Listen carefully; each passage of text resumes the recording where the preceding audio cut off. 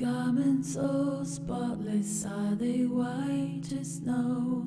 Are you washed in the blood of the Lamb? Is your soul oh spotless, is it clean as the snow? Are you washed in the blood of the Lamb?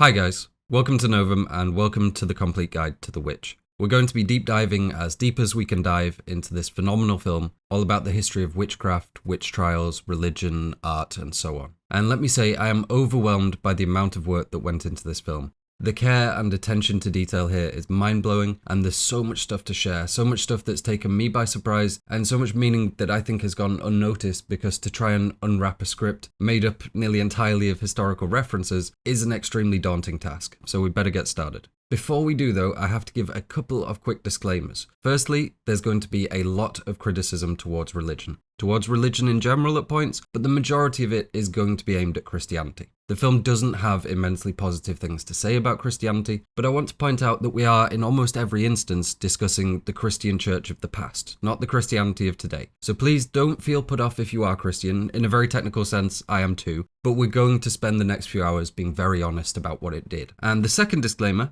as with most things we cover, this film has elements that we absolutely cannot show on YouTube and that we absolutely are going to be discussing. If you've seen the film, I'm sure you know exactly what moments I'm talking about. So if you want to see a fully uncensored version of this video, and indeed other videos, all the gruesome, titillating, and useful to the discussion visuals, then you can head on over to patreon.com/novum and sign up there to see a fully uncensored version. There's no difference in the spoken content of the video. It's literally just stuff like this that I have to cover with a timestamp on YouTube because it's very graphic. With all of that disclaiming out of the way, let's get started, and I'd like to begin with the end. I don't mean the film's ending, I mean beyond that even, the right now, how we view the film long after its release. And I'm doing this primarily as a direct reaction to comments Robert Eggers made in a semi-recent interview with The Guardian. And there's a few interesting tidbits from this interview, but there's one particular quote that should jump out to us. "I can't stand watching The Witch now. It's not that it's bad, and the performances are great, but I was not skilled enough as a filmmaker to get what was in my brain onto the screen." And that's a bit heavy, especially as I plan to spend several hours discussing what a brilliant movie this is. But this is criticism coming from the person who made the film, and so I think it's fair and right that we look at that first. And my initial reaction is, I completely get it. He isn't insulting the movie, he's being critical of his own ability to fully realise his vision. And if you do anything creative for a living or for a hobby, you almost certainly know this feeling very well. It's the taste v skill curve. You know what you want to make, and you could see it very clearly, but that doesn't mean you have all the skill and experience to perfectly realise it. And while I do understand it, while I'm certain Eggers is correct in that this isn't the best movie about a witch, about these exact themes that he is potentially capable of making, I think at the same time he's leaving an enormous amount of good left unsaid. So let's start with the obvious. This is an aesthetic masterpiece, not just beautiful, but keenly accurate to the period, all for an extremely low budget of $4 million.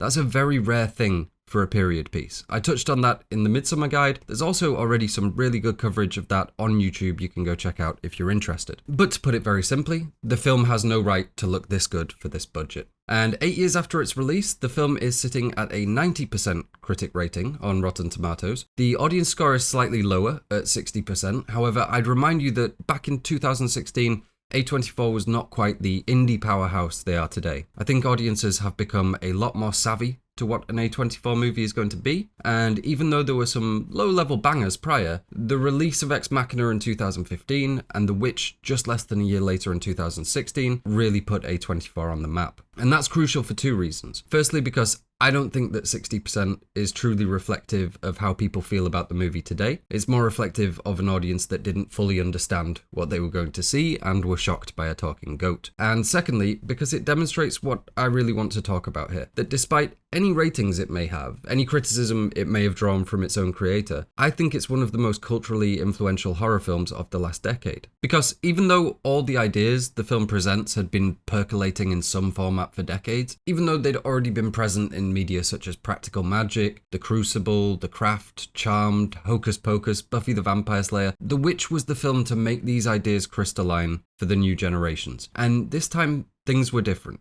This time, it released into a mainstream firmly in the process of accepting witchcraft in a way it never had before. So much so that my bookshelves, the bookshelves at my local bookshop, they're littered with a drastic imbalance of witchy literature. And there's a very simple explanation for that. Witchy literature sells like water in the desert. And not just literature, we're seeing it in music, TV, film, witchy tips for life, social media posts with spells for success, Witchstagram, a resurgence in tarot, video games. I could go on and on because this stuff is everywhere. It would seem that over the last decade, the Western world has gone witch mad. And not just the Western world solely, and not solely traditional European Christian notions of what a witch is. We see it in elements of Afrofuturism and its desire to reignite ancient spirituality in modern womanhood. We see it in cyber e-girl witches, in kids on TikTok who don't have a clue what Salem is but just think the aesthetic is cool, and so many other subcultures we could list all around the world. Witchcraft in the modern day comprises a whole international and varied range of beliefs. There's a whole spectrum of what we mean when we say witch, a whole lot of history and defining we're going to do. But for right now, I hope you'll allow me that broad stroke. There has been an undeniable rise in witch-related media over the last decade and beyond.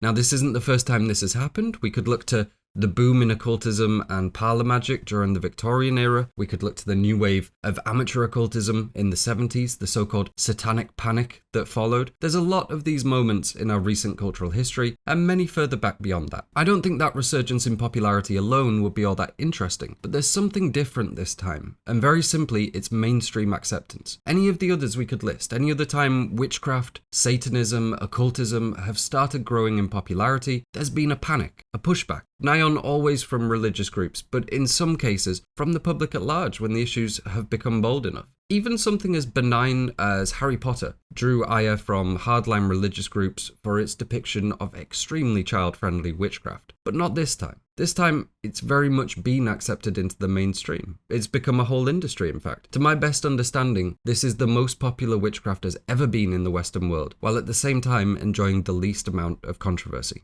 Now, witchcraft was picking up steam in media prior to 2016. The first inklings of it, articles I found noticing this boom, they begin around 2013. American Horror Story brought Coven out that year. Ryan Murphy's obviously very adept at riding social trends with that show, and if there's another big influencing piece of media we could point to, it would probably be that. And it's not just our media seeing this increase of popularity. Witchcraft is also, obviously, a legitimately held system of belief. The statistics are shaky and infrequent, but in 2008, Pew reported there were roughly 340,000 people identifying as Wiccans in the US. The most recent estimates have that number around 1.5 million people in the US specifically identifying as witches. To put that in perspective, there are roughly 1.1 million members of the Presbyterian Church in America. Perhaps even more surprisingly, according to Statista.com, roughly 21% of the American population believe in spells and witchcraft, with women being more likely to believe in it overall. And if we go back all the way to 1990, the number of specifically Wiccans in the US was around 8,000. Now, not all witches are Wiccan, so these statistics aren't any sort of perfect measure, but it would seem undeniable that this is something that has been building for a while and something that has certainly boomed over the last decade. This is something that Western society has, for the most part, finally grown to love, or at the very least accept. And at the same time, there simply isn't another recent piece of media that's been as influential over it as The Witch has. And I think it's fair to say that the recent history of witchcraft matches very well with the recent history of womanhood. Witchcraft often functions as a mirror, a time machine into our views on femininity, where we can see an era's cultural anxieties towards women mapped onto their contemporary image of what a witch is. As we move towards an era where female empowerment is no longer such a terrifying term, we're seeing witches become more relatable, more justified, less blasphemous. Claire Fang of Yale News relates this to how we view dragons in mythology, well-known wealth hoarders that tend to be portrayed negatively when a society is economically weak, and portrayed positively when the society is economically strong. So we could say that the film's decision to make Thomasin a sympathetic protagonist that becomes a satanic witch is at least some indication that attitudes are shifting. I'm not saying this film is solely responsible for influencing the entire movement, but it outlined our modern reinterpretation of witchcraft so clearly, so succinctly, and so universally that I don't think you can point to a single other piece of media and say that influenced this enormous move anywhere close to how much The Witch did. And while Robert Eggers may feel like he didn't achieve enough, didn't say everything he wanted to say, I think he said exactly the right amount in exactly the right tenor to fully animate this rekindling of witchcraft and Wiccan spirituality that had been bubbling for the last decade. And while witchcraft is a legitimately held system of belief, we also have to accept that modern Western witchcraft is also a female-driven cultural response to oppression and persecution. And somehow, this film manages to speak both truths. This is a historically accurate depiction of a young girl's life in the 1600s, but it's also a quasi-feminist rebellion narrative that leads us towards celebrating Thomasin's lapse into the satanic. That's no small feat. And this is all summed up so well in the simplicity of the title, The Witch. This isn't a story about a witch, it's a story about all witches. There's something universal and everyman to it. And the same can be said for the interrogation of religion and sexuality, of the portrayal of the family themselves in their isolation. They are just one family, but they're emblematic of so much more. As Robert Eggers puts it, he could explore society as a whole in this microcosm. So we can see them as representing the whole puritanical ideal and the problems and hypocrisies it suffered from, of religion's odd role in human sexuality in general, of a history of womanhood lettered in oppression and mistreatment. And it manages to attack all that in a way that is satisfying and still relatable to a modern audience member. It says it all so well without ever really saying much at all, because it's about so much more than what it shows on screen. And by making his themes both abstract and all-encompassing, Robert Eggers is creating a dialogue within the film that exists beyond it, that exists within you. I think this is resultant from Eggers' style of filmmaking. He sets abstract boundaries and lets the film play within them. And in doing so, you have to fill in the blanks internally. You have to create the puzzle yourself. It leads to an odd kind of paranoia in the viewer. Are these characters in the lighthouse gay? Is Thomasin a witch, and am I being lied to? Am I being a pervert for thinking what the film wanted me to think? All of these things are queued up by the film so that the majority of the work will take place interior to you, not on screen. Eggers is immensely psychological in his approach, and we're going to look at that as we move through. But for now, I just want to relate it back to the cultural reaction to the film, because it's indicative of exactly what I'm getting at here. The conversation continued far beyond the film. Now, could the film have said more? Could it have done more? Well, if you're Robert Eggers, then absolutely, but you'll never be able to see perfection in your own work or hold a yardstick up to its influence and say, this is exactly what we achieved. But I think even with just a little bit of distance from it, its influence shouldn't be underestimated. And I think if you had said more, if you had done more, it wouldn't have that same beauty. The simplicity required to help cement a reinterpretation of a millennia-old threat into an accepted and mainstream archetype. In that same interview from The Guardian, Robert Eggers said that he's constantly seeking the sublime in his work. And certainly the sublime in itself is something we could discuss for hours. But if we broadly understand the sublime to be this classical expressionism in art that leaves you in awe of the world, something capable of replacing terror with understanding, elevated work that evokes within us a sense of spiritual connection, of being surrounded by the divine, then I fail to see how The Witch is anything but. And I think for many, many people that saw it, they did feel that spiritual connection to it. They were in awe of it, and it has played an enormous role in this new wave of feminine-driven spirituality and our cultural reinterpretation of what the history of witchcraft really was. And to do all of those things with so little at your disposal, it is, in a word, sublime.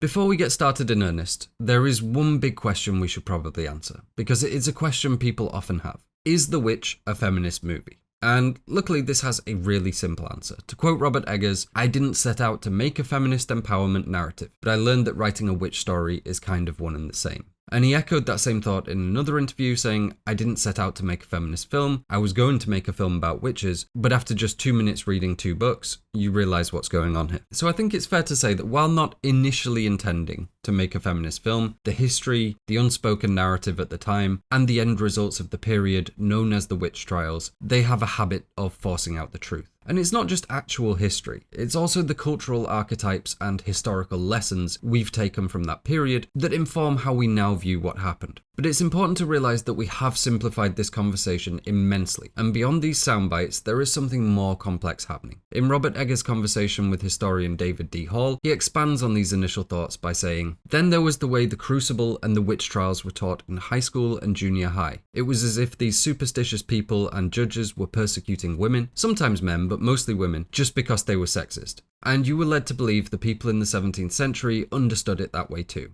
which of course was not the case. They completely believed these women were witches. And that's something crucial we have to keep in mind. Just because the results of the trials, the culture of suspicion and so on, all seemed to disproportionately affect women, it doesn't mean they were committed in the name of persecuting women specifically. And I think that carries a lot of weight when considering, is this a feminist film? Because to our modern eyes, it does look like one, but in reality, it's a criticism of religious oppression told through the lens of a young girl with no authority or agency in her own life. So I don't think it's outwardly trying to preach feminism as much as it is depict the ramifications of a strict religious lifestyle in which everyone lived in fear and women were ubiquitously second class. I think the most apt description I've seen is that the film presents a straightforward case study of the Puritan woman's dilemma. The choice between salvation and damnation in someone that truly believes in both, desiring freedom and enduring oppression, and living with the reality that no matter what you chose, you could be unfairly targeted. It just so happens that when we view this reality with a modern lens, it feels inherently feminist because we rightly identify Thomasin's treatment as barbaric and subsequently her escape into the satanic as justified. And with all that preamble out of the way, it's now time for section 1, a historical primer on the witch.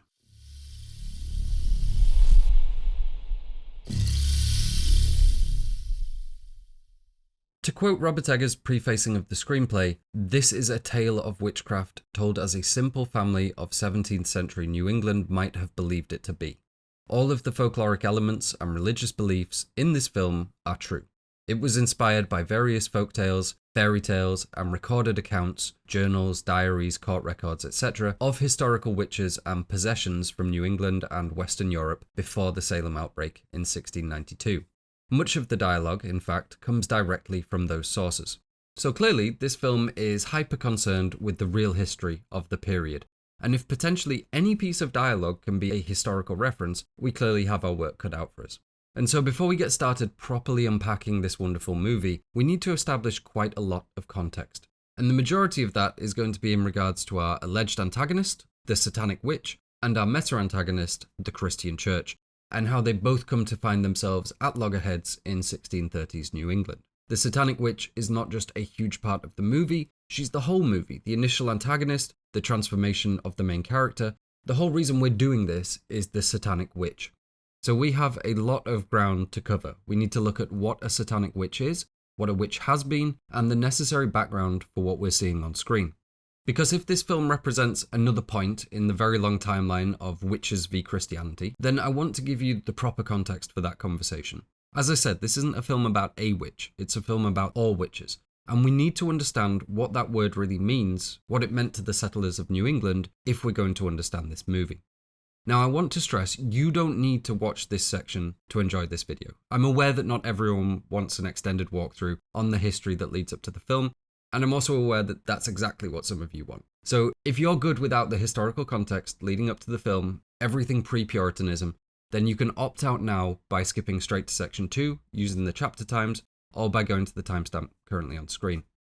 And before we begin, I just want to introduce you to the key texts I'm taking a lot of this information from. Obviously, I haven't just gone and done 2,000 years worth of research, so I think it's important you know where I'm synthesizing this section from, and where you can go if you want to look at any of this stuff in more detail. The key texts here are The Oxford History of Witchcraft and Magic, Kimberly Stratton's Naming the Witch, Daughters of Hecate, which is also edited by Kimberly Stratton, Damned Women by Elizabeth Rees, and the incredible Ronald Hutton and his book, The Witch, A History of Fear from Ancient Times to the Present, which really is going to be serving as the primary text for a lot of this, because he's done so much on the subject, and it's very, very good. So let's start our brief history of witches with the term witch.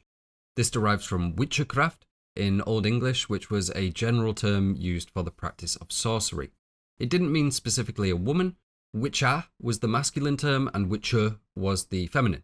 In fact, for the majority of witchery, witch has been a term that applied to men as well as women. The term first appears in The Laws of Alfred, sometimes referred to as the Dooms of Alfred or the Doom Book, dated to approximately 890 CE, appearing with the warning, "Women who are accustomed to receiving enchanters and sorceresses and witches, do not let them live." And while that's the first written occurrence of the word, in truth, people had already been practicing things we might recognize today as witchcraft for thousands of years already. Our first records of professional magic come from ancient Mesopotamia, where magic served several roles in daily life. Esoteric remedies for various physical ailments were seemingly commonplace. For example, the treatment for a dog bite was to make an effigy of the dog out of clay, place it on a north-facing wall directly in the sun, and repeat an incantation while the moisture dries from it. And Mesopotamia is the very definition of ancient, but you can still see some recognizable elements there.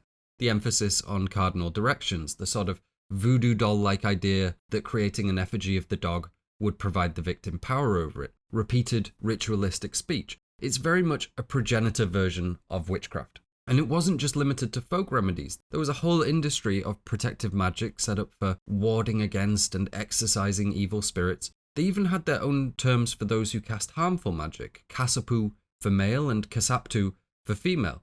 But this knowledge of malicious magic users wasn't cause for widespread panic. Instead, it was more an accepted part of life and a reliable scapegoat for things that couldn't be readily explained. Moving over to Egypt, and as I'm sure you're aware, the ancient Egyptians were a pretty magical bunch. Just like the Mesopotamians, they believed in protective magic, imbuing certain objects with magical power, even believing that things such as reanimation of the dead was possible. It was most likely to be performed by the priesthood and physicians. This shouldn't be too surprising, as there is a very blurry border between magic, healthcare, and religion in the ancient world. But even the lowly and illiterate would likely know a few spoken spells and incantations.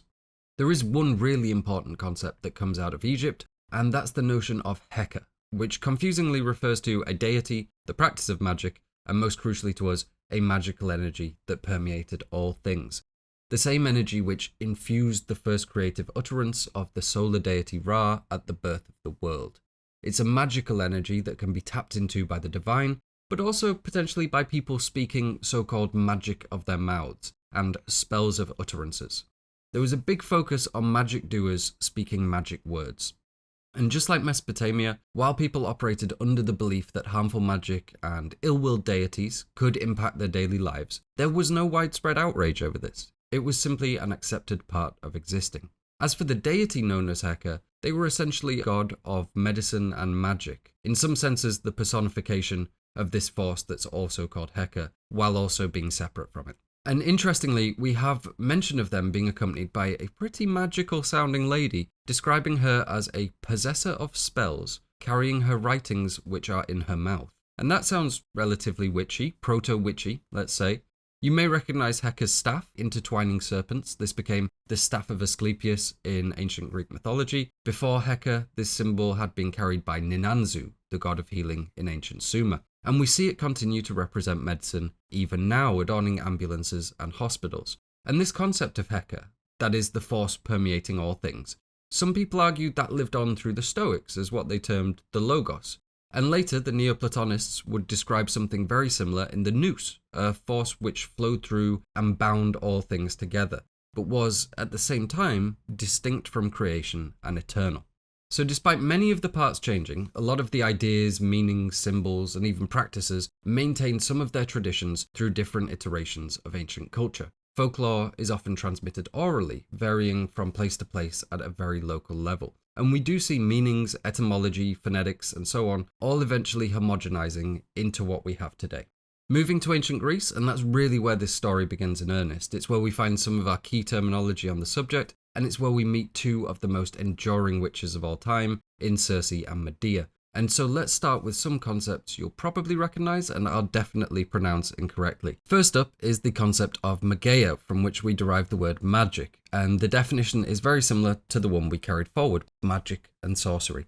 But the inception of the word, and the meaning it held to the ancient Greeks, was more politically tilted than that. The term stemmed from the magos or magoi, fire priests from the court of Persia. And despite fire priests sounding like an Elden Ring mob, the generally held opinion from historians is that they didn't really practice magic. Instead, this conflation is thought to have happened because Persia had come very close to successfully invading Greece, there was a dislike of foreigners, and unsurprisingly, those two things combined brought with it a general suspicion and rejection of Persian culture. More proof of this comes from the fact that we have no evidence for any public condemnation of magic prior to 450 BC, which is 30 years after the Battle of Salamis, the big turning point that marked the beginning of the end for the Persian invasion of Greece.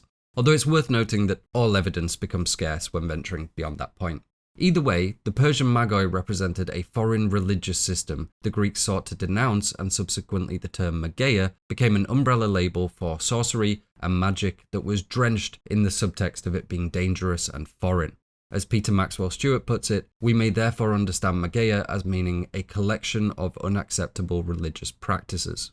Now, I just want to qualify what I mean when I say ancient Greece. Greece at this time was pretty spread out, a conglomeration of states spread across mainland, islands in the Aegean with lots of cross-pollination with neighbouring cultures. There isn't really a unified vision of what Greece thought about things as subjective as witchcraft and superstition. So really, when we're saying things like Greek literature is condemning this, it's predominantly Athenian literature, Athenian values.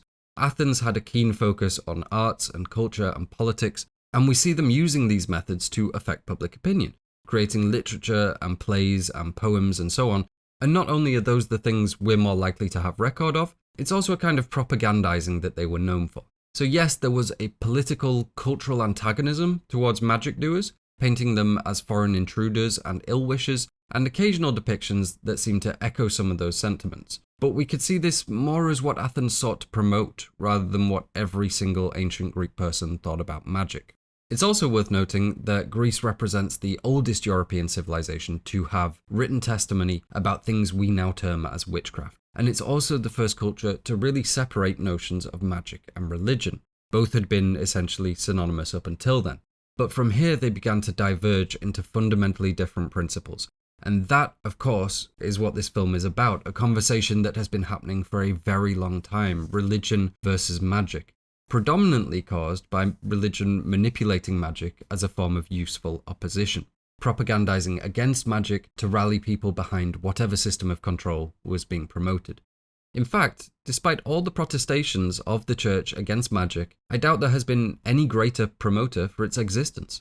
For the Athenians, the issue they sought to attack was one of foreign culture, and so magic was used to propagandize against that.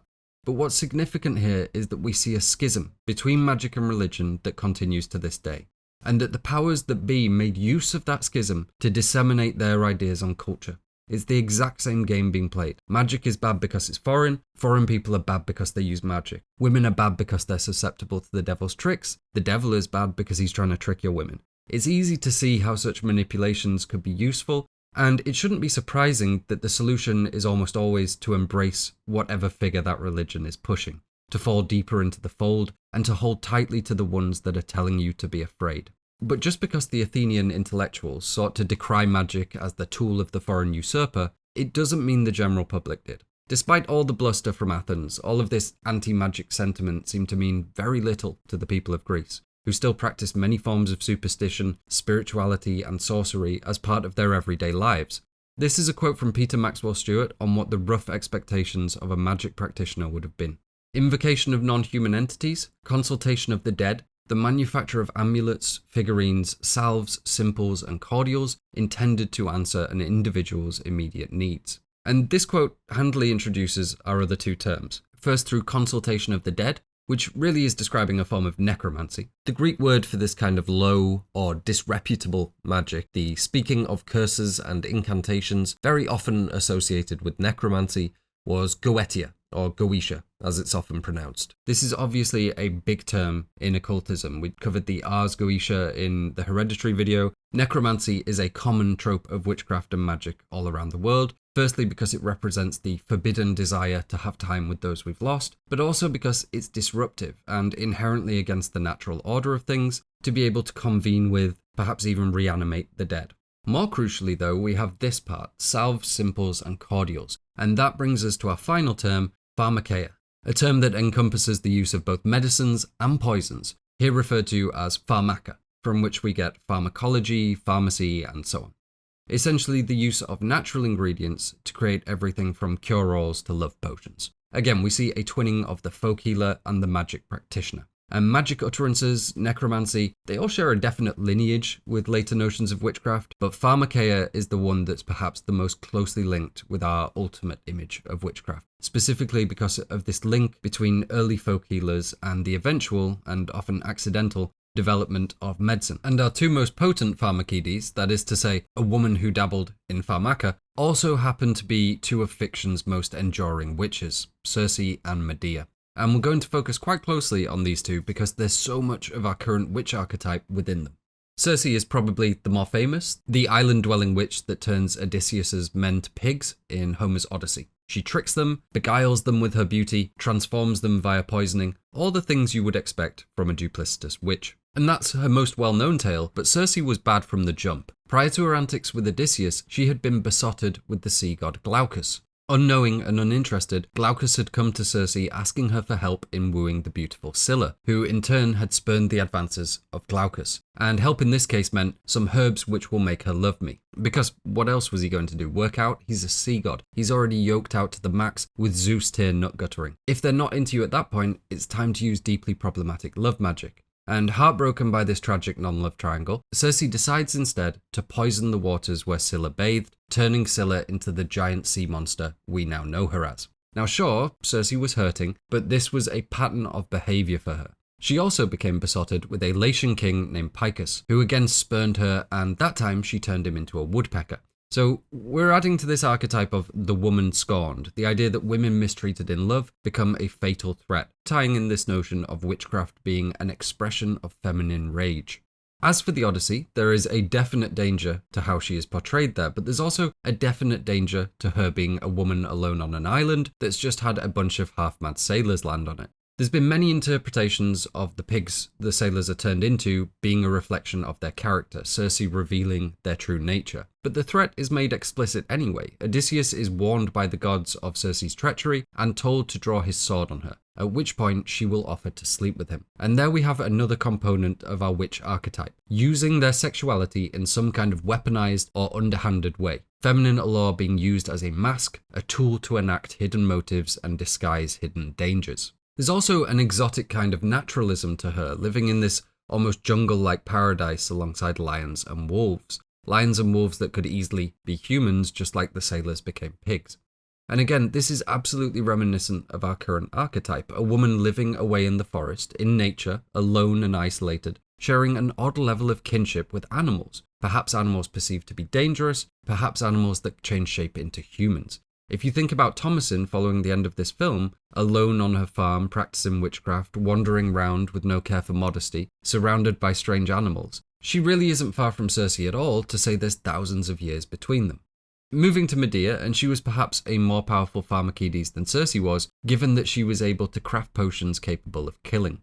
Medea, meaning planner or schemer, was the daughter of a king, the niece of Circe, and briefly the wife of Jason, as in Jason and the Argonauts and Jason and the Golden Fleece. In fact, Medea is pivotal in helping Jason acquire said fleece, using her magical abilities to protect him, and even going as far as to kill her own brother to allow him to escape. They're happy for a time, but Jason isn't without his own issues, and 10 years into their marriage, he decides he's going to marry a different daughter of a different king. Medea really doesn't do well with the breakup and decides if she can't have her children, no one can, and kills her newly estranged children and Jason's new wife with poisoned robes and a poisoned crown. Just like Circe, just like other examples from Greek literature, we can see women being linked with treachery and poison. But the other key component here is that Medea was foreign. She was from Colchis, and Jason had met her while adventuring.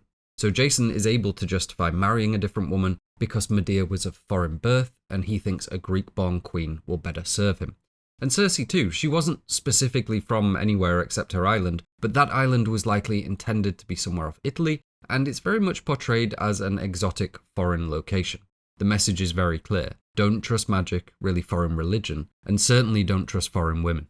And both Circe and Medea are closely linked to Hecate. Really, she's the main patron to both of them. In some accounts, she's even their mother. And Hecate is closely linked to the moon, another mainstay of witchcraft. She's not the only lunar goddess in the Greek pantheon, Selene and Artemis being other big names, but she is the one that's directly linked with witchcraft. Now, this wasn't original to Greece. Again, we see a close relationship between the moon and magic in Egypt, in Mesopotamia. It's also not something limited to mythology. The women of Thessaly were thought to share a spiritual kinship with the moon, in part due to what's being described as a coven of moon-controlling witches dwelling on the island. Essentially, an all-female group of self-purported sorceresses, the most famous of which claimed to be able to make the moon disappear from the sky. In reality, at least according to Plutarch, they were the first female astronomers in ancient Greece. They paid close heed to the moon and its phases and made use of that as a form of performative magic. And obviously, beyond that, we have all the other links between femininity and the moon, and all the links between the dark and the unknown, and night itself with the magical, darker side of human spirituality. And just like poor jilted Medea, just like Circe on her island, just like the Athenian propaganda suggested magic was, the concept of Hecate was a foreign import, in this case likely originating from Anatolia and being accepted into the Greek tradition over time.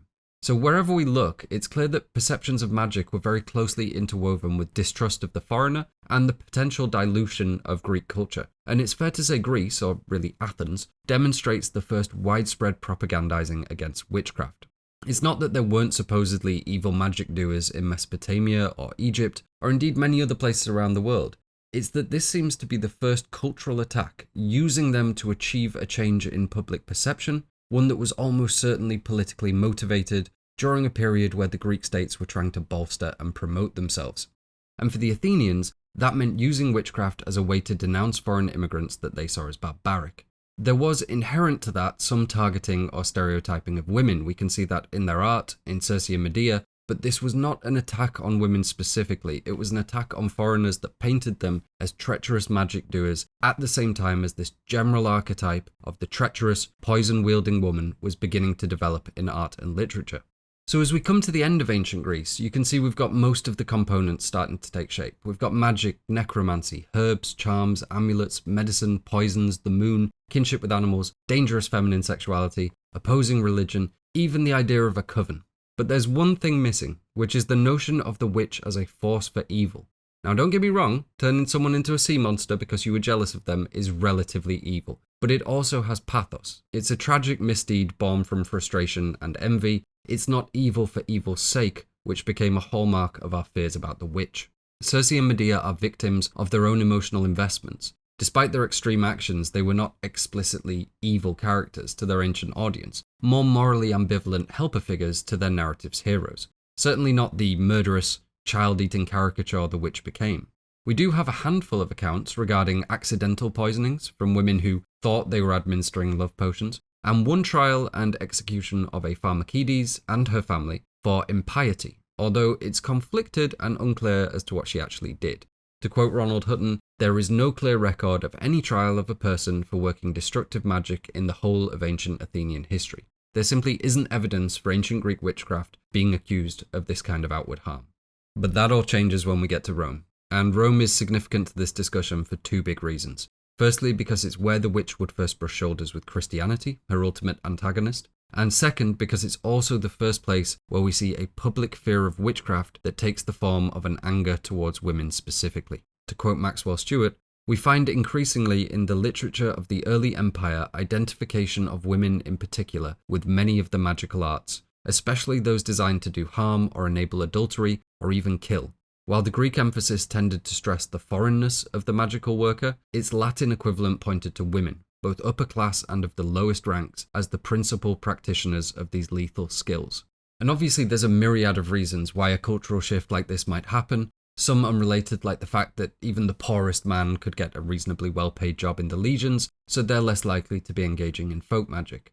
But there are some reasons we need to be aware of. The first and most obvious is that Roman culture borrowed heavily from Greek culture. We see that everywhere, and witchcraft is no different. For example, Magia became Magia, Magos became Magus, and both carried over their negative connotations. Ronald Hutton mentions a 2nd century legal scholar from Rome using the Greek term pharmaca when encouraging the prosecution of magic healers.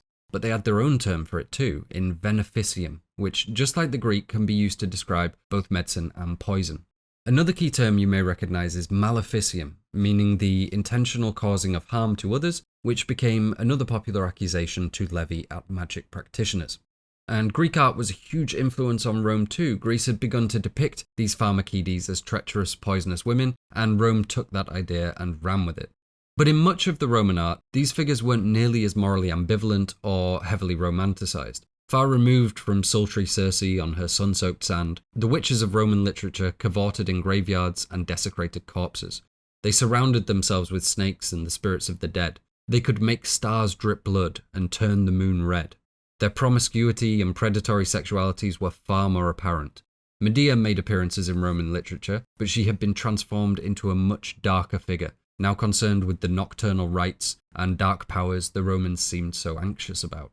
These depictions were clearly exaggerated for effect, but the frequency with which we see these negative depictions of murderous hags doing horrendous magic suggests that the practice of magic was still prevalent in Rome, and more importantly, that anxieties regarding it were prevalent too. And that brings us on to reason 2 as to why this shift happens, which is that there were some isolated scenarios where this did become something more than cultural disapproval and really turned fatal, and they may have significantly altered public opinion. In 331 BC, Rome suffered from a serious outbreak of disease. The Roman solution to this terrifying epidemic was to execute over 170 women for beneficium. The initial suspects for starting this epidemic were women who claimed to be healers. They were made to drink their own medicine and seemingly died from it, which led to a huge wave of arrests and executions among women of the same profession. Later, between 184 and 180 BC, another wave of disease hit, and again, trials were held for beneficium. This time it was 5,000 people executed. As Ronald Hutton points out, it's difficult to know if beneficium meant traditional poisoning or more magical means, but if this was in reference to magic, which it likely was, then the Republican Romans hunted witches on a scale unknown anywhere else in the ancient world and at any other time in European history. And for the later Romans that started producing these more horrifying depictions of witches, this was a part of their recent history and something they'd be aware of. Between the 1st century BC and the 1st century AD, we see Roman attitudes towards witchcraft become far more damning, and by AD 250, many forms of magic had been made illegal. But there was something else, something more insidious worming its way into Roman discourse, a distinct fear of powerful women. There were certain women, rare examples from the noble classes, that were able to amass large amounts of wealth and subsequently power and influence, all things that were traditionally viewed as masculine. Think Attia from HBO's Rome. And this independence often led to rumours regarding their sexual aggressiveness. You could probably see where this is going. Kimberly Stratton makes the very convincing argument that these worsening depictions of witchdom went hand in hand with growing concerns over powerful independent women, saying, "The portrait of predatory, lustful, and violent sagae presented in Roman literature draws on and dramatically reinforces a parallel discourse of women's dangerous independence as early as the 3rd century BCE. Indeed, this went far beyond the arts. Politicians, public speakers decried the actions of these elite women as licentious, seeking control over men, acting in inappropriately masculine ways, and forsaking their modesty and proper place in the home." And modesty was actually a big factor. In a speech delivered by Cato, aiming to sway a vote on how much gold women should be allowed to own, he drew attention specifically to the way women dressed, saying, "What explanation, the least bit respectable, is presented for this female insurrection? In order that we may shine in purple and gold," they say. And that's very interesting because, again, it's a direct parallel to Thomasin and the Puritan culture, where a huge emphasis was put on the idea of modesty, dressing in drab clothing, not showing off with finery, not shining in purple and gold, as Cato puts it. We're going to look at that as we go through the movie, but for now I just want you to realize that these notions of how a woman should be had been around for a very long time. And seemingly, when women start transgressing these societal boundaries, then it has been historically common to see accusations of witchcraft emerge. And very quickly, in Rome, that's exactly what happened. These fears of female independence went hand in hand with the rumours and accusations of poisoning, high-profile cases involving these women supposedly concocting deathly brews, some supposedly choosing to drink their own poisons when confronted. Now, whether or not that's true, it doesn't really matter. The damage was done, and this contributed, in part, to the emerging image of the wicked, poison-wielding woman and the uses she served as a political target. And there we have it, really, the end of the beginning. Witchcraft and womanhood inexorably linked, centuries of blame and lies and executions, what we see happen in Europe, what we see happen to Thomasin, what is still happening literally to this day in certain parts of the world. I know I've been saying witchcraft has been accepted into the mainstream of Western media, but at the same time people are still being killed for it today. In 2023, a 58-year-old woman was killed in India after being accused of witchcraft, executions in South Africa and Somalia in the last 4 years. That's over 2,000 years we've been killing people for being witches on this planet. And here in ancient Rome is really where it first bubbled up into something tangible. And the fear, as it has always seemed to be, is one of female power. The power to do what they want, to own property, to be sexually forthcoming, So much of it is wrapped up in the labeling of the witch. But there is one other thing before we move on from Rome. The final reason for this newfound villainization of allegedly evil, alleged witches, which would also prove the hardest to overcome: Christianity. And it's interesting that as Christianity is still in its formative years, we have evidence of pagan Rome denouncing it as magic. And then the same exact thing happening in reverse once Christianity is more established. Rome officially converted to Christianity between 313 and 323 CE, and around that time, we start to see Christian figures denouncing magic as the work of demons, the pagan pantheons as being inherently demonic, and so on. And that's really where Christianity differs from the rest. The notion of the one above all. The capital G is responsible for the good, sometimes the bad if you've been bad and deserving of punishment, but for the most part, they scapegoated universal injustices and ill omens as the work of the devil. Anything that is not directly from God must be part of the opposition. If a spiritual healer is not part of the priesthood, then clearly they're working for the other side. And this us against everyone attitude forced things into a binary that had never really existed before. And that binary also brought with it an obligation, that it was the duty of the holy man to seek out this manifest evil and bring an end to it in God's name. And that's a huge leap from just accepting the supernatural in your daily life to being tasked with actively hunting it in the name of the divine. As Ronald Hutton puts it, Europe was the only continent in which natives developed the common equation between witchcraft and essential evil into the idea that it represented an organized heretical anti-religion, dedicated to the worship of an embodied principle of evil in the cosmos. This was because the dominant religion of medieval and early modern Europe was Christianity, which during this period placed an unusually heavy emphasis on a polarized opposition between utterly good and utterly bad powers in the universe. And what's key there is the idea that Christianity created an anti-religion for itself in the occult, in demonology and the decrying of all the spirituality and tradition that had preceded it. Because witches were absolutely a part of that anti-religion, and that stereotype would persist through Christianity's ongoing expression of this alleged enemy. Now, Christianity is very much the antagonist in this tale. We can and will argue it is in this film as well. And as we know, for an antagonist to land, we have to be able to understand them. We have to be able to appreciate their struggles. We have to be able to believe they're the hero of their own narrative. And Christianity is a lot more than just that. You may disagree with it, you may see it very differently than the people around you, but whatever you think, you can't argue with the fact that it got a lot done. It truly was an engine of progress. And even if you strongly dislike it, you probably don't strongly dislike cathedrals or William Blake or Leonardo da Vinci. It would be a very long list of all the beautiful things Christianity has put into the world. My point is simply that Christianity's legacy is not just measured in its values and teachings, it's also in art and architecture and the overall advancement of culture. So we're going to have to be able to see two Christianities here.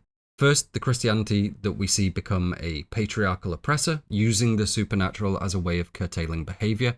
That's the enemy of the witch. In many ways, that's what this film is rebelling against. Second, the Christianity that provided hope, development, security, and ethical advancement for millions of people. And that's crucial to us because faith in that system is what's holding the Puritans together. It's what's holding Thomasin's family together. So I just want to discuss that side for a moment because there's a lot of criticism throughout this video and we need to temper that. So let's move now to the early Middle Ages, or the Dark Ages. The Middle Ages in their entirety run from roughly 500 to 1500 AD, and none of it was exactly 5-star, but there's also a pretty big difference in quality of life from the start to the end of it. And that's a big topic on its own with so many different threads to pull on. But let's start with the one that should set the tone nicely and does bear relevance to the film, the practice of child cannibalism. It sounds abhorrent, it was abhorrent, and it absolutely happened. Almost certainly more than we've ever had record of. Now, your run-of-the-mill cannibalism has been more frequent than you probably think throughout history too. Certainly during periods of famine, it occurred. For sailors starving on ships, it often became a matter of necessity. But for families living on the brink of starvation, resorting to eating your children was historically simply an option.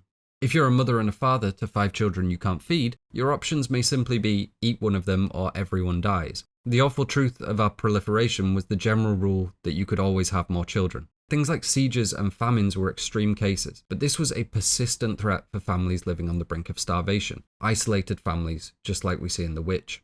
And that's just one very small aspect of life in the Middle Ages, but things weren't great in many different respects. Incest, for example, another thing we're going to see explored during the film. And that's a pretty bad one too, something that a morally upstanding culture should want to make sure is denounced and feared. You can't police everyone's bedroom, so you need a form of cultural self-policing, a reason for people not to indulge even when they think they're alone.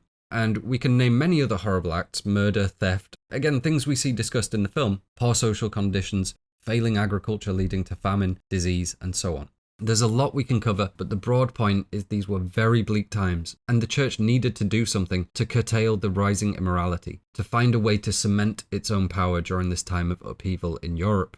And to achieve that, they came up with two basic inventions, and I'll warn you now, both of these sound insane if it's your first time hearing them. These two inventions were, number one, hell, and number two, children. Let's start with hell, the fear hanging over the heads of the God-fearing. If you haven't read the Bible, you may be surprised to learn that the whole fire and brimstone thing doesn't really feature. Now, as with a lot of this, we could just do the video on this one concept. We could go back and forth through every possible reference to an underworld in the Bible and argue if it constitutes proof that this was always a firm part of the Christian mythos. Some people say it is, others say it isn't. But rather than doing all that, let's instead try and say it in a way where we can make both sides satisfied.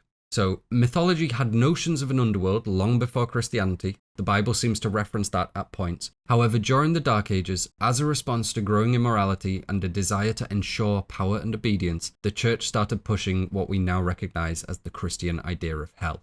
This place of punishment and magma and reveling in sin. And that would be fleshed out further over the coming centuries, the works of Dante and Milton and many others, all coalescing into our current image. Just like The Witch, it's a synthesis of different things that have formed this broad cultural vision we all share.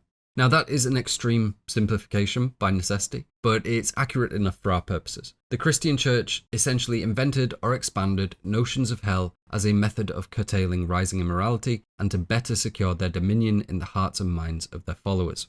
And the second invention, the one that really throws people, is the concept of the church inventing children. Obviously children still existed, but our modern notion of what a child is, which is to say a more vulnerable and protected class of human, was pretty much entirely instigated by Christianity. And if you want to learn about this in greater depth, the book you're looking for is O.M. Backer's When Children Became People. But to give you the broad strokes, in ancient Greece and Rome, children were generally considered to be non-persons. Meaning in terms of social hierarchy, they're generally about as valued as women, slaves, and foreigners, and they are by no means a protected class. Pascal Emmanuel Gobry suggests pagan authors describe children as being more like plants than human beings. Now, I cannot tell you quite how bad it was for children during this time, not on YouTube. To be honest, some of the quotes I found researching this made me more uncomfortable than anything else I've ever looked into. It is a topic that gets extremely dark extremely quickly, and the reason behind that is the sources you are reading do not describe children in the same way we recognize them. And when you make that detachment, if you've never had the attachment to begin with, things turn barbaric. So let's say as a jumping off point, the worst things you could possibly do were not looked at all the same way as they are today, and that's by no means the only thing we're discussing here. We have the common practice of exposito, essentially the abandonment of unwanted children. Boys naturally held more value than girls, so the abandonment of girls was even more common, to the point where it led to gender imbalances in Roman society. And where do all these abandoned children end up? Sold into slavery, and again the details are harrowing and far beyond the remit of this video, so let's just say it was very bad. And beyond that we have infanticide, we have extremely dangerous abortion practices, and many, many other terrible things. And Christianity, to everyone's benefit, said absolutely no way to that. It quite literally invented the notion of children being a protected class. In doing so, it didn't end, but it extremely dulled many horrendous practices that befell children in the ancient world, and it instilled a desire in its followers to value their children. It went about this in a number of different ways, from direct quotes of Jesus to the preachings of early saints, but the core idea was that every human being is a child of God, whose life is to be valued, because as products of his grace they share in his divinity. And how did they enforce such a drastic change in culture? So much so that it altered the way we look at ourselves today? With hell. And you might think that's all based on a lie. You might be Richard Dawkins himself frothing with atheistic rage, but I think we can all agree that at least trying to end the barbaric treatment of children was probably a good thing. And really, that's my point here. Ultimately, we won't ever get to know what our development would have looked like without religion. Perhaps there would have been no development at all. Perhaps it would have been utopia from start to finish. But I have a feeling it would be something closer to the former, because just as we see pointed to in The Witch, it's very difficult to live a hopeless life honestly. Generally, the worse someone's conditions are, the more willing they are to do immoral things to break free from those conditions. It's absolutely possible that religion was entirely necessary in convincing people to work towards a common good, towards development that they would never live to see. It doesn't matter if we're talking about early Christianity, the Puritans, or the modern day, faith provides hope, and hope is necessary for trialing through hardships. It is an enemy in the film, but it's also a huge part of the cultural framework that has dragged us towards modernity and provided both the apparatus and the motive for the Puritan settlers. But, there is of course something else we need to bring up in spite of all these positives, and that is that the Christianity of the past, really most religions we could name, were very much not the same as they are today. In fact, there is an enormous gulf between the two, and to demonstrate the difference, all we need is one quote from one genius, Christopher Hitchens. Here's what Hitch had to say. Many religions now come before us with ingratiating smirks and outspread hands, like an unctuous merchant in a bazaar. They offer consolation and solidarity and uplift, competing as they do in a marketplace. But we have a right to remember how barbarically they behaved when they were strong and were making an offer that people could not refuse. And I don't bring that up to tell you to loathe religion right now. I bring it up to remind everyone that we were dealing with a very different religion back then. This wasn't something you really opted into. This was the top power structure, an all-encompassing code for life that you were born into and was rigidly enforced upon you. And because of this, history is replete with moments of religious overstep, and every so often that seems to bubble up into something widespread and extremely dangerous. And for a time, it was thought that the first 1,000 years of Christian rule in Europe were relatively witch-free. There was a building mythos of the demonic, spilling out of this semi-religious, semi-artistic expansion of hell, but the figure of the female witch, the murderous or over-sexualized hag figure, had fallen out of vogue somewhat. And while that is still true, more recent academic discovery has cast some doubt on there being a complete lack of witchsteria during this time. During the early Middle Ages, there was, written in law, a death penalty for those practicing witchcraft. And it is theorized that our lack of surviving legal records from during that time may be hiding any number of executions. We have other documents suggesting witch hunts that took place, but evidence is lacking for actual trials during this time. There are isolated incidents, one quite famous case of a woman in 10th century England who drove an iron pin into an image of a man whom she and her son disliked, which did result in her being executed by drowning. But broadly, we can say that during this period, there was certainly more of a focus on specifically Satan and demonology rather than the stereotypical witch figure, and there wasn't any widespread executing of alleged magic users. That didn't mean that the church had eased off on their dislike of the possibility, though. They were vehemently against anything remotely magical not performed by a member of the clergy. Anything from praying to pagan gods to love potions and charms was now lumped in with demonology, and any direct practice of magic was now described as maleficium. The term previously used for harmful acts of magic now simply described all magic, or anything the church deemed as such. And we can see this change as reflecting the broadening hostility towards the topic. Magic wasn't simply magic anymore. It was organized, satanic anti-religion. A whole supposed network of people working for the devil, something that could threaten to take control, something that needed to be rooted out. And that's the broad view, the general status quo moving out of the first millennium. But with its advent, things began to accelerate. Between the 11th and 13th centuries, the Catholic Church had developed its Inquisition, tasked with violently rooting out heretics, which is to say people holding supposedly false religious beliefs. A common method of disposing of heretics was to burn them, as had been the fate for many executed magicians throughout Europe by that point. And during that same period, a wealth of Greek and Arabic texts made their way to Europe through various translations and caused a definite stir among studious minds and even members of the church interested in the esoteric. With them came clearer understanding of ancient ideas of magic, something the church very much saw as competition. There was a lot of debate over the validity of these rediscovered magics, roughly 200 years of debate, in fact, deciding what should or could be adopted by the church. Unsurprisingly, by the end of those 200 years, the prevailing opinion was to denounce it and continue in the notion that all magic was inherently demonic. And then comes the 14th century, and all of these factors we've been discussing twisted Europe into an outbreak of political trials between 1300 and 1320. Essentially, several notable figures began accusing others of worshipping Satan, just as the Catholic Church had accused heretics of doing. Accusations of and from prominent figures began springing up all around Europe. Bishops, kings, popes, it became a very popular technique. And as rumours of these accusations spread, so too did a newfound fear of magic in the common people. There wasn't any grand plan occurring here, simply opportunistic people in power using fears of magic as a means to an end. But But unlike previous magical panics, this didn't go away, it didn't temper. Instead, it blended with these long-held notions in folklore and literature of the poisonous hag. Empowered by the Church's ongoing hatred for all things non-Christian, the Catholic Church's new charge of heresy, and the rapidly developing ideas on demonology, the advent of the 15th century came, and the period of the witch trials would soon begin. And it's perhaps here where our satanic witch was truly born, in that it's likely our earliest emergence of something we recognise as the execution of satanic witches. The year is 1424, and we're high up in the Pyrenees Mountains. A local count summoned a group of leading men from the surrounding community and tasked them with acting against local people who accompanied Brookses by night to do homage to the devil.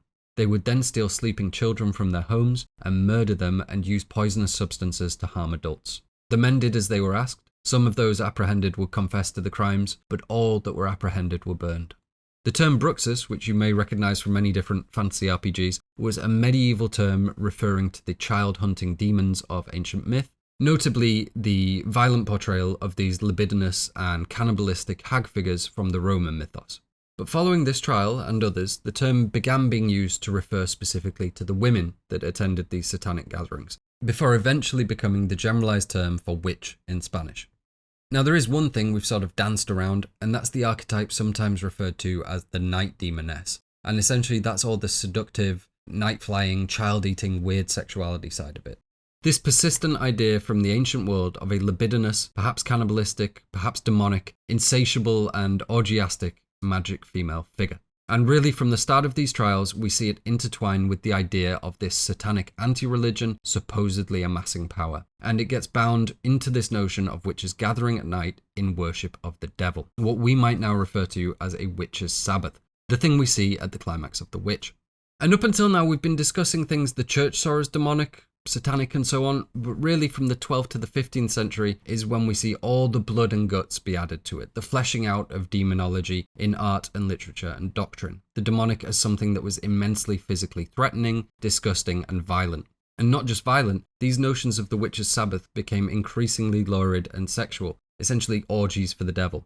So while things had definitely been deemed satanic prior to the 15th century, it's really the run-up to that where we start to see it all being pulled together into the demonic being this vicious, baby-stealing, blood-drinking, laughing at your torment kind of explicit and clearly monstrous threat. In the same year as the incident in the Pyrenees, there was another trial in Italy that saw 2 women executed for the alleged killing of children by drinking their blood, as well as them having supposedly turned into cats. As the 1420s continued, trials began springing up in Spain and in France. A far more famous case occurred in the Alps several years later in 1428 that is often accredited as being the first of the satanic witch trials, and was likely more notable due to it being far more extreme in scale. A vicious series of prosecutions that began in the Valais region in the heart of the Western Alps. Rumours swirled about a secret network of dark magicians that sought to kill their fellow humans in service to the devil. Treating with him in groups during nocturnal hours, him appearing before them in the form of an animal. By his bidding, they allegedly committed all manner of maleficium upon their kin, everything from the murder of children to interfering with livestock and causing problems with the procreation of local couples.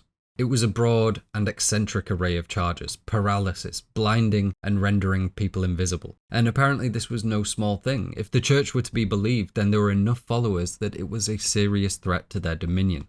As those suspected were apprehended and tortured, unsurprisingly confessions soon followed. A chronicler of the events estimated that the Valais trials resulted in the executions of more than 200 people within a space of 1.5 years. This likely represented the largest loss of life due to magic-related executions in over a millennium. And this wave of executions in Valais signalled the beginning of things, not the end. Despite seeming remote, this actually happened in a key location, in that a major church council met at Basel on the fringe of the Western Alps between 1431 and 1449, and represented the major point for the development and exchange of ideas in Western Christendom. Many who attended the council then propagated its beliefs, doctrines and desires through various publications. And unsurprisingly, the wave of executions of supposedly satanic worshippers and the church's rooting out of demonic heretics was pretty high on the list of things they wanted to preach to the public. It's these exact publications where we see the idea of the witch's Sabbath get truly fleshed out, and several other key components of the archetype you'll certainly recognise. To name a few, dancing in the moonlight, sexual activity with partners of all types, the use of poisons and powders, and even the use of ointments comprised partially of baby fat that could be rubbed onto a stick to provide it the power of flight, something we now commonly refer to as a broomstick. All of that we'll see in the film in some form or another, and even though these ideas have been around for a very long time, all of it began truly homogenizing here as the Council of Basel designed their ultimate enemy. As the panic spread between localities, it morphed and adapted to their superstitions and practices, rooting out any unchristian magical beliefs and encompassing them into the growing list of the demonic. There is no simple explanation for this is where the idea of the witch came from. It's an idea that's evolved over several millennia, but as these trials began springing up in France and Spain and Italy, there is one clear linking factor we can see today. The single factor which can link them all is the preaching of friars who were cooperating in a campaign against popular heresy and unusually conscious of the danger posed by magic as part of the resurgence in the prosecution of its practitioners. Or put simply, these executions began because the church conspired for that to be so. And from there they spread all across Europe. Fueled by the superstitions of the peasantry and a rising fear of all things satanic, the stage was set for something far more widespread than it had ever been before. Aided by a continued swath of literature being published on the topic, with many writers seeking to define this new terror of the witch and provide legitimacy to these alleged and horrendous practices. Likely the most well-known of those is the Malleus Maleficarum, or the Hammer of Witches, first published in 1486, that sought to become the complete compendium on witches. Everything from the hidden practices of the witches among us to the proper process for a witch trial. Really, it sought to bind into consciousness the final melding of all the different folkloric elements that were percolating with a biblical understanding of good versus evil that has been described as opening the floodgates of inquisitorial hysteria. It was a foundation for treating witchcraft not as a superstition, but as a dangerous and heretical practice of associating with the devil. All of those ideas that had been wrought together to form the image of the witch were now made crystalline for all to hear. And while the Malleus Maleficarum is easily the most well-known of the bunch, it was part of an entire movement of works, not just condemning the practices of witchcraft, but also justifying the notion of the witch trial. Let's talk about the witch trials then, which is the period roughly between 1450 and 1750, but as we've just established, we actually see them beginning from 1424. This film is set in the 1620s, just prior to the start of the witch trials in the New World, but already 2 centuries into Europe's satanic panic. And I think right off the bat, we should clear up a few common misconceptions about witch trials, because we tend to think of them all by the most bombastic instances. Salem, for example, where 20 people were killed in just over a year, is probably the most famous witch trial. But it may surprise you to know that during the era of widespread witch trials, so just over 300 years, all the way across Europe and then carrying into the New World, approximately 40,000 people were executed for witchcraft. 60,000 is the high estimate, but 40,000 is becoming the rapidly accepted number. And that's 40,000 too many, don't get me wrong, but it's usually a much smaller number than what people had in mind. Another frequent misunderstanding is the image of women being burned at the stake. Now, this did happen. Very famously, Joan of Arc was burned for being a witch while tied to a stake, and this practice did occur in mainland Europe, and actually a little bit in Scotland, although this was more burning those already executed by hanging. In English-speaking countries, though, namely England and America, they were executed almost entirely by hanging. And the other element that's often overemphasized is the chance of your being found not guilty. Now again, that isn't to say that the trials were fair. They most definitely were not, because it is indeed impossible to prove you're not in league with the devil. Given you can't prove the devil exists, it's very difficult to prove you have nothing to do with him to a group of people convinced you do. But that doesn't mean every witch trial ended with an execution. For example, the 20 that were executed at Salem were in the minority of those accused. There were 200 people tried for witchcraft there during that year-and-a-half period. In England, we had a 25% execution rate for tried witches. And again, that's not good, but it is not the idea that people often have when it comes to the fairness of witch trials. In reality, many juries and judges throughout the period of witch hunts were extremely skeptical of magic in general and often saw through the trials. Even then, there were academics and legal minds working to debunk the notion of rising satanic witchcraft. There are even cases of judges holding the accusers legally accountable, like the case of one Richard Hathaway, who accused a Sarah Marduk of bewitching him, only to have his claims proven false and himself being found guilty of fraud and perjury. So we can't say they were fair in any logical sense, but the notion that a trial would always result in a death isn't accurate. Perhaps the most surprising thing of all is that in many cases, the only surefire route to survival was admitting you were a witch. Especially later in the trials, and certainly for the Puritans, for Salem, for Thomasin one day perhaps, the ruling was very clear. Admit you were a witch, repent for your sins, and we will welcome you back into the fold. Torture and interrogation were frequently employed to extract confessions, whereas the punishment following admission of witchcraft often meant your life could go back to normal if you were suitably repentant. Given a choice of torture and execution, or being able to walk away with your life, it should be unsurprising that many people admitted to it. We have vivid accounts from supposed witches spinning all manner of tales, superstitious amalgams, weaved from the stories they'd heard and the monsters they'd been warned about, all in the name of better appeasing their accusers. We're going to look at some of those accounts as we go through because they are referenced directly in the film. And that's not to say there would always have been this get out of jail free card. This was not the practice everywhere, and certainly not at the start of the trials where we frequently see those who admit to it being executed anyway. While many of those executed did refuse to admit to something they hadn't done, refused to betray their religion even to save their own life, there were also many of them that did just that and were executed nonetheless. 40,000 people is still a lot of people, so it's worth noting this was not a universal rule. But as time moved on, especially in New England where we'll be focusing, we can say that the norm was for admission to mean a stay from torture and execution, and in most cases led to rehabilitation. That should strike home what an incredibly brave and incredibly convicted thing not admitting to it was for the people who chose death. While we can't criticize those who did admit to crimes just for wanting to save their own life, it's clear those admissions did fuel the accusations further. Now, I've mentioned that men were accused of witchcraft too. We also have the current cultural understanding that a witch is a woman, and most of the people being executed for witchcraft were female. Both of these things are true, and so that raises the question, just how gendered were the witch trials? Luckily, that's a question we can very quickly have answered for us. Roughly 78% of those tried in New England were women, and we see roughly the same thing in Europe, where the accepted number is just over 70%. Although that varied, in Scotland the number was as high as 84%, and it's worth mentioning that certain cultures, Scandinavia for example, actually did see more men being accused of witchcraft than women.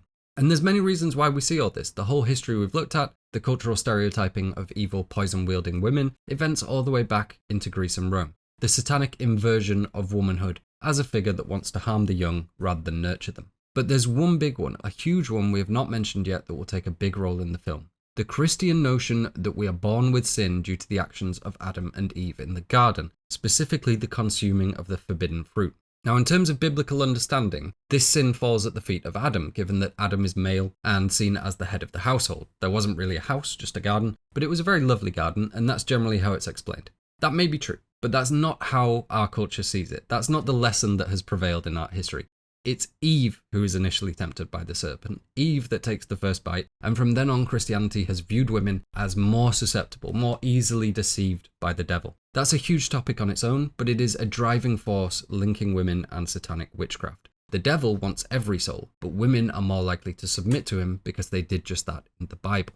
And specifically in Puritan culture, this was an amplified and key part of their doctrine. The devil preyed on women, understanding them to be sinful creatures vulnerable to temptation. And for the everyday Puritan woman, this meant she was in a daily battle for her soul, thwarting the attempts of the devil wherever they occurred. And it's interesting, especially when we're looking at the women who admitted their guilt, it's very common to say things like, "I was angry and the devil took hold of me and I said a scornful thing." That's a difficult thing to litigate because while they may understand their negative actions as the work of the devil, it's really just shorthand for them losing their self-control momentarily and acting out of spite. It's just that during that period, the doctrine was internalized to such an extent that such lapses were seen as the work of the devil. And that should inform you slightly as to how fearful of this stuff the Puritans were, and the heights Christianity had reached in terms of making those fears ubiquitous to the human experience. And the longer the witch trials went on, certainly as they reached the New World, as this archetype figure of the witch became crystalline in Western consciousness, we do see women being targeted more specifically.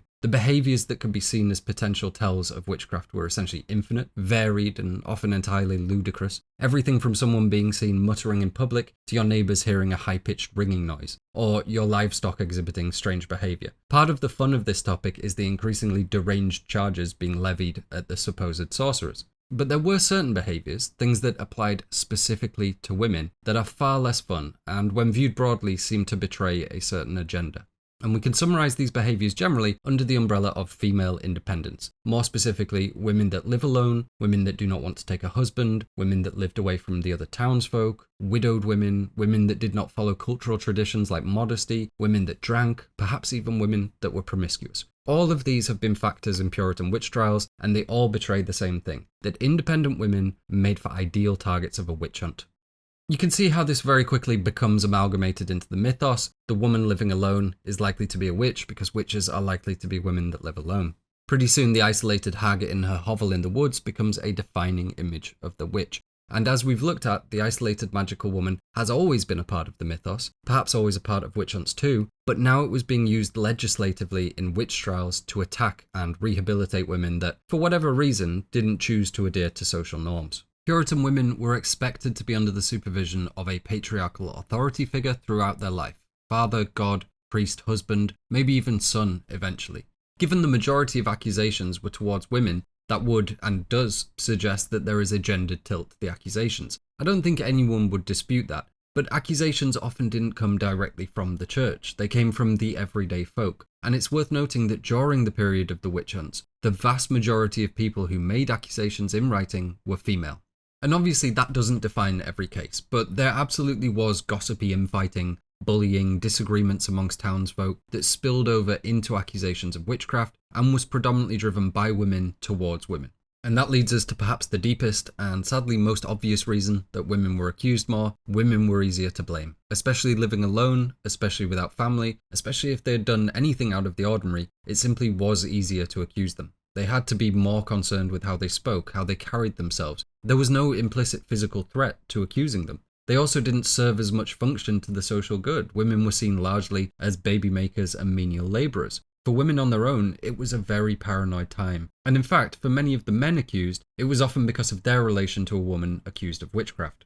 And it's easy to imagine why that might happen. You might not agree with your wife or daughter being accused, but if you protest in their defence, then surely you should be accused too. And pretty soon someone else jumps in and defends your honour, and before you know it, the town is in the midst of a religious civil war. It's far easier then if your target is an isolated woman, as there is no one there to speak out in her defence. And looking back now, we know those independent women posed a threat. It just wasn't a supernatural one, it was an existential one. To live apart from society, to be self-sufficient, to eschew norms like taking a husband, these were all immensely destabilizing things to a society that was still in its infancy, still in peril of collapse. To live apart from its structure was to make yourself a target, and for lone women there often wasn't much recourse in defending yourself. All of this raises a question that we all have at some point as we're trying to get our heads around this topic. Were there really witches? I don't mean people that practiced home remedies or caught magicians in the ancient world. I mean, with all this witch hunting going on, all these executions in Europe and America, all these women and men flat out admitting to witchcraft, all of the accounts and testimony we do have, given all of that, were there legitimate instances of people carrying out satanic witchcraft? And this has been the subject of enormous academic debate that seemingly concluded some time ago with the answer no. There are no known instances from history of people actually practicing so-called satanic witchcraft, defined as people who assembled to worship demons and committed the actions involved in that worship, as described in accounts of the Sabbath. It was instead the product of superstition, conspiracy, hysteria, and at times even outright charlatanism, fear-mongering that served a purpose, and the panic of the devout. To quote Ronald Hutton, "This is an area of enquiry in which no academic investigator ever goes native, as there are no known cases of a professional scholar of the early modern witch hunts coming to believe the ideology that underpinned them. Nor are there any agnostics. No academic historian overtly gives benefit of the doubt to the idea that Satan might have been active in early modern Europe in the ways described by so many alleged confessing witches. We all choose not to believe because of the grim record of the results of believing." Just to make what he means at the end there explicit, no historian worth their salt would lend credence to the ideas that saw all these innocent people executed, because that's how we got to hunting witches in the first place. But let's just think about what that really means. That means that for well over 1,000 years of history in Europe and beyond, no one legitimately had a go at siding with the other team. We just need one misaligned group or individual to have been practicing a form of witchcraft in the name of Satan, and we have satanic witchcraft. I personally think that's quite likely. Many academics have worked tirelessly to try and solve that, but we simply do not have proof that cannot be demonstrated as something else. More often than not, false or forced testimony or propaganda, but things like psychoactive substances, flawed witnesses, cognitive disassociation, and outright mental illness are often said to play a role too. So we have many people admitting to doing it, but we can't count them because they were saying it to save their own lives or for other obvious benefits. We have plenty of testimony that exists outside of witch hunting and witch trials too, but none that we can point to and say seems legit. So what I am saying, what I think the academic consensus +1 is, that these witch trials were absolutely a brand of hysteria, absolutely persecuted people that defied social norms, and in almost every single instance are shown to be at least attempting to paint the innocent as guilty. But in all that time, the many millions of people we're discussing here, I do find it very difficult to believe that not a single one of them, of the entirety of Europe and beyond, had taken it upon themselves to dabble in satanic witchcraft. On to the last broad stroke of historical context that we need then, the Puritans. We're going to be looking at specific history and references as we go through, but for now, as briefly as we can say it, the Puritans were a non-conformist Protestant sect dissatisfied with the Church of England and really pissed off at the Roman Catholics. They felt the Church of England, their church, was too heavily influenced by Catholicism in both its doctrine and its political affiliations, and sought further reforms to make it more Protestant. These concerns were largely political, but the cultural differences are usually the way we identify these groups, because despite both worshipping Jesus, they had very different approaches. The Catholic Church is quite opulent, quite bombastic and ostentatious, with gold and robes and incense and so on. The Puritans essentially wanted the exact opposite of that, quiet, modest piety. Modesty in every sense, really. The word Puritanism is the antonym of hedonism. It's the avoidance of pleasure, and that's been the general cultural image of them we've retained. Devout, dour, and extremely flat. It probably wouldn't be the most thrilling point in history, if not for the whole witch-hunting stigma. We often see the Puritans as sex-averse, avoidant even, but that should be taken with a small pinch of salt. Obviously, there were Puritans for quite a while, Puritans that grew in number very rapidly, so we can safely presume procreation was occurring. In fact, we have one case of a Puritan woman who successfully had her husband excommunicated after he refused to have sex with her for an extended period of time. So it's not that they didn't have sex, but it was just heavily enforced inside wedlock. Indeed, during such harsh times, sex with God's approval was always seen as a positive thing to be doing. To briefly explain what is meant by modesty, it does refer to forms of sexual modesty, making sure you're covered up and behaving properly and so on. And this was taken very seriously, with some Puritans being never nudes that would even wear clothes while bathing, but it went far beyond that. It was an all-around humility that was reflected throughout their society. It wasn't simply making sure you were covered up, it was the colour, the material. They did occasionally dress up in, their Sunday best, perhaps something more ornate, but really anything flashy was a no-go. The idea of vanity and taking pride in your appearance, and it goes further than that. We'll see Katherine, the mother in the film, being especially proud of her silver cup. That kind of pride and importance being put on material value could be seen as immodest. So yes, it does involve sex, but the Puritan ideal of modesty was all-encompassing. And because of this, we tend to view them as a very dour people, very drab and humourless. This is partially why everything looks so desaturated and colourless in the film. It's designed to represent that Puritan modesty, that grey blankness and lack of colour in their clothing, the bleakness of the landscape, and so on. Now, Puritanism had its day in the English sun, impacting our politics for a time, even being on the winning side of our civil war. But the crowning of the new King Charles I and his betrothal to a Catholic queen spelled the beginning of the end for the Puritans in England and the re-encroachment of Catholic influence. It's often said that the Puritans fled Europe in response to rising immorality, lewdness, and ill behaviour and so on. There is some truth to that. They were public in their condemnation of what they saw as immoral or ungodly behaviour, and their settlement in the New World reflected those values. But it was a lot more to do with religious persecution at the hands of the monarchy and the Catholic Church, as well as the Puritans' desire to create a so-called New Jerusalem that would be entirely Puritan. Seeing the writing on the wall and hearing of the successful Plymouth colony in America recently founded by the Pilgrims, a contingent of Puritans in England began exploring the possibility of creating a Puritan colony in the Americas. In 1630, a fleet of 11 ships carrying approximately 700 Puritans set sail across the Atlantic, landing at the recently founded Massachusetts Bay Colony. Over the next 11 years, more than 21,000 Puritans would make the trip to New England, quickly representing the dominant settling group in the area. There were larger English settlements of the Americas. Both Virginia and the Caribbean had seen far more English migrants, but neither proliferated as quickly as the Puritan settlements. It's estimated that the approximately 21,000 Puritans that made the crossing produced more than 16 million descendants. The reason for this is very clear. The Puritans put a huge focus on family structures, procreation, and proliferation. While the settlers at Virginia had come for the promise of riches, and the Caribbean was largely exploitative endeavours, the Puritan settlers were intensely God-fearing families with an inbuilt sense of community. Subsequently, they had a high birth rate and relatively low death rate, and they were relatively well educated too, which is largely put down to their belief that every Puritan should be able to read the Bible, meaning that reading truly was for everyone. Not only did they build the first formal education institute in the New World, they even built so-called dame schools for their daughters where girls would learn to read as well. Now there's a lot more we need to discuss about the Puritans, but we're going to look at that as we move through. There is something I do want to discuss before we start looking at the film in detail, and that's a couple of historical criticisms I've seen of the film. We can sum those up as being the Puritan image of the witch and the representation of Puritan culture in general. Let's start with the first one, the Puritan idea of the witch. And as a general rule, the Puritan folklore surrounding her was decidedly less sexual than what we see in Europe. And this is a pretty major distinction. It's worth mentioning just for context, but it's also a gripe I've seen historians have with the film, given this depiction of the witch in New England is inherently sexual.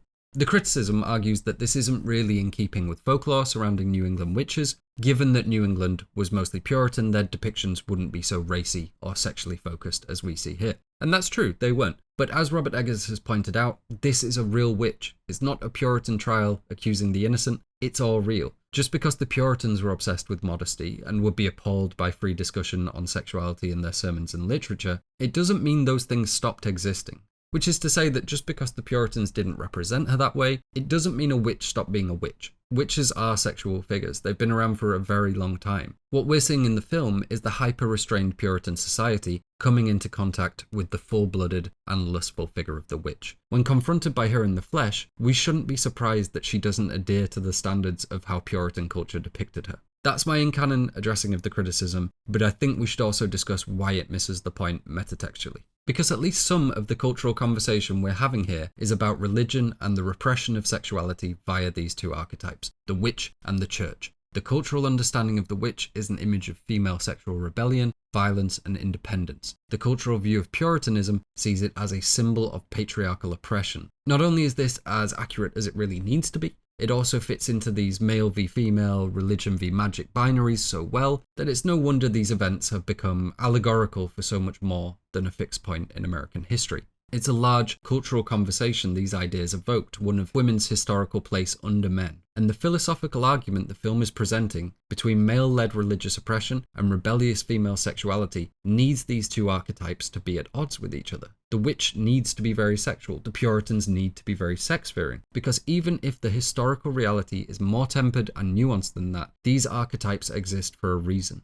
And the second historical criticism I've seen attached to this film, that the family are too stereotypically glum, or in other senses too stereotypically Puritan. Essentially, that this is unrealistic to a group of people that still knew how to have fun. And again, I don't think this is fair to the film. As an example, we'll see William ask his son if he'd like to read biblical verse for the family later, specifically as a kind of family fun activity. We see Thomasin desiring comforts she had back in England, Mercy and Jonas playing loudly and running around screaming. The Puritans were capable of getting more raucous than that, but this is a very brief window into a very dark time for one isolated family. I think having an Ex Machina style dance break would probably have killed the vibe here.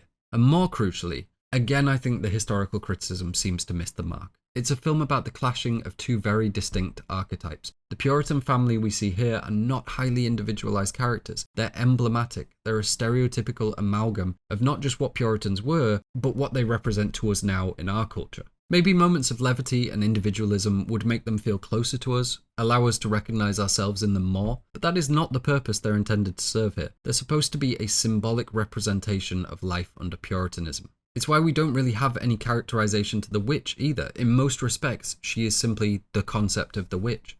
I do appreciate historical accuracy. I know Robert Eggers strives for it wherever possible, but I have a feeling that people taking issue with the film on the grounds that things it changes conceptually are to the detriment of history, I can't help but feel they're missing the forest for the trees. This film is part of the historical record too. Our conversation about witches is still happening. And what this film is exploring, the concepts and archetypes it's playing with, that's a really important conversation. And ultimately how we choose to explore it now is just as important as how we chose to explore it then. It's playing with history. It's molding it into something simpler, something more beautiful, something sublime. Because in doing so, that's how art can provide answers to cultural conversations that history and the sciences cannot. It condenses an extremely complex cultural conversation into something we can digest in one sitting and allows for an ending that presents an extremely modern view of witchcraft. Alright, with all of that out of the way, that spells the end for part 1 and all the foundational stuff we needed to cover. And now it's time to talk about this beautiful film. This is section 2, Heresy and the Flock.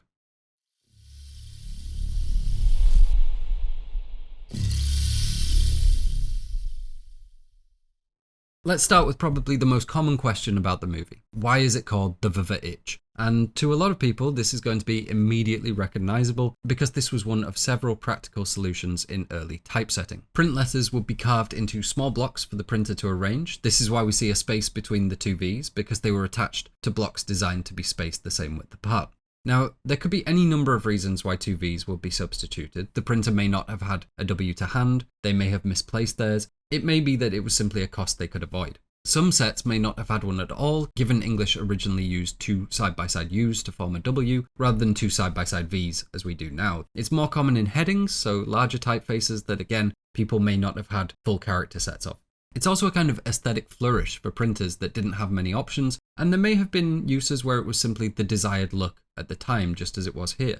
So there are a lot of reasons why printers might substitute two V's for a W, most of them practical. But the reason is unimportant. What is important is that it very obviously evokes that period of time and the kind of literature that percolated, warning the common folk of the dangerous threat witches posed. To quote Robert Eggers, he thought it looked transportive and exotic, so he used it. Which it absolutely does, because it belongs so closely to this period. We can see an example here of this being used in Salem, still right at the end of the century, but for the most part it was going out of fashion by then. So it very much is an aesthetic that belongs to the period of the witch trials and does evoke that within us. We really shouldn't discount just how effective the printing press was in spreading witch-related hysteria across Europe in a way that truly took hold. And Robert Eggers saw it used, in his own words, in a Jacobean witch pamphlet. Now, there are many witch pamphlets, manuscripts, and so on during the period of the witch hunts. But Jacobean refers specifically to the rule of King James between 1603 and 1625, which makes it easier to narrow down. There are several examples we can point to, apologies if they're a bit hard to make out. I suppose either of these, and several more, could have been the one he's referring to. But it bothers me that these double V's are overlaid to make a more effective or cleaner W. It's not the stark spacing we see in the film's titling. And Robert Eggers is a very particular dude. I think he actually got the aesthetic to match perfectly. I just think he was a little bit off with his dating. And the reason I say that is that this pamphlet from slightly later in 1643 is such a perfect match that I think it's difficult to argue with. And I mean perfect match, not just the full spacing between the V's. We've got the left slanting serifs on the T, the blotchy ink blot at the bottom of the I. Whether or not this was the first one Eggers saw, it was definitely the one they've replicated for the branding of the film. This cover image we can see bears some resemblance to the events of the film too, the Black Crow familiars, the flying on a piece of wood, the old hag figure. For anyone interested, the pamphlet discusses the certain, strange and true discovery of a VVitch who was apprehended by Parliament forces while flying on a plank of wood. That really raises more questions than answers, but luckily, more details are provided in the interior. According to the testimony, a group of soldiers had seen this woman flying above the river, seemingly hovering on a plank of wood. As she came towards the shore, they ambushed her and attempted to interrogate her. When she refused to answer their questions, they decided to execute her by musket. As they did so, she apparently laughed loudly and caught the bullets before chewing them up. After some back and forth as to what to do with her, one of the soldiers recalled that to draw her blood could break a witch's power, and after making a small cut on her face, they were able to shoot her. These events closely preceded the Battle of Newbury between the Cavaliers and the Roundheads, part of the ongoing English Civil War.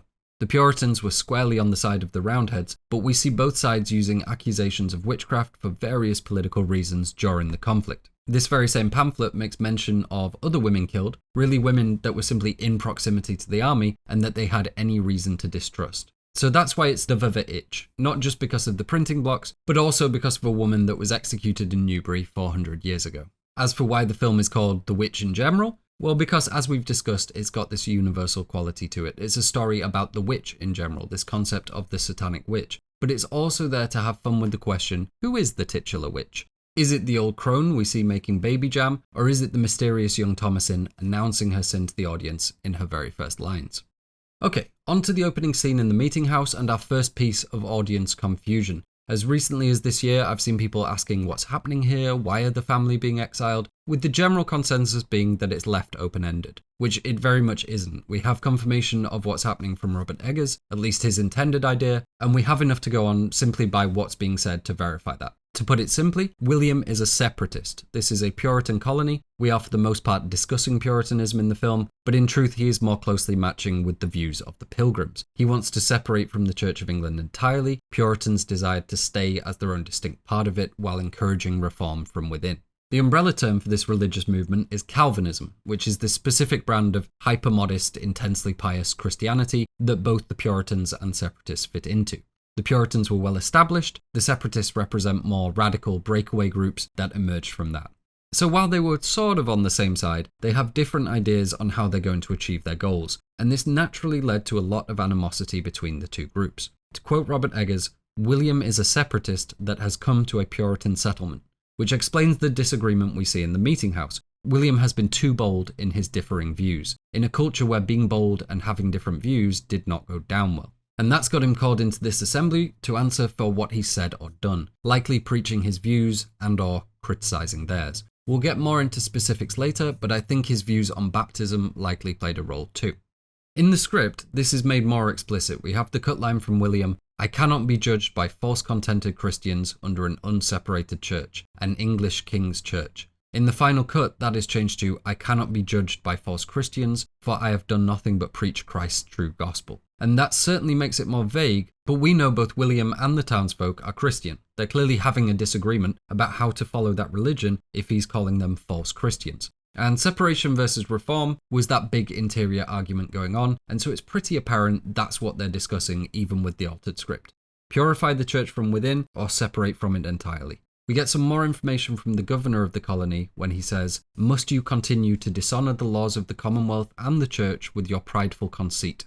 And this sentence really confirms what we're talking about. The Commonwealth is the rapidly developing British Empire. We can presume if you're going against its laws and its church, we're talking about the Church of England. And again, we can presume from that it's likely because he wants to separate from it.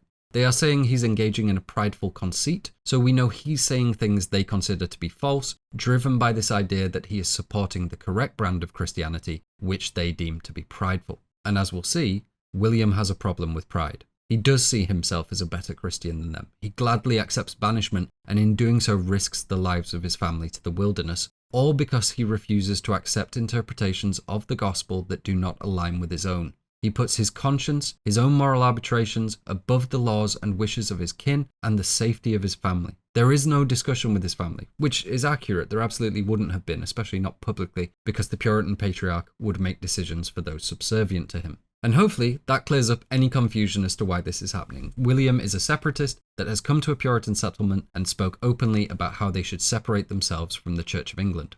But let's look at the scene more closely before we move on, because as should be apparent looking at the runtime of this video, this film is an iceberg. The vast majority of what it's doing and saying happens interior to the viewer, not on screen. But it's also buried in the small details the film hides in plain sight, and the historical context that it trusts the viewer to have. To go back to Robert Eggers' prefacing of the script, it's clear he means business because right out of the gate this scene has some startling similarities to both a reasonably famous trial from New England in 1637, dubbed the Examination of Anne Hutchinson, and the quite well-known separatist Roger Williams. Let's start with Anne, and just like William, Anne Hutchinson was dissatisfied with the Church of England and was quite brazen in her public admonishment for it. You can consider her a separatist in that she felt the church was unnecessary in worship of the Lord and sought to break free from the Church of England on the grounds of desiring more religious freedom. But she was, in reality, a Puritan preacher that throughout her life developed ideas that went hand in hand with separation. Anne does state during her trial that she considered becoming a separatist, which just on its own would be radical enough, but she also believed herself to be a direct prophet of God, which cuts out the need for a church somewhat. Following her exile and imprisonment, she would settle in Rhode Island, which enjoyed more tolerance for differing religious ideas, and eventually freedom from the rule of the English Church, while still being governed by English law. The religious freedom of Rhode Island in general was a community effort, but the character credited with the founding of the main settlement of Providence was one Roger Williams. He's a pretty big figure in American history, predecessor in governorship to Benedict Arnold, even sharing partial responsibility for the founding of the Baptists despite never becoming a full member himself. And just like Anne, he was a Puritan minister that was keen on his own brand of worship, specifically the separation of church and state, and just like Anne, he was banished from the colony because of these radical views. He and Anne were contemporaries and they were aligned in many respects. Now, why am I telling you this? Well, there's a lot of influences being mashed together here, and in the screenplay collector's book for The Witch, Robert Eggers has a conversation with historian David D. Hall. In that interview, Hall says, "I see how the film is influenced by Roger Williams. Like the family in your film, Williams wanted to find a place in the wilderness, a place where you could be truly godly, truly biblical by your own standards. And Robert Eggers replies, William is very Roger Williams. So while we're going to be looking at Anne more in this scene, it's important to know that Roger Williams was clearly a big influence for the character of William and the plot of the film in general. And this type of banishment wasn't frequent, but it also wasn't all that uncommon. There's other people we can point to that may have been influences for William because of their outspoken and unorthodox religious beliefs. William Aspinwall, Francis Doty, William Pynchon, to name a few. There's nothing concrete I can point to for definite, but elements of their lives certainly resonate here with William's banishment, and I think he's very much a character born from all these figures. Going back to Anne Hutchinson, and she was a contentious character. She held meetings in her house for people to discuss religion away from the church, and she seemingly spoke openly about her beliefs during her trial. She had a lot laid at her door, from siring supposed demon babies to threatening to destabilize all of Puritan society by hosting meetings with unmarried men and women, which would surely lead to sin and hellfire, described as it was as promiscuous and filthy. She was banished for heresy and sedition, the same crimes that saw Roger Williams banished, and almost certainly what William is facing down here as well. Heresy in that he's preaching something different to the accepted doctrine of the Church of England, sedition in that he's trying to draw townsfolk to his cause by making these radical suggestions in public. Eggers goes as far as to say he's been ridiculing the community and generally acting more pious than them. Anne Hutchinson did cause a major controversy in New England, especially for a woman of the time, and stood up for her beliefs vociferously, perhaps pridefully, like we see William do here. And Anne's trial transcript may not be as bone-chilling as some of the witch trials we'll look at later, but it does bear key similarities to William. Just like William, Anne saw the only real moral judge beyond the Lord to be her own conscience, saying, "If you do condemn me for speaking what in my conscience I know to be truth, I must commit myself unto the Lord." And that's quite close to what William is saying. We can summarize both points of view with, "I will continue to preach what I believe in my heart to be true, regardless of what consequences are thrown at me." Anne was accused of troubling the peace of the Commonwealth and the churches. As we've just seen, William is accused of dishonouring the laws of the Commonwealth and the church. And just like William, Anne sees the Church of England as false Christians, saying, "Being much troubled by the falseness of the constitution of the Church of England, I had like to have turned separatist." Just like William, Anne is being addressed by the governor of her colony, and he says she will be banished out of our liberties. The governor we see in the film asks William if he shall be banished out of this plantation's liberties. So there's a lot of crossover, from almost direct quotes to the tone and broad strokes of what's happening and their demeanour under questioning. I think we can say that this scene bears remarkable similarities to the trial or examination of Anne Hutchinson, but the character of William in broad strokes, i.e. full-bore separatist that goes into the wilderness to start his own colony, naturally bears more resemblance to Roger Williams, except where Roger Williams succeeded, William very much fails. There's a couple of other potential influences at work in this scene. We have this opening line from William, "What went we out into this wilderness to find? Leaving our country, kindred, our fathers' houses, we have travailed a vast ocean. For what?" Again, we can see what he's saying might be dangerous here. He is causing sedition. He is questioning the Puritan mission in the New World and asking, didn't we come here to pursue our own religious freedoms? Which is, of course, very on brand with separatism. It's also somewhat similar in tone to something called A Narrative of the Captivity and Restoration of Mrs. Mary Rowlandson. I'm not certain this was a direct influence, but I think in tone, in a lot of the language and the general depiction of Puritans being at the mercy of this vast wilderness they'd come to conquer, they're very close to one another. What I can say for certain, though, is that the opening question of "What went we out into this wilderness to find?" is William's appropriation from the book of Matthew, in which Jesus asks his followers, "What went ye out into this wilderness to see?" In both instances, the deeper meaning is roughly the same. Did you not come here to seek true divinity? Lastly, we have William's closing line of, "How sadly hath the Lord testified against you." And again, we see similarity with Bible passages of the Lord testifying against the narrator or others, but this also bears resemblance to a quote from Puritan minister Samuel Damforth, who said, "How sadly hath the Lord testified against us because of our loss of our first love and our remissness and negligence in his work." I can't say concretely if that was the influence here, because it seems to be a reasonably common turn of phrase, but I'm leaning towards that being the case because this is a reasonably well-known quote. Dialogue aside, there are a few more details we should look at before moving on. The first being the rigid segregation of the sexes in the meeting house. We can see on one side all the women and on the other all the men. This was absolutely par for the course in Puritan society, where mixing of the sexes, particularly between the unmarried, was strictly policed. Now, there is a purposeful error here that Robert Eggers addresses during his commentary. In reality, the small boys, really anyone younger than Caleb, would have stood with the women. But as Eggers points out, that makes for less clear visual language, and you'd be sacrificing conveying the meaning for the sake of historical accuracy. And as I said before, I think there's a much broader conversation that the film is trying to represent here, and certain historical details may have added nuance, but they'd also muddy otherwise clear meaning. And the final element here is the reaction of the family to what's happening to them. This introductory scene is shot quite oddly, but it's achieving a few very clever things at once. We open on Thomasin, looking afraid and slightly confused by proceedings, clearly trying to do the calculations on what's about to happen to them. We see similar close-ups of Caleb and then the twins Jonas and Mercy. First and foremost, this aligns us with the children rather than the parents. This is a film about Thomasin, and her parents are really the opposition she eventually has to overcome. But on a more meta level, it softens the shock to the audience that the film is going to be written in early modern English. Eggers has mentioned that he kept adjusting the dialogue here specifically because this was a confusing initial barrier to audiences. And it still is quite a confusing opening exchange just from the language being used, but that's tempered somewhat by Thomasin displaying the same confusion, trying to understand what's going to become of them, inviting the viewer to do the same. She shares our momentary confusion as we're thrust into the middle of this tense standoff. But we only see the back of William and Katherine. They're being set up as opposition for the characters we're meant to be empathising with. It's reminiscent of how we meet Annie at the funeral in Hereditary. It creates distance between the audience and these characters. William is not a loving father offering a supportive hand on the shoulder. He's not a man rallying against the unjust where we may need to see him emote to convey to us the truth in his words. William is prideful and defiant, uncaring of his family's oncoming plight, unwilling to admit fault and put an end to this terrifying and traumatic moment for his children.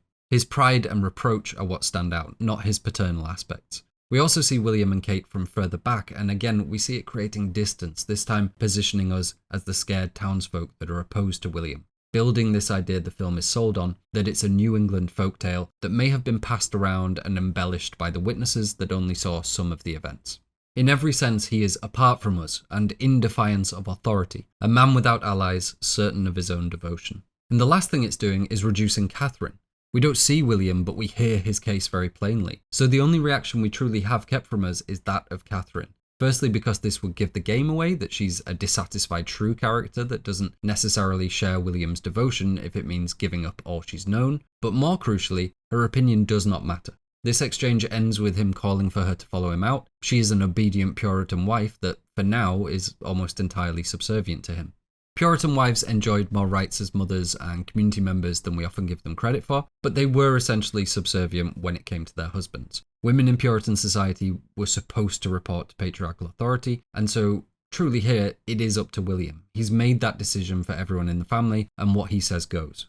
There is, of course, one member of the family that doesn't follow suit in Thomasin. We see her getting told to come along by Caleb, and that's absolutely accurate again. Even though he's a younger brother, he has innate authority over her due to being male. But if you're a keen horror movie watcher, then you're probably going to recognise the foreshadowing here that Thomasin isn't going to follow whatever fate befalls the family. She's got her own mind, she's independent, she doesn't just heal the first time she's told to. And so we see Thomasin in opposition to her father. He would rather suffer tirelessly than have his faith called into question. Thomasin wants nothing more than to stay, and that same discontent will eventually drive her towards giving in to the devil. In the next scene, we see the family leaving the safe confines of their town, and I love this sequence because it's so simple, so brief, but it tells you so much without saying anything. We'll look at that in a moment, but the first question we need to answer is, where is this supposed to be?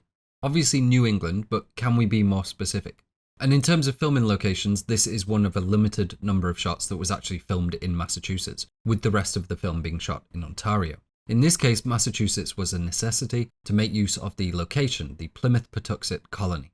A living history museum, essentially a replication of the original Plymouth colony that was founded by the Pilgrims and somewhere that Eggers frequented as a child. It doesn't exactly look like this. I imagine it's been dirtied up in post somewhat, and this gate we see the characters pass through was built specifically for the movie. We know this isn't meant to be the actual Plymouth colony in the film, as that was a Pilgrim settlement. We can presume from the fact that it's the 1630s and these are Puritans that this is part of the Massachusetts Bay Colony. There are a couple of other potential options, but I think we can rule them out safely. Very quickly, it can't be Providence because that's the one in Rhode Island founded by Roger Williams, a fan of separatism and an influence on Williams' character. There is also Connecticut, which was founded in 1636, but again, we see people there desiring more religious freedom as a response to the staunchly Puritan Massachusetts colony. really the opposite of what we see in the film. There's also the New Haven colony, but that gets founded towards the end of the decade and the settlement we see is relatively established. And in the original script, it is stated explicitly that this is the Salem plantation, which was part of the Massachusetts colony. Now technically, by the 1630s, Salem was already a town, but also at this time, the term plantation was simply shorthand for a new colonial settlement, so it's kind of splitting hairs. Salem is obviously home to the most famous witch trials in history, and to go back to Robert Egger's preface, he says the sources come from before the Salem outbreak in 1692. But as I'm going to show you later, there are things from during that period, quoted from the trial transcripts, that are referenced directly in the film. So despite portraying itself more broadly as 1630s New England, it's clear that the film is concerned with the later witch trials, and more crucially that it was at first intended to directly be Salem, and indeed still is more likely Salem than anywhere else. And I think the reason for this change was twofold, primarily because it makes this all-encompassing. Rather than being a film about Salem and the trials there, this is a film about witches in New England folklore. By making it broader, you extend the reach and make it something that's more discussing archetypes rather than specific events. And the second reason follows the same vein. It's far easier to be historically accurate if we're being historically vague. We've just seen that with Salem actually being a town during the 1630s rather than a plantation. The more accurate we try to be, the more it can be nitpicked and the more budget we need to account for all these elements. Now, if you prefer, you can go with this simply being a settlement within the Massachusetts colony, but I'm pretty firmly in the camp that this is meant to be Salem in spirit. It obviously was intended to be Salem originally, and despite keeping that abstract in the final cut, I think the hallmarks and intention are there enough that we'll at least be considering that as we move through. Really, when you think New England witches, you think Salem, so this shouldn't be too surprising. Obviously though, the setting isn't the only interesting part of this shot. There's a lot of world building happening at once here. We see several distinct groups of people, women doing menial but seemingly quite taxing work, 2 Native American men walking alongside a man dressed quite differently from the rest of the town, and then this group of armed militiamen tasked with maintaining the safety of the colony. Again, we have a visual segregation of the genders. The women are toiling in the back of shot. The men we see are either hunters or militia, so quite dangerous masculine pursuits. The film doesn't spend a lot of time among civilization, but every bit of it we see is strictly divided by gender, with men in every clear role of power or authority. The militiamen are naturally very heavily influenced by how militia in England would have dressed, specifically the mostly Puritan Roundheads I mentioned, which were currently embroiled in the English Civil War. More interesting than that, however, is the inclusion of the Native Americans. I'm not very clued up on Native American pronunciation, so please excuse me if I butcher this. They are of the Wampanoag, which was a large confederation of tribes native to Massachusetts and Rhode Island. In the script, they're not described as Wampanoag, but rather Naumkeag. Now, the Naumkeag were a much smaller group, an individual tribe that dwelled in the area the Puritans termed Salem. They were far more local, and again, this change was likely part of making this more broadly analogous with New England rather than specifically Salem. But there may be another reason for this change to the natives. The mixing of the settlers and Native Americans was very similar to the mixing of British settlers anywhere, which is to say fucking terrible, but there is a difference between the Naumkeag, who were treated terribly, and the Wampanoag, who were treated really, really terribly. And so this change may have happened to simply make things more geographically vague, less Salem-oriented, but it's also likely that the horrendous treatment of the Wampanoag played better in terms of what we're alluding to here. Now, especially at first, there was some degree of trade and negotiation between the settlers and the natives. This could be something big, like a land purchase, but it could be everyday things like furs. That's almost certainly what we're seeing here. These men are hunters. We can see them carrying furs, which they'll attempt to sell in the town. This guy on the left is not a member of the militia, probably not even the town, instead a settler that's working directly with the natives. In the script, we see the group described as a few Naumkeag traders with painted faces and a rough-looking white man. He's carrying furs and a musket too, so my guess is he's the guy that can communicate and do business with the colonists, and the natives are the ones that know where to hunt, and together they've got a little thing going. And right from the jump, the mind is wandering towards answers to questions the film never actually asked. Is this an exploitative relationship? Is, or rather when is, the relationship between the settlement and the natives going to deteriorate? All of that is happening interior to you, not on screen, because the film is acutely aware of the anxieties we have towards the period, and that process of introspection and anxiety plays a pivotal role throughout the film. The natives clearly aren't free to walk around as they please. As the gates close, we can see they're being escorted by at least one member of the militia, who begins to follow on behind them. And as much as we're seeing the gates close out the family, we're also getting this threatening suggestion of the gates closing around the natives. It's not a friendly image, and the film is very clever in moments like these, moments that we'll see almost exclusively used to attack religion, and here specifically the settlement of America. It doesn't do much to cast judgment, it remains very flat and real in what it's showing you, but it knows you know enough to understand what the threat is here. It's not dwelled on, but it's one building block in the criticism of Christianity the film is putting together. The Puritans committed acts of true barbarism upon the Native Americans that dwelled in the area. Not just land displacement, there was slavery, forceful conversion, collective punishment, outright murder of non-combatants, the list goes on. Something the Catholic Church was doing too, by the way. It was happening from Canada to South America, and all in the name of God. The certainty that you are the correct believers of the correct God has historically been a very bad thing for the people you come into contact with.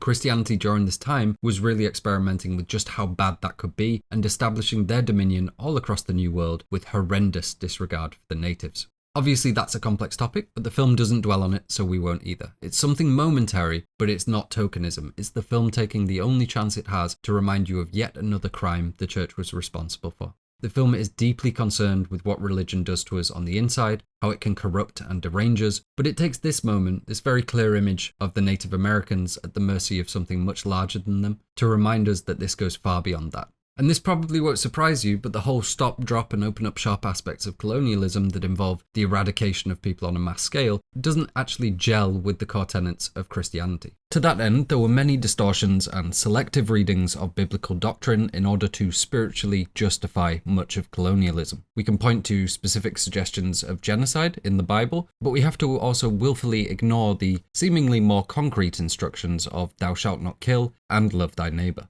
So what is also happening here, the thing that will be driven home throughout, is the hypocrisy of religion. They're banishing dissenting voices and gearing up to commit genocide, all the while preaching piety and modesty in front of the Lord. And that's just the start of it. William has already been hypocritical. He has sinned in his pride while proclaiming his piety to anyone who will listen, and it's going to get much worse from there.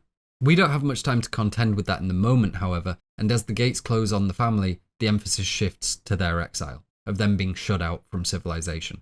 The shot switches and we see Thomasin, her siblings and Katherine perched quite precariously on the edge of the rickety cart that is dangerously full with their worldly possessions. Given the subservience of the family to the male authority figure in Puritan culture, given that we have William dragging the family along behind him following the meeting, we are left with this pretty stark metaphor that they are, quite literally, possessions on a cart, just like the stacked up furniture behind them.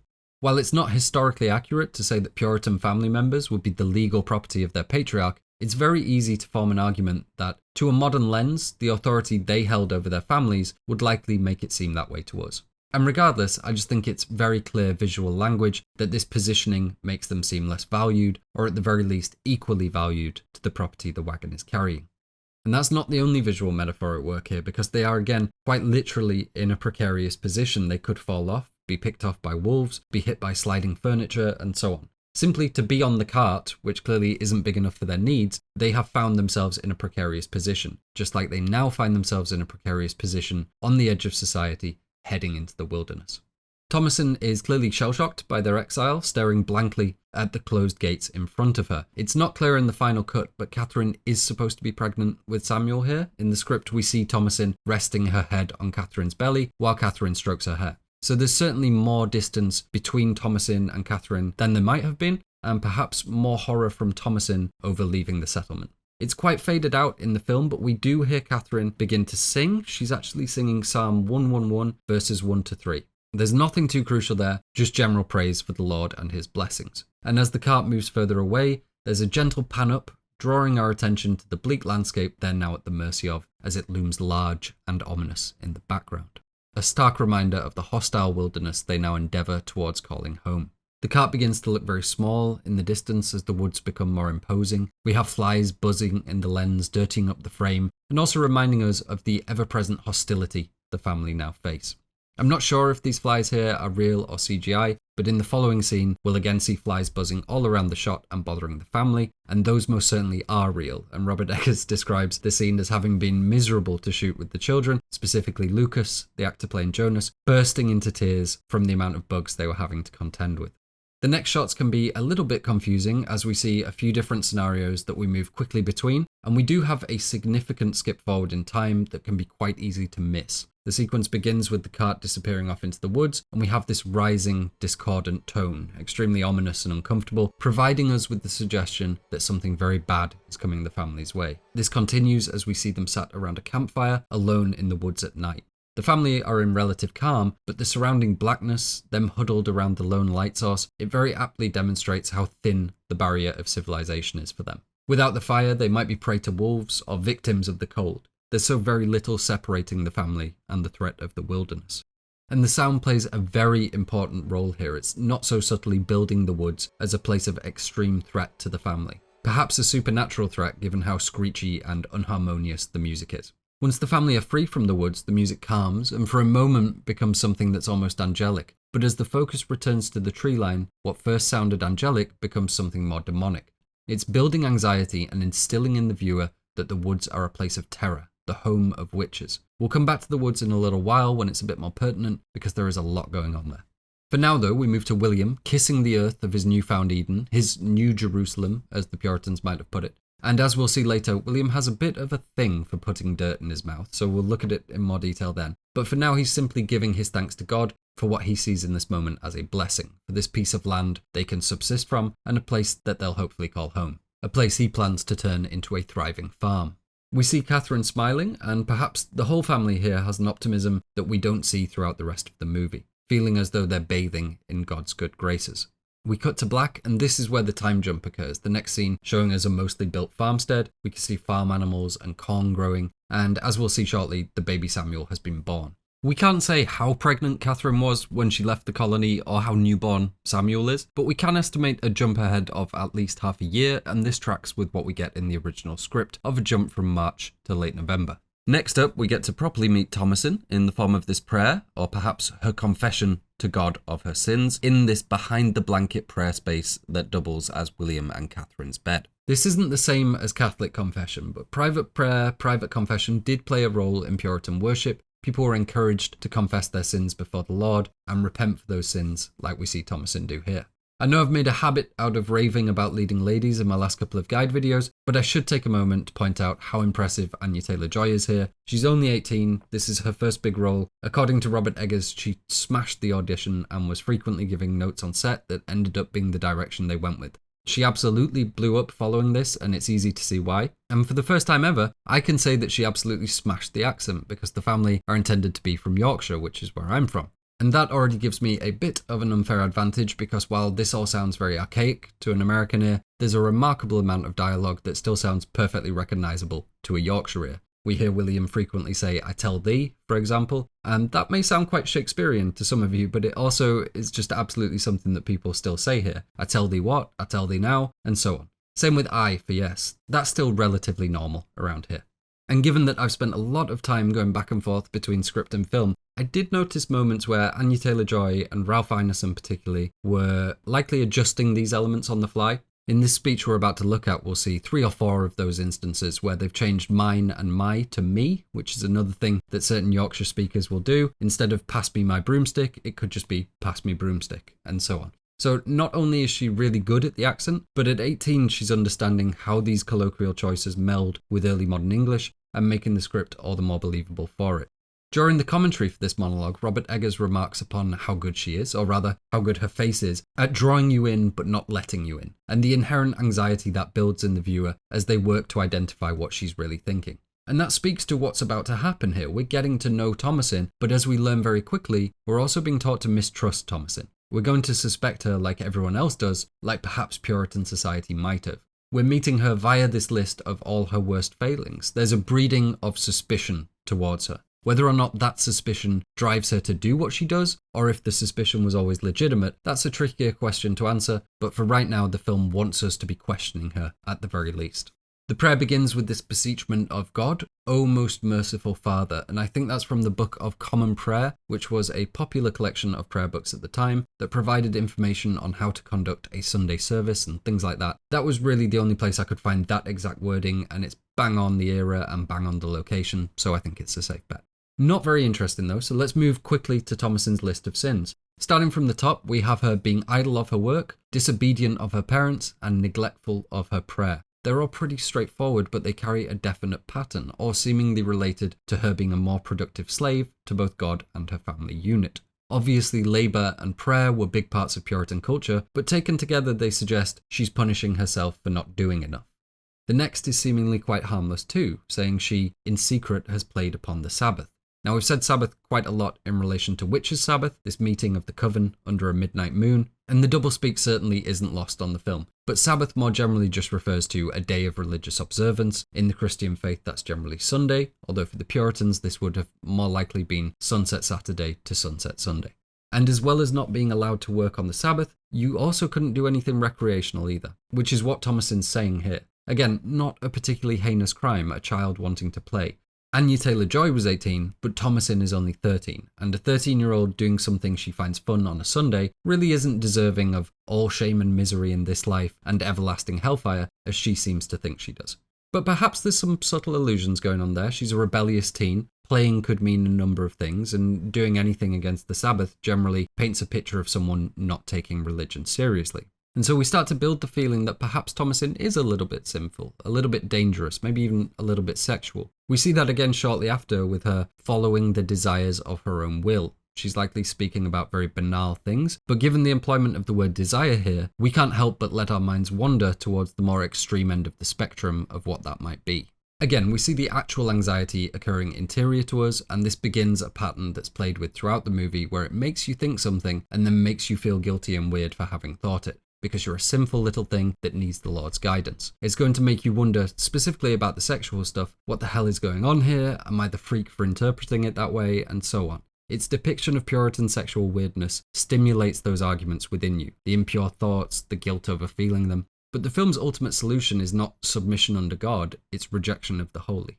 I'm getting ahead of myself somewhat, so let's move on to Thomasin's next admission of sin, really the big admission that makes us go, hold up. And that's that she has broken every one of the commandments in thought. And unlike the others, this is a bit of a problem. This is a bit of a red flag, even to a modern lens. Let's quickly run through the commandments and see what she's actually admitting to here. There's differing interpretations of what the commandments are exactly, but we're going with how the Puritans understood them. Now, commandments 1 to 4 are all related to recognizing God as the one true God. So accepting that, putting no other gods before him, not making images or idols, and not taking his name in vain. Now, in general, we should recognize these as the religion proofing itself against others in an effort to achieve dominance and loyalty in its followers. Not exactly shocking, most religions do this in some form. And certainly not normally viewed on the same level as thou shalt not kill. So we could just ignore these, but this is Puritan culture in the New World, and that adds an odd caveat to what she's saying. Let's start with, I am the Lord thy God. If she's broken that in her head, she's had moments where she either didn't believe in God, or far more likely, wasn't accepting of him. Thou shalt have no other gods before me would be deeply concerning for a Puritan because God was the only game in town, and this directly states that at points in her head she's given room to another deity. And you have to wonder, who would that be exactly? I doubt she has much understanding of Native American mythology. She doesn't seem like she knows much about Zeus or Odin or any of the others. Obviously I can't prove it, but it seems to me as though the only other figure she would have to worship, to perhaps even be aware of, would be the devil. It could just be a fleeting thought, a momentary lapse, but the fact remains there isn't really any other god at this point to put before God. The fourth commandment is about respecting the Sabbath, which we've already covered. The same with 5, which is honouring thy father and thy mother. And despite Thomasin's efforts to do that, we can see that as ironic foreshadowing in regard to the fate of her parents. But then we get onto the juicy ones. Thou shalt not kill. Thou shalt not steal. Obviously human beings are capable of momentary dark thoughts that they do not mean. We can presume to some extent that's always been the case. But admitting to such things was serious. I mentioned during our discussion of Puritans that it was a constant, everyday battle to retain the purity of the soul. These creeping thoughts, lapses in behaviour, they would be seen as the devil acting through you, or you having allowed him in through a lack of piety. And so a Puritan woman, even admitting publicly that she'd had murderous thoughts of stealing, that would be concerning to the community to say the least. And we'll see Thomasin accused of theft later, so again we're being conditioned into suspecting her ahead of time because she's at least admitting to thinking about stealing here. We'll also see her kill Katherine and become a murderous witch, so again, this is all foreshadowing, but more crucially, it plays into this discussion of what actually precedes her fall. Was the evil always within her, or did her oppression under God push her towards evil? And we can argue this foreshadowing is present in most of them. Do not bear false witness against your neighbour again creates suspicion, given she'll be accusing Jonas and Mercy of being bewitched. She'll report what happens to Samuel, to Caleb. It's a central anxiety here. Is Thomasin lying? Coveting her neighbour too. We'll see her pretty broken by leaving the colony, dreaming of life back in England. It's minor, but it is envy towards the position of others. And lastly, we have do not commit adultery. And again, Thomasin is supposed to be a 13-year-old girl. Her development is a clear focus in the film. And right here is the definite admission that she's been having impure thoughts. And at first, that may seem grosser than it really is, because the only people Thomasin's had any contact with in the last 9 months have been her family, and obviously her parents are the only ones in a relationship. That's not great, and as many of you may be aware, we are going to see that hinted at, even directly called out by Katherine, so the fear of it is at least present in the movie. But for now, I can momentarily ungross this by telling you that in Puritan society, adultery referred to any kind of sexual misconduct, any sexual activity outside of wedlock. It doesn't necessarily mean infidelity, although obviously that would have been a pretty major problem. And beyond that, Thomasin could have had these thoughts back at the colony about someone entirely unrelated to her. We can presume she does confess regularly during prayer, but this isn't a confessional where your sins are just suddenly absolved. This is more the permanent guilt type of deal, so we can't say for certain if these are recent thoughts. If they are though, it would sure seem like she'd been thinking about killing, stealing from, and potentially having sex with her family. All things that she will be later accused of in some form or another. I lean more towards Thomasin starting off quite innocent and being forced towards the ending rather than this all being within her from the start. And I think those unfair accusations kind of demonstrate that. But we'll be looking at both options, and at the very least here we can say that Thomasin's had some pretty dark thoughts in her head. Now, through the lens of a horror movie that's about to disappear a baby in Thomasin's care, that's our list of reasons to mistrust her. But through the lens of religious imposition, this is better understood as all the ways she is being forced into something that's impossible to attain and really goes against her natural human behaviour. She doesn't seem like an evil person. She seems like a young God-fearing girl, and yet even with her very limited and isolated life, she's still managed to break every rule going inside her own head. That would strongly suggest that this system of thought was trying to enforce upon her a manner of living that simply isn't natural and suggests extreme guilt over our natural condition. This is really the push and pull of anxiety in the film, the doubts we have about Thomasin ultimately being replaced with the realization that her oppression under religion has provided the route to her fall. We're going to look at alternative readings, what's really going on with Thomasin. For now though, I think we can say she's not a perfect person, but she certainly isn't satanic in her desires and failings. Not here at least. Despite this being worded in the most extreme way possible, her behaviour is likely not what we would deem to be evil. Really none of her behaviour, even killing her own mother and aligning herself with the devil, ever really causes us to lose our faith in her or get to a place where the audience is disagreeing with her choices. And that's only possible because we're following the film in this understanding of the Puritan faith as being extreme and hypocritical and nigh on impossible to flawlessly attain. So yes, the film does want you to question Thomasin here, but we should keep in mind that it ultimately wants you to blame religion. Before we move on, I just want to draw your attention towards Thomasin's body language. Specifically that she's looking up towards heaven during this. She is earnest in her belief, and so it's unquestionably real to her. She looks straight at God as if she's conversing with him. We can see a certain kind of innocence there, but also that God is a matter of fact in her life, which makes her rebellion against him all the more meaningful and all the more devastating. As Thomasin's speech closes out, we get some brief glimpses of life on the farm. Really following this moment, Samuel is going to be abducted and nothing is going to be normal again. So this gives us a very small window into what they expected life to be like.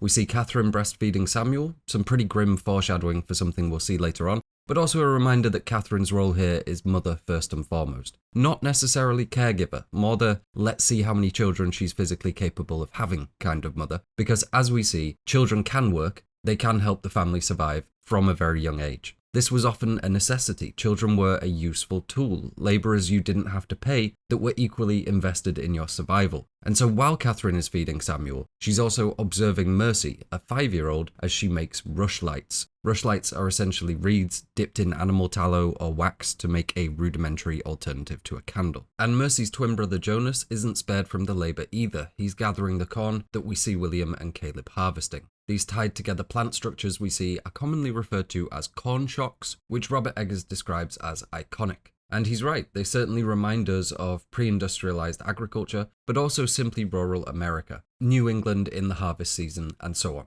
But they, and really Korn in general, are pretty ubiquitous in American folk horror. Specifically, the subgenre we often refer to as harvest horror, which has provided us some bangers like Children of the Corn, Pearl, Sleepy Hollow, and more zany, low-budget attempts now the style is well established. I was honestly surprised by how many Korn-related horror films there are while researching this, but it really is ubiquitous to American folk horror. It's a distinctly American thing, an archetypal image of American ruralism, to the point where the image of a cornfield is part of the national identity. We see it subverted recently in Fallout and Interstellar. We discussed it during the Midsummer video, so I won't dwell on it here, but these twisted constructions of American rurality are designed to invert those images of safety and of wholesome America and contort them into something much darker.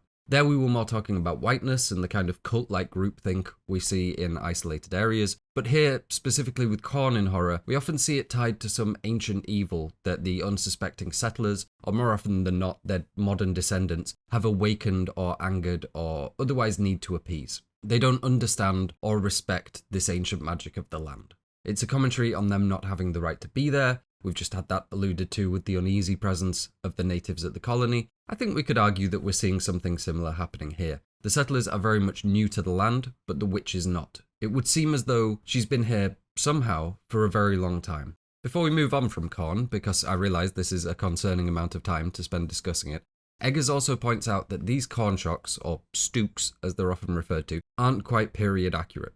Not out of the realm of possibility, but also not something we really saw the Puritans doing very much of in the 1630s. He included them purely because the look is so iconic, but he also hints that he found evidence that made it somewhat plausible. I think he's referring to the 1613 farming manual, The English Husbandman, which details the process of stooking or tying these corn shocks together.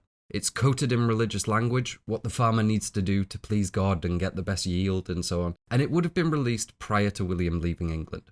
So yes, it's entirely plausible William had knowledge of this. It's something that had been practiced all around the world for a very, very long time, so I think it's plausible anyway. But given we have this decidedly God-fearing farming handbook cropping up prior to William leaving for the New World, I think it's something we don't really have to think about too much. If anyone is wondering why corn would be arranged into shocks like this, it's to aid it drying and to protect it from vermin. Moving on from Korn, and we see Thomasin also sharing in Catherine's mother role, taking Samuel while Catherine makes bread in this outside oven. We can see in the background that William is still in the process of thatching the barn roof. It's evidence that the farm is a work in progress, but the more we come to learn, the more we understand this as evidence of William's failings. Just in front, we can see plants failing to grow, our first hint that the land isn't bearing fruit. More interesting than that, though, is how Thomasin is filmed here. Her face kept out of shot, so we can't get a read on what she's thinking as she picks up baby Samuel. It's keeping her intentions ambiguous to further seed doubt in Thomasin as we head into the Peekaboo scene. The way she tucks the baby up and hurries with it around the house and out of shot, the way the camera starts to follow her and then stops as she goes out of sight, it gives this uneasy feeling of someone running away with the baby. Something that we're about to see in the very next scene. It's building that tension of, has Thomasin done something to that child, so that we're complicit in the false accusations. We're wrapped up in the witch hysteria to the point where, even though we literally see Thomasin surprised by Samuel's disappearance, we still aren't sure if what we saw can be trusted. So let's look at that now, and speaking of iconic, this Peekaboo scene is absolutely iconic to me. In case you're wondering, yes, Peekaboo was a thing in the 1630s. The game itself, really a lesson in object permanence, is seemingly universal, certainly ancient, but the specific term Peekaboo first appears in print in 1600. It's used as an offhand, seemingly ubiquitous reference, so it's thought it had been around in popular parlance for some time before that. To very quickly cover what happens in this scene, in case you don't remember, Thomasin lies Samuel down on a blanket and plays a game of Peekaboo with him. As she does so, he is abducted by the witch right in front of her, but by the time she looks up, the witch is gone into the woods. This was at one point intended to be the opening of the film, but it was altered to give us more time with the family. Peekaboo is a silly game to make babies giggle, but we have this ominous hum and even more ominous shots of the wood that certainly present tension to what otherwise might be an entirely innocent scene. But it's likely that people aren't expecting something to go awry here, simply because it's so close to the start of the film. After the first few minutes, it's a certainty the family are going to experience jeopardy in the woods, but I don't think people expect it to come as quickly or as viscerally as it does. If you watch my Hereditary video, you know I'm a fan of the reverse jump scare. We see it there with Ellen's apparition stood plain in view, and the jump comes as Annie flicks the light on and Ellen disappears. We see something similar here with the Peekaboo scene, perhaps even more deliberately done. It starts with a drawn-out peek over another ominous shot of the tree line and cuts in as Thomasin shouts boo. Obviously we know how Peekaboo is played, so we're expecting the boo, and when we get it, we're met with a smiling baby. So not only is that not scary, but it's also taking away that potential energy of the loud sound that is going to make us jump. We begin with that boo, so it's unlikely any loud sound in the next few moments would make us react. We play through Peekaboo a couple of times to build the tension a little, and then right when the scare part should occur, when the very easy thing to do would be cut to the empty space where the baby was, Robert Eggers does not. Instead, we stay with Thomasin and experience the horror through her reaction to it, through her confusion and fear. Only once we definitely know what we're going to be met with do we actually cut to the blanket. Instead of quick shock, the fear comes from the slow build of tension, the constant hum in the background, the unease we feel towards Thomasin, and most crucially this slow dread on her face as she attempts to come to terms with what's just happened. It's very cleverly done, but the logistics of the situation does raise several questions about what's actually happened here. Namely, the obvious dissonance: Thomasin does not have her eyes covered long enough for Usain Bolt himself to make it out of that tree line, snatch the baby up, and then make it back into the tree line, let alone the hunched figure we see moments later. So the astute audience member has two options. Either something supernatural came out of the woods and grabbed Sam with unearthly speed, or they should feel as though they are being lied to, that the lens of the film is untrustworthy. Now maybe you're all in for a supernatural horror movie, given the name of the film and the ominous forest. But at the same time, we also have a young girl alone with a baby, a girl we've just heard tell us has broken every commandment in thought, that suddenly has said baby disappear in a seemingly impossible way. And just prior to her concern, we hear the baby stop making sound. We see her face get very serious. It just holds on her long enough to present a moment of doubt as to what's actually happened. Now we'll see the baby being taken away, it's no mystery. But given what little we've been told about Thomasin prior to this, I think it's fair to suspect her somewhat. We're definitely being aligned with Thomasin, we're kept aware of what she's feeling and seeing, but we're not being taught to trust Thomasin. Quite the opposite, in fact. Again, just to be clear, the witch is most definitely real. Thomasin is most definitely a victim until she isn't, but there's still doubt. Doubt towards Thomasin up until we have the truth confirmed for us at the end. Doubt towards the lens of the movie and this being a New England folktale. Doubt that we can trust what we're being told, given that we know we're in a suspicious and superstitious time. Even though we know Thomasin is going to be unfairly accused, we need to remember that the film wants us to share in that doubt, to have that creeping dread in the back of our mind about Thomasin, because if you're complicit in suspecting her, as her family are, as the town would be, then ultimately you'll understand why she makes the decision she makes. And naturally, this suspicion creates tension in the viewer. It amplifies the internal dialogue you're having as you watch it. But most crucially, when we see her rebel, become the witch she's accused of being, we'll know there wasn't a choice to be made. We'll know she was going to be accused either way, because we shared in those same doubts despite being plainly shown the truth.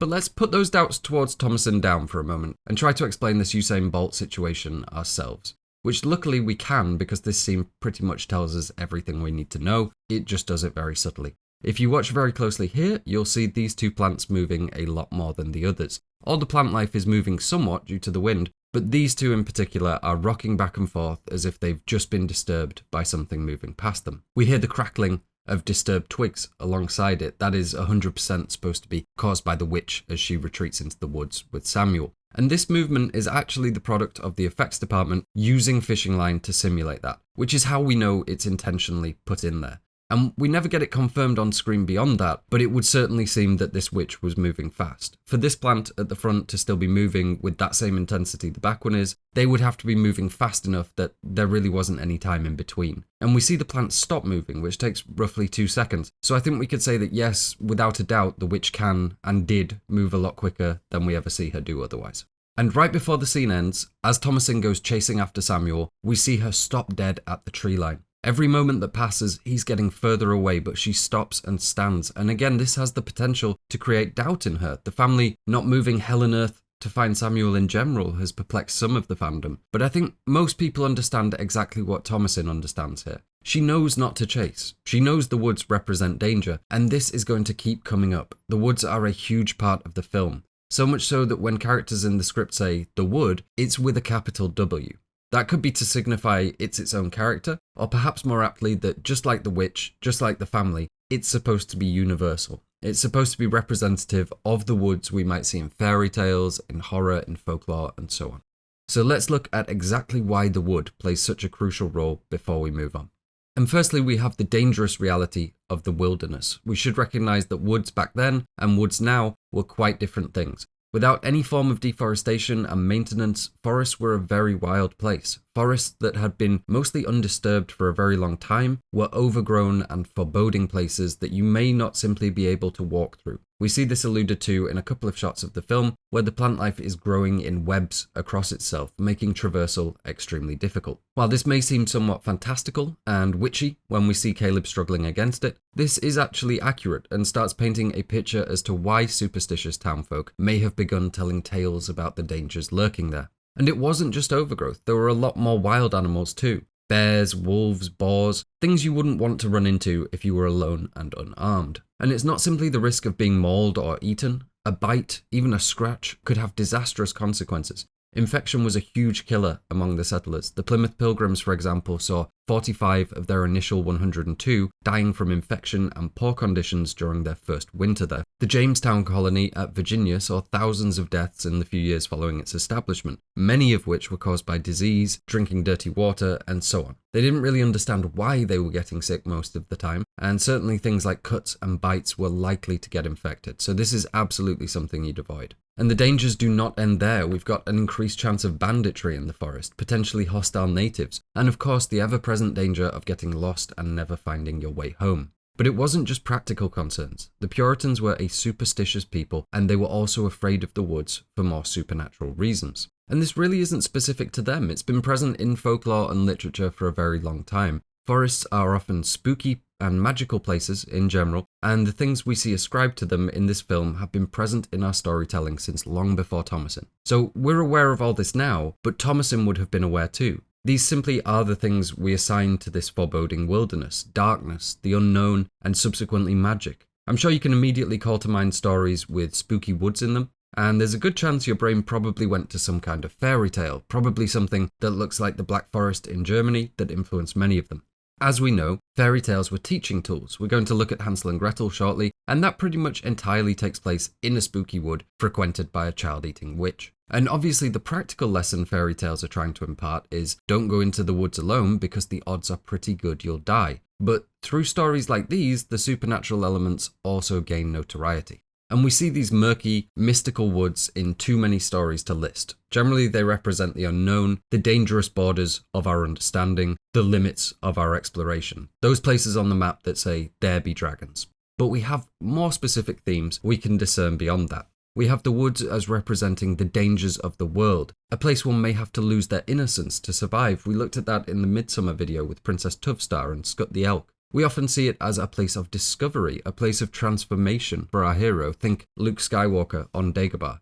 If you remember my video on the Green Knight, the forest, the green is this creeping, timeless death, threatening to bury and swallow all we've built. It's the opposite to order and civilization. It's pagan, it's dangerous. The town, the hearth, that's where man's laws apply. The woods are the opposite to that. They're not just the wilds, they're the wilds of morality, where things can occur beyond the community's oversight. And there we see one final theme, the one we're really interested in, that the woods represent a place of sin and sometimes sin itself.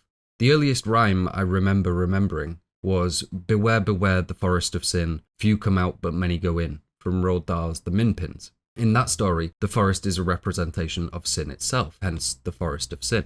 Perhaps the most famous example would be A Midsummer Night's Dream, but the trend really kicked off with Dante's Inferno, where we see Dante wandering in this dark forest that represents his moral confusion and ultimately his path to hell. And this one idea of the forest representing sin is really crucial to us because it factors in heavily to Puritan superstitions of the woods. I mentioned women were considered to be likelier subjects for the devil's attention due to Eve's seduction into sin, and in a very similar vein, we see the same kind of thinking applied to the wilderness due to a different story in the Bible. Jesus goes out into the wilderness to test himself, to test his faith, but also to be tempted by the devil, to resist his temptation firsthand. So in general, but certainly to the Puritans, the wilderness was somewhere the devil was likely to be encountered. And this makes sense for a quite insular people that put heavy emphasis on community and togetherness and so on. The town was a godly place, but the wastes that lay outside it were a route to all manner of wickedness. And while the devil and the wilderness have gone together for a very long time, the Puritans really hammered home this idea of the devil in the woods. This was largely due to the ongoing fears around satanic witchcraft, the witches' Sabbath convening in the woods and consorting with the devil there, the devil taking animal forms more likely to be encountered in the woods, and so on. And obviously where the devil is, witches will be too. They live in service to him after all, and we have this suspicion of any women living alone, any woman living away from the town, and quickly you can see how this idea of the wilderness being sinful or satanic gets culturally cemented. All of that was wrapped up in Puritans' understanding of the woods. So it's not just us being superstitious here, it's Thomasin too, it's the Puritans in general. Thomasin is aware of witches in literature just like we are. She's aware of the folklore just like we are. The difference is that for her, it's also a legitimate threat that everyone around her believes. So when she stops at the edge of the tree line like this, it's not just the practical dangers the woods present that cause that. It's absolutely her fears of what lurks in the woods too. Now there's many different Puritan sources we could point to demonstrate that, but I'm actually going to focus on a slightly later story from the 1800s by Nathaniel Hawthorne. If you watch the Midsummer video, we discussed the Scarlet Letter in relation to Inga. That was written by Nathaniel Hawthorne, and it focuses mostly on Puritan views on modesty, sex, and womanhood. Interestingly, Nathaniel Hawthorne was a direct descendant of the Salem townsfolk, specifically one of the judges that condemned people, John Hathorne. Nathaniel harbored a lot of inherited guilt due to the actions of his great-great-grandfather, and that very much comes out in how he writes Puritan culture. And he wrote a short story by the name of Young Goodman Brown, set in Salem, where all of this gets put into one beautiful narrative. Stephen King described the story as one of the 10 best pieces of American literature of all time, and it's certainly not original to suggest it likely influenced The Witch to a pretty significant degree. But what I really want to focus on is the depiction of the woods we find within it. To give you a very brief overview, the plot follows young Goodman Brown of Salem as he leaves his concerned wife, Faith, to make a nighttime journey through the forest. Before very long, he meets a man that is almost certainly the devil, and townsfolk that seemingly have their own strange business in the woods. Eventually, he hears his wife's voice calling out, and he gives chase, only to find himself in the middle of an ostensibly satanic ceremony frequented by all his fellow townsfolk. He may be surprised to see them, but they aren't surprised to see him, and we come to find out they're there to ingratiate both him and his wife into this coven the town is secretly harbouring. Young Goodman Brown rejects the offer of the coven and calls out to God. Upon doing so, he wakes up back in his bed the next morning, entirely unsure if the events he'd experienced were real. And he never gets an answer. He lives the rest of his life in misery and paranoia, completely disenfranchised with the very idea of humanity, and racked with suspicion as to the true intentions of his neighbours. Now, there's a lot of very apparent similarities to The Witch. We've got the general tone of Puritan fears being somewhat confirmed in the surface of the text, and we find the real horror somewhere beneath that in religious paranoia. We've got this battle for the purity or soul of the main character that gets tested in the reveal of a surprise ceremony to welcome them into a satanic coven that's ongoing in the woods. But it's the woods themselves that are the most interesting to me. They're described as being a sinful place. When Goodman hears his wife's voice, he's concerned specifically because he sees the woods as a place of wickedness. It's here we see the truth of the townsfolk revealed, away from laws and the church, willing to show what they truly believe because the woods are separate from those laws. They're beyond the reach of the church. And really, that's exactly what we see the woods represent in The Witch. Even if it isn't emphatic, the woods are the home of sin, in some senses allegorical of sin itself. For Caleb, they represent somewhere he goes while disobeying his parents. That's a sin. They're where he'll be seduced and lose his innocence. Very big sin. For Thomasin, these woods are where she will join the coven and take part in the Sabbath. The witch, or witches, we see presumably live in and around the woods. The devil frequents them too, at least when there's some cavorting to be done. We see possessed animals there, although we see them on the farm too. We see Samuel ultimately dying there, and as we'll come to learn, he's a sinner as well. Even for the family in general, especially William, they are expelled into the wilderness because William, in the eyes of the town, is being sinful. Even worse, heretical. William will admit to stealing there, and in doing so makes Caleb complicit in his lies. All of this happens in the woods, and I wanted to cover that before we look at any of these incidents individually, because it has to be all understood in conjunction. It's Puritan anxieties of the moral wilderness, of the woods as a place linked directly to sin. Its allusion to fairy tales, to young Goodman Brown and Dante's descent into hell. It's a traditional marker of the unknown, something biblically and historically linked with sinning and transformation. It's all of this together that informs the conversation the film wants you to be having, the incredibly complex palette Robert Eggers is pulling from. There is perhaps one more literary reference at work here, shades of it at least, which is The Great God Pan, written by Arthur Machen in 1894. This short horror story was absolutely influential in the inception of the folk horror genre. It features several different tales, all revolving around a strange girl named Helen and her link to the faun, or satyr, or goat-like Pan, who obviously is very closely tied to the devil. And there's a few links we can make. She's seen cavorting in the forest with him. There's certainly allusions that women are being bewitched and ravaged by him. Perhaps also links to the idea of the Sabbath there. But most notably, Helen's friend Rachel, a girl she's been leading astray in the forest, goes missing from right on the edge of the forest. To quote the text directly, she vanished in broad sunlight, they saw her walking in a meadow, and a few moments later she was not there. And I don't think it's a direct homage, but it's at least familiar to Samuel's disappearance during the Peekaboo game. Vanishing in broad sunlight in the middle of a meadow on the edge of the forest. The next passage on reads, before him stretched the long dim vista of the green causeway in the forest. He saw the swaying leaves and the quivering shadows on the grass, which is something they've affected purposefully in the Peekaboo scene, but that could also be entirely coincidental. So I can't say for sure if the Great God Pan was an influence here, but I'll say that I'd be very surprised if Robert Eggers wasn't aware of it, given its position in early folk horror. Okay, so moving on, as we cut from Thomasin standing terrified at the tree line, we jump to the target of her quickly abandoned pursuit, the witch. Now, there's a couple of disclaimers we need to get out of the way here. Firstly, the old crone we see that abducts Samuel and lures in Caleb and so on is credited as the witch. But there's obviously doublespeak galore in the film's title. Is the Witch-Hare? Is the witch Thomasin? We enter the movie presuming the old crone is the witch, and we leave it knowing that Thomasin is absolutely the witch too. But this old woman and her younger, let's say, incarnation are credited as being the witch. And so we will be referring to her just as the witch because that is the name of her character. The figure we see running through the woods isn't actually either actress, it's the film's makeup artist, but that was just a necessity of the shoot. Alright, that's disclaimer 1. Disclaimer 2, what happens in this next scene is super fucked up. Like really, well and truly just a nightmare to discuss on YouTube and an impossibility for me to show. I'm hoping you remember what happens here visually, because unless you're on Patreon, you're just going to have to rely on my voice, and I'm going to have to be very careful with the words I use. Alright, so let's get that awkwardness out of the way with quickly running through what happens here. We see the witch running through the woods with Samuel. Everyone is clear on what Samuel is, so no need for me to say it. We then see him in the witch's abode. I think we can safely venture a guess that it's the same hovel we'll see later. The witch then caresses Samuel before bringing a knife to his stomach. The camera cuts, and we then see the naked witch working a very large mortar and pestle. In the next shot, we see her slathering something on a pole before using said pole to take off into the moonlight. There, I could show you that part at least. You'll probably be seeing a lot of this silhouette over the next few minutes. Now, to cut a long story short, the witch has abducted Samuel because supposedly the belief at the time was that the witches sought specifically the entrails, or sometimes the fat, of unbaptized babes to make into unguents, ointments essentially, that then powered their sticks for flight. Not necessarily broomsticks at this point, really just poles, which is what we see in the film. We see this to be popularized via the Malleus Maleficarum, but the belief was prevalent in all manner of texts and certainly the contemporary folklore. Again, in Young Goodman Brown, a distinctly witchy woman discusses being anointed with a concoction of substances, one of which being the fat of a newborn babe. As we come to find out, Samuel wasn't baptized yet, so he fits the bill perfectly. That's the quick answer as to what happens. Sadly, that really isn't the ceiling on how messed up this is going to get, so before we keep going down Entrail Avenue, let's circle back to the beginning and go through this piece by piece.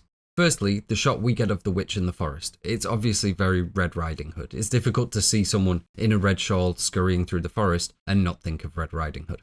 This is, of course, another fairy tale where our protagonist ventures into the woods and undergoes a dangerous and transformative experience. More crucially, though, we should be associating it with lust and temptation, with the apple we'll see later.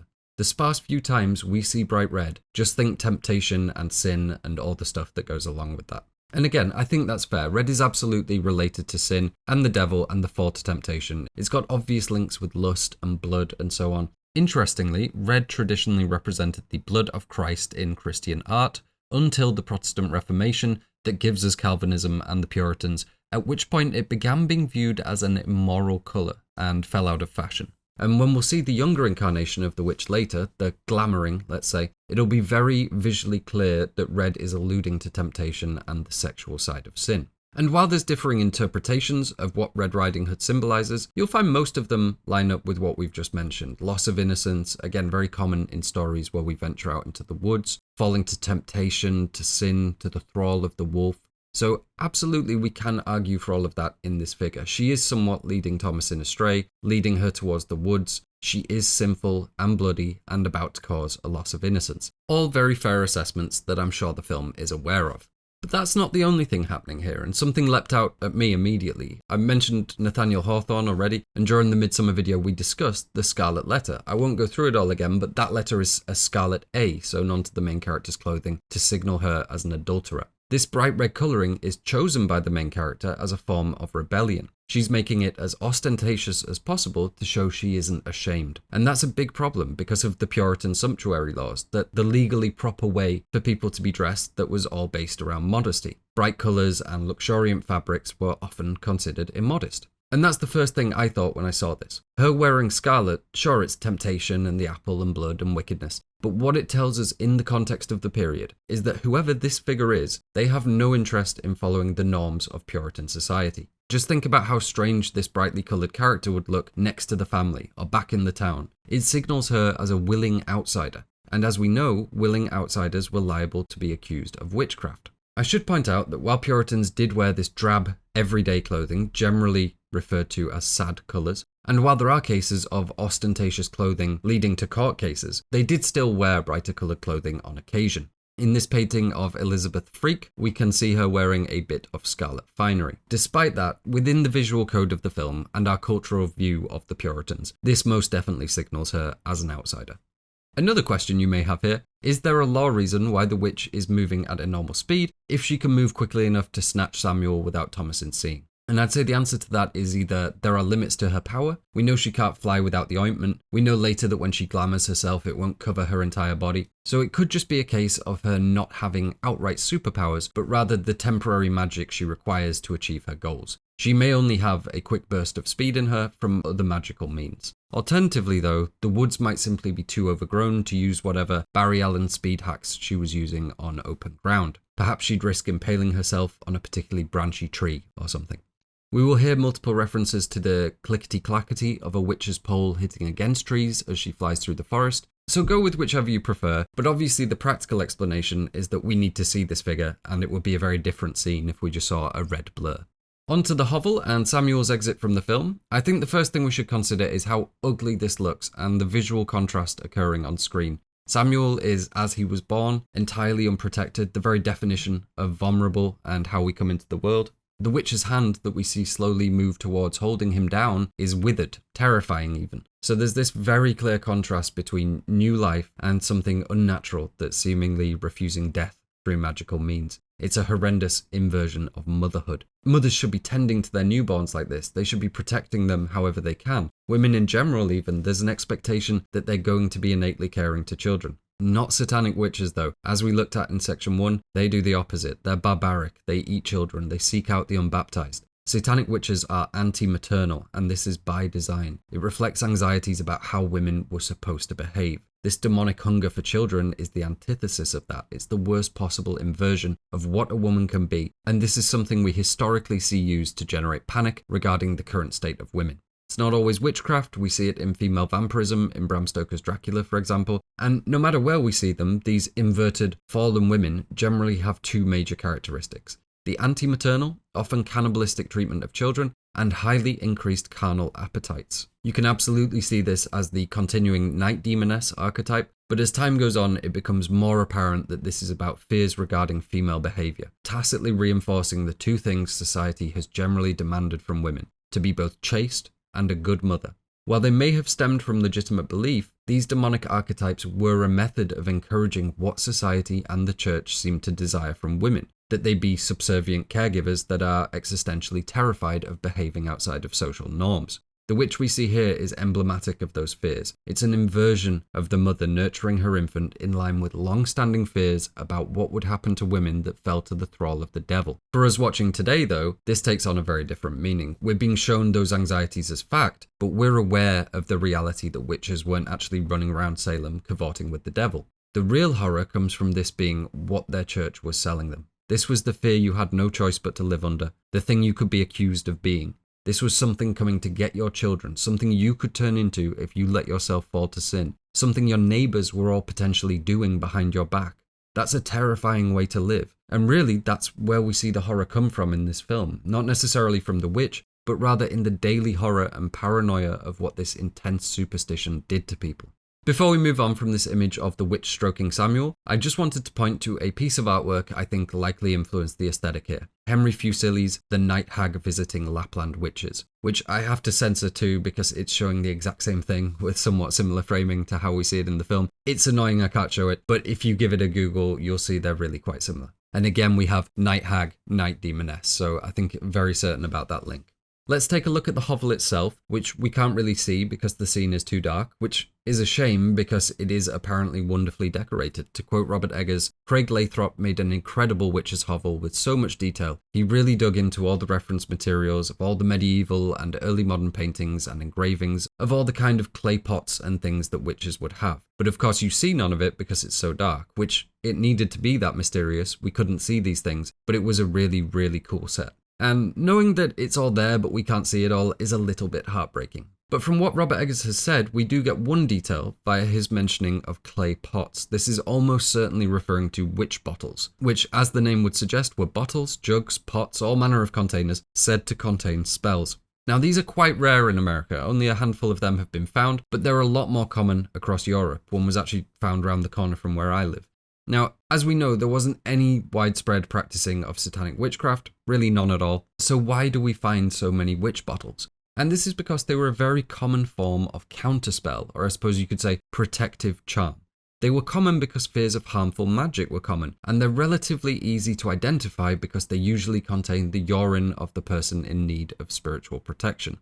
But that speaks to this wider acceptance that witches would prepare, keep, cast spells that were contained in a pot, a bottle, a jug, and so on. And so that's what we would likely have seen here. And I say likely, but luckily with some exposure adjustments, we are able to see at least some of the hovel, and what we can see does include them. Again, I have to be very careful with what I show you here due to every single shot having things I can't show on YouTube, but you can see here the examples of ceramics that Robert Eggers is discussing and the general similarity to witch bottles. Maybe not the exact shape, but we also have to presume the ones the witch might make herself will be more basic. We can also see large gatherings of dried herbs hanging from the ceiling, presumably for use in spells also. So let's address the nudity. Obviously, the witch is very naked when she's back at the hovel. Now, there's practical reasons for this. We're meant to be outwardly horrified by what we're seeing. I don't want to be rude to anyone here. This does have visual effects over the top of it. But I think we can say that the witch isn't beach bod ready. It's meant to be disgusting. It's meant to be quite a horrific reveal. And beyond that, it's very much playing into the folkloric elements. Witches are hypersexual. They get naked and conduct magical ceremonies in the moonlight like we see at the end. We discussed this in Hereditary while surrounded by naked cult or really coven members. There is just a long-standing esoteric belief that nudity aided magical potency and provided the magic wielder with a better connection to whatever force was responsible for empowering them. There's several other factors we should quickly mention. Firstly, just a sense that she's a barbaric creature that may not want to wear clothes, that is far closer to the natural and the pagan and the chaotic. Secondly, that similar to the Scarlet Shawl, we can view it as a rebellion, another shocking breach of Puritan modesty laws. And lastly, and most practically, she's going to be covering herself in this flying unguent. In terms of broad visual influences for the witch character, obviously this withered, blood-soaked, orgasmic hag has roots all across the history of witchcraft we discussed. She's the night demoness, she's Roman blood hunger, she's Christian anxieties about inverted mother figures and fallen womanhood, all rolled into one. But I think there's some pretty direct visual influences at work here too. During the commentary, Robert Eggers says he's a fan of Hyman Bloom, a Latvian-American artist born in 1913. And as I was looking through Bloom's work, I stumbled on this piece entitled Old Woman, which again, I'm going to have to censor slightly, but I think we can agree there's a pretty startling resemblance there too. We see similar old naked lady subject matter in much of Bloom's work, so I think it's likely they had some influence over the final look of the witch. there's a few other pieces of art we'll look at as we go through that we can probably say the same for. And one final influence, Robert Eggers admits to a later scene with the witch being based loosely on nightmares he had about approaching a withered, old, naked crone from behind, very close to how we experience her on screen later on. There is one burning question that I had upon seeing this scene. I haven't seen anyone asking about it online, but I'm sure some of you have wondered, why did the witch have her hair tied around her thigh like that? And again, very sorry I can't show you on YouTube. But to give you a brief reminder, we see that one strand, or lock, I guess, of the witch's hair has either been tied in a knot just under the buttock, kind of like a thigh strap, or perhaps more likely is that it's just kind of stuck there from whatever fluids she's covered in. And if this is a direct reference to something, I didn't find it. But I do think I found an answer, a couple of answers actually. Let's start with what we can definitely say. Witches' hair had potency. It's dripping in their magical power, and the Malleus Maleficarum, among many other texts, advocates that you shear their heads to dull their magical abilities. We saw those accused of witchcraft during Salem having their heads shaved for this very reason. So, alleged witches likely wouldn't cut their hair. We then get suspicion of wilder women with unkempt hair, and that is pretty much what we see here. This is very long and wild hair, and if our witch isn't planning on cutting it, then she may begin tying it round herself just so she doesn't get it caught on stuff. It may be stuck there simply because it got caught on something. I warned you this was going to get weird, and trust me, we are not remotely there yet. But either way, it's clear our witch hasn't been concerned with what she looks like for a very long time, and this is a clear indicator of her wildness. But to me, because it's just one specific strand and not all of her hair, it just seems a little bit too purposeful, too selected for it to simply be that. And the first potential answer I found in something Robert Eggers said, or rather didn't say, during the commentary. As we have this shot of the witch at the giant mortar and pestle, he says the following. A major issue for the post-effects guys was erasing modesty garments, which happens quite a bit in this film. This particular shot was troubling for many, and I think those nice CG guys in Toronto will forever hate me because of that shot.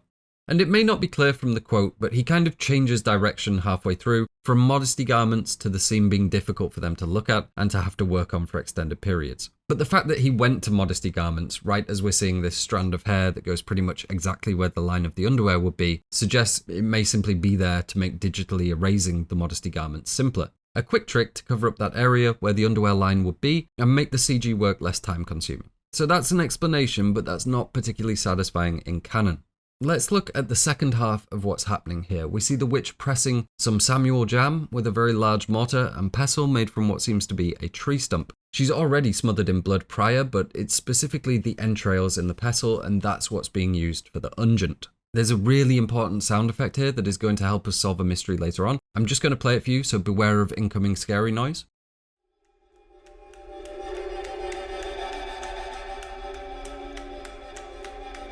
Okay, keep that sound in mind. That's the sound of the pestle and mortar. Now, the next thing we see is the witch actually applying the unguent to her flying pole. We'll see her straddle it as one straddles a broomstick, and it's perfectly okay to see this as a bit phallic. It's a big pole between the legs. It certainly qualifies. And at the end, during the Sabbath, we'll see this again. The pole is straddled, and there's these kind of writhing climactic motions going on from the witch. Witches were often said to enter a kind of ecstasy upon straddling their flying poles.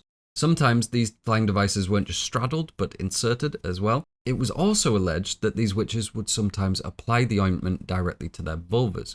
And I quote, "The witches confess that they anoint a staff and ride on it to the appointed place, or anoint themselves under the arms and in other hairy places," which is a charming image.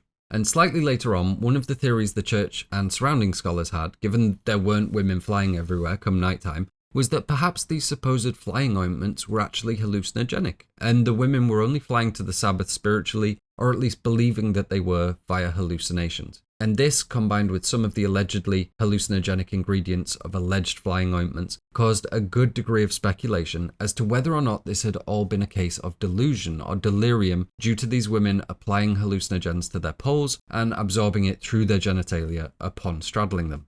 I should point out, that is a long-standing myth. Every now and then you get people explaining this like it was a real phenomenon, women accidentally or purposefully drugging themselves into believing they had the power of flight. Just like Ergot being the true cause of witch hysteria, it's really just a pseudo-explanation. There's no actual evidence for it beyond historical speculation.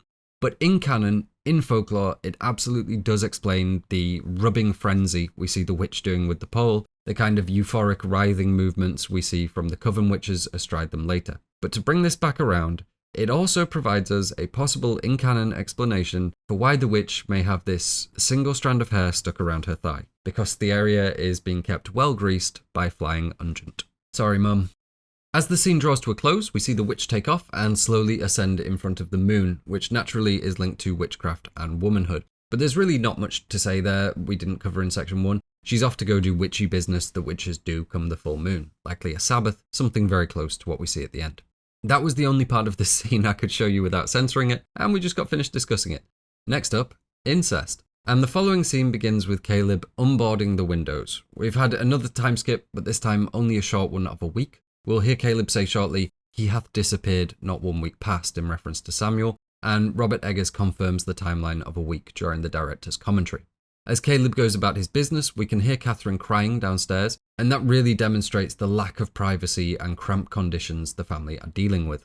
As Caleb steps over his twin siblings, Thomasin begins making the sounds of disturbed sleep. It's deliberately unclear if this is a sex dream, given she's kind of making soft moaning sounds, or more likely a nightmare, given that she's just lost a sibling, is unconsciously hearing the sounds of her mother's sobbing, and is in close proximity to a witch.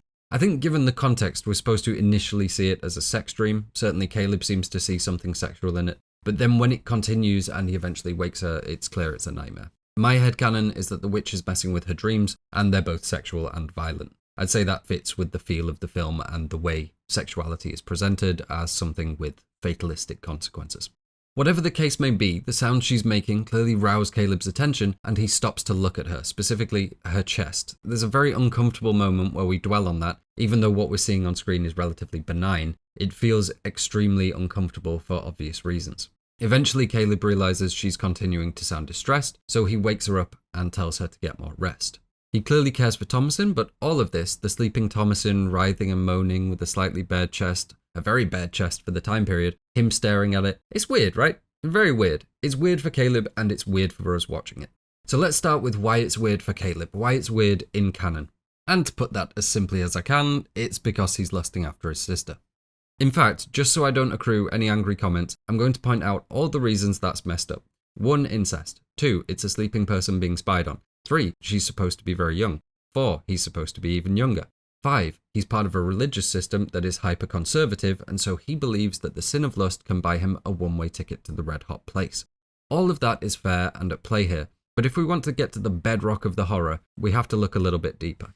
Let's start by absolving Caleb somewhat. We'll find out later that Thomasin has just begun showing signs of womanhood, she's just started developing, and so an element of this is Caleb simply noticing changes, natural curiosity. He's biologically attracted to the female body, and the options available to him are Thomasin and his mum. Not much acceptable leeway there. And he's young, he doesn't necessarily have control over the things his brain finds appealing, so let's not condemn Caleb too harshly. He's getting enough of that from Puritanism, and it's hardly Lannister tier incest. While the issue may seem to be one of sexual deviance at first, I would argue that within the film, this is in fact the product of religious oppression and religious doctrine enforcing unnatural ways of being on people. To me, Caleb's deviance here is created almost entirely by religion. Caleb shouldn't be isolated from other children. The reason for his exile comes directly from religion. He shouldn't be taught to hate his own thoughts for fear of hell. He shouldn't have been kept segregated from women that weren't his family members. Put simply, he shouldn't be taught to live in contrast to his own nature, because that's going to have weird effects, and he's being taught to live that way by religion.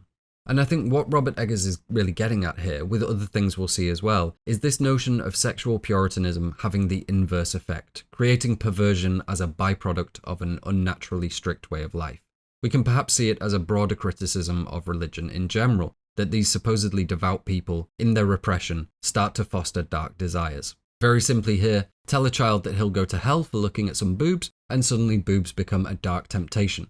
Tell him lust is sinful and isolate him from girls his age, and when he starts to notice a progression of attraction towards women, his mothers and sisters are his only experience of them. I think this is indicative of the philosophy, the more taboos a society has, the more deviance it creates. You've asked this young boy to grow up in psychologically extreme circumstances, you've taught him to fear his own nature, and now you're getting weird results. And the more taboos, laws, and enforced behaviours you have, the more people are automatically sorted into the category of deviant just for being who they are.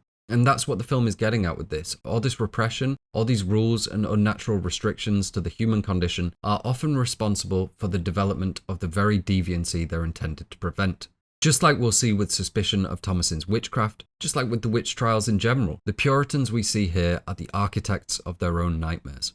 As for why it's weird for us, why it makes for an uncomfortable viewing experience, beyond the obvious grossness, I think we find it weird because it's not emphatic. It's reasonably subtle, it's something you're not used to seeing, and something the film dwells on very briefly. It gives you just enough to plant the idea in your head, and then lets you have the conversation internally about if it's really happening, if you're weird for thinking it, if the film's weird for doing it, if Caleb has something wrong with him. Just like we've seen with Suspicion of Thomasin, like we'll see with other incestuous moments, the film is doing just enough to get your paranoia going, to have you concerned without really knowing if it's even okay for you to feel concerned. This is an uncomfortable, weird thing, and it's likely that you're sat there thinking, am I supposed to be thinking this? It's the same fear and suspicion that the characters are living under, that many Puritans lived under, and I think it's how Robert Eggers operates in horror in general. The majority of the heavy lifting is happening interior to you, your own dark thoughts. It's making you afraid of what's in you. Am I weird for thinking it? Am I a sinner?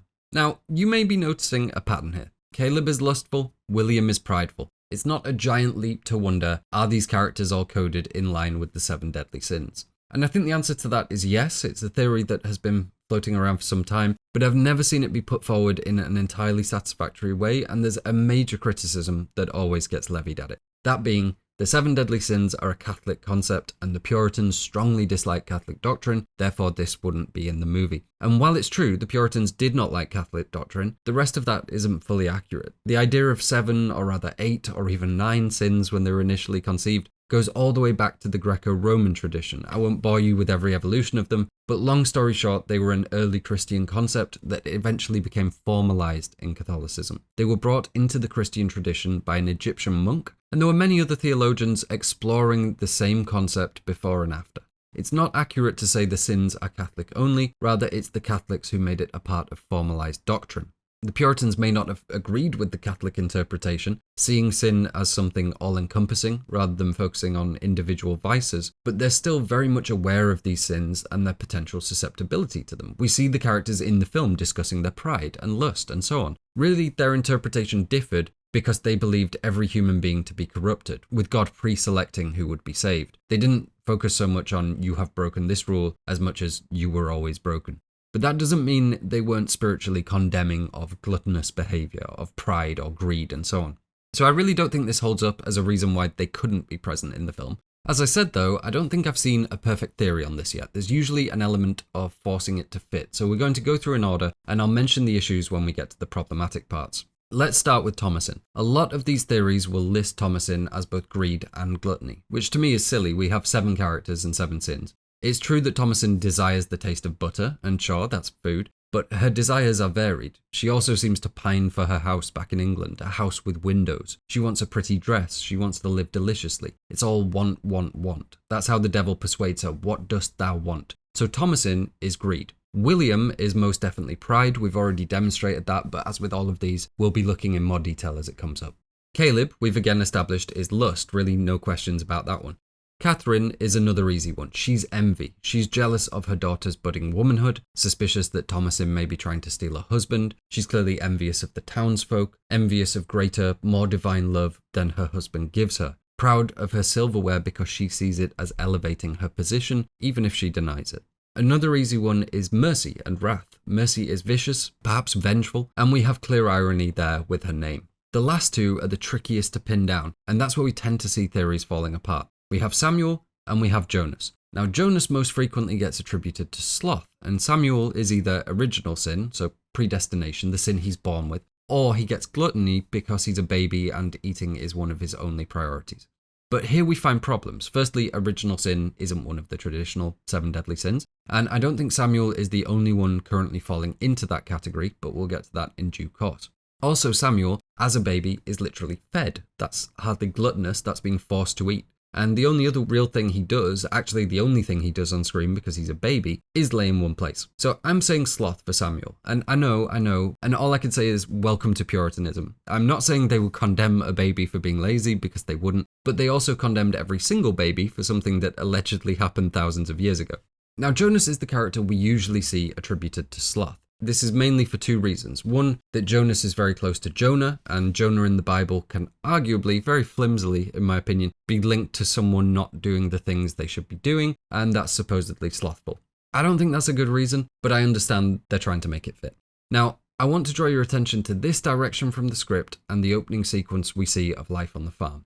Jonas and Mercy fill baskets with the ears of corn. It is hard, repetitive work for all, but they are used to it. So not only do we have the admission that Jonas is very used to hard work that we see him doing, but that also drives home that the only member of the family not pulling their weight is Samuel. So to my mind, Jonas isn't lazy. He might pretend to be asleep or bewitched. We might see him goofing off a lot, but those things apply to Mercy too. Actual proof for Jonas as the glutton is sparse. Food is sparse, and we only ever see the family eat once. But there are some clues in that scene that Jonas perhaps has a less disciplined appetite than the other family members. Firstly, he's the only one we see eating out of a bowl. Everyone else has these wood-board plates. Now, obviously this may be necessity. The family doesn't have a lot to their name, but it's still Jonas that's ended up with it, and to me that suggests he's the messiest eater. We see him reach over Mercy to grab some of the bread, which she does very eagerly, and I've watched this scene back to front. We do not see Mercy grab any at all, and her plate remains seemingly bread-free. And lastly, we see Jonas staring at Mercy's plate of food at the end somewhat longingly. Now, I'll caveat this by saying Jonas and Mercy are very young. I don't know for sure how strictly they could follow direction. This is a demanding and at times difficult thing to shoot with small children. And we do have to have a touch of realism about what's fair to expect from them. That being said, I actually think once you see it, it's a fair assessment of Jonas and certainly seems to apply more easily than Sloth, given that we know he's no stranger to hard work. So there we have it. Greed, pride, lust, envy, wrath, sloth, gluttony. I think it's a bit shaky with Samuel, but remember that in Calvinism, his sins are already predetermined. He could simply have grown up to be a slothful person. Now, this doesn't mean that the characters won't display behaviour that we can qualify as being sinful in other ways. William is certainly wrathful by the end. Katherine seems to get lustful for Jesus and potentially the devil. But these are the defining sins of the characters. And this is a broad way of coding them. It's not ultra-specific because that would force these characters into singular dimensions. And so the question we then need to answer is, why are the characters coded in line with the sins? Why do they all need to be sinful? And I think it's done to demonstrate that we're all guilty in the eyes of the Calvinist Church, which of course plays right into one of the big themes at work here, predestination or original sin, the idea that we're born guilty and corrupted by sin.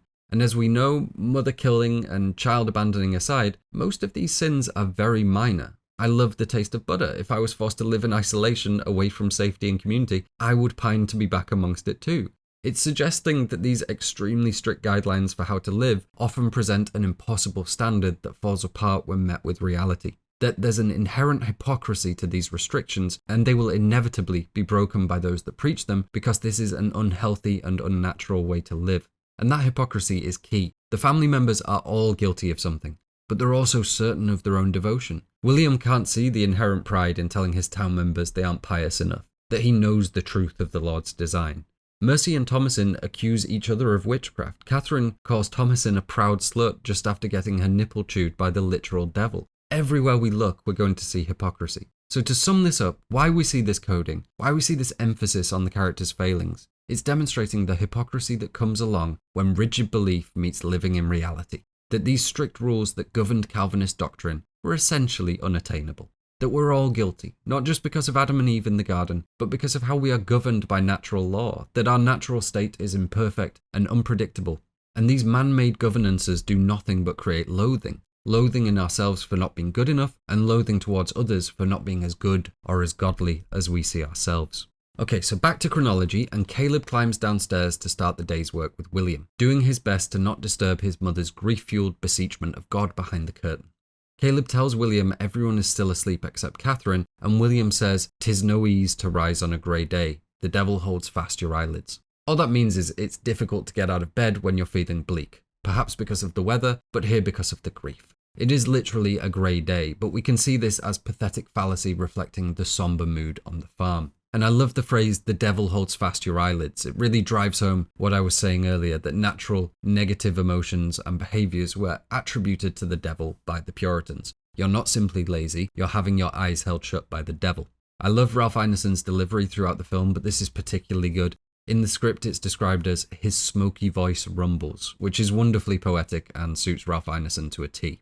And William, somewhat unprompted but sensing his son's sadness, explains that they cannot search for Samuel anymore, that if he hadn't been snatched up by a wolf, he would have starved by now. He's not really labouring the point, more just giving Caleb what he hopes is a satisfying answer, so he doesn't have to answer more difficult questions. And this is a question that audiences sometimes have too. Why aren't they still searching for Samuel? The family don't react in the way we in the 21st century may expect them to, given they've just had their newborn baby disappear without explanation. One would expect to see this father refuse to stop searching, for the mother not to be praying but combing every inch of nearby woodland. But they don't, and as we hear later when Caleb goes missing, it's because of the inherent danger presented by searching and the necessities of survival for everyone else.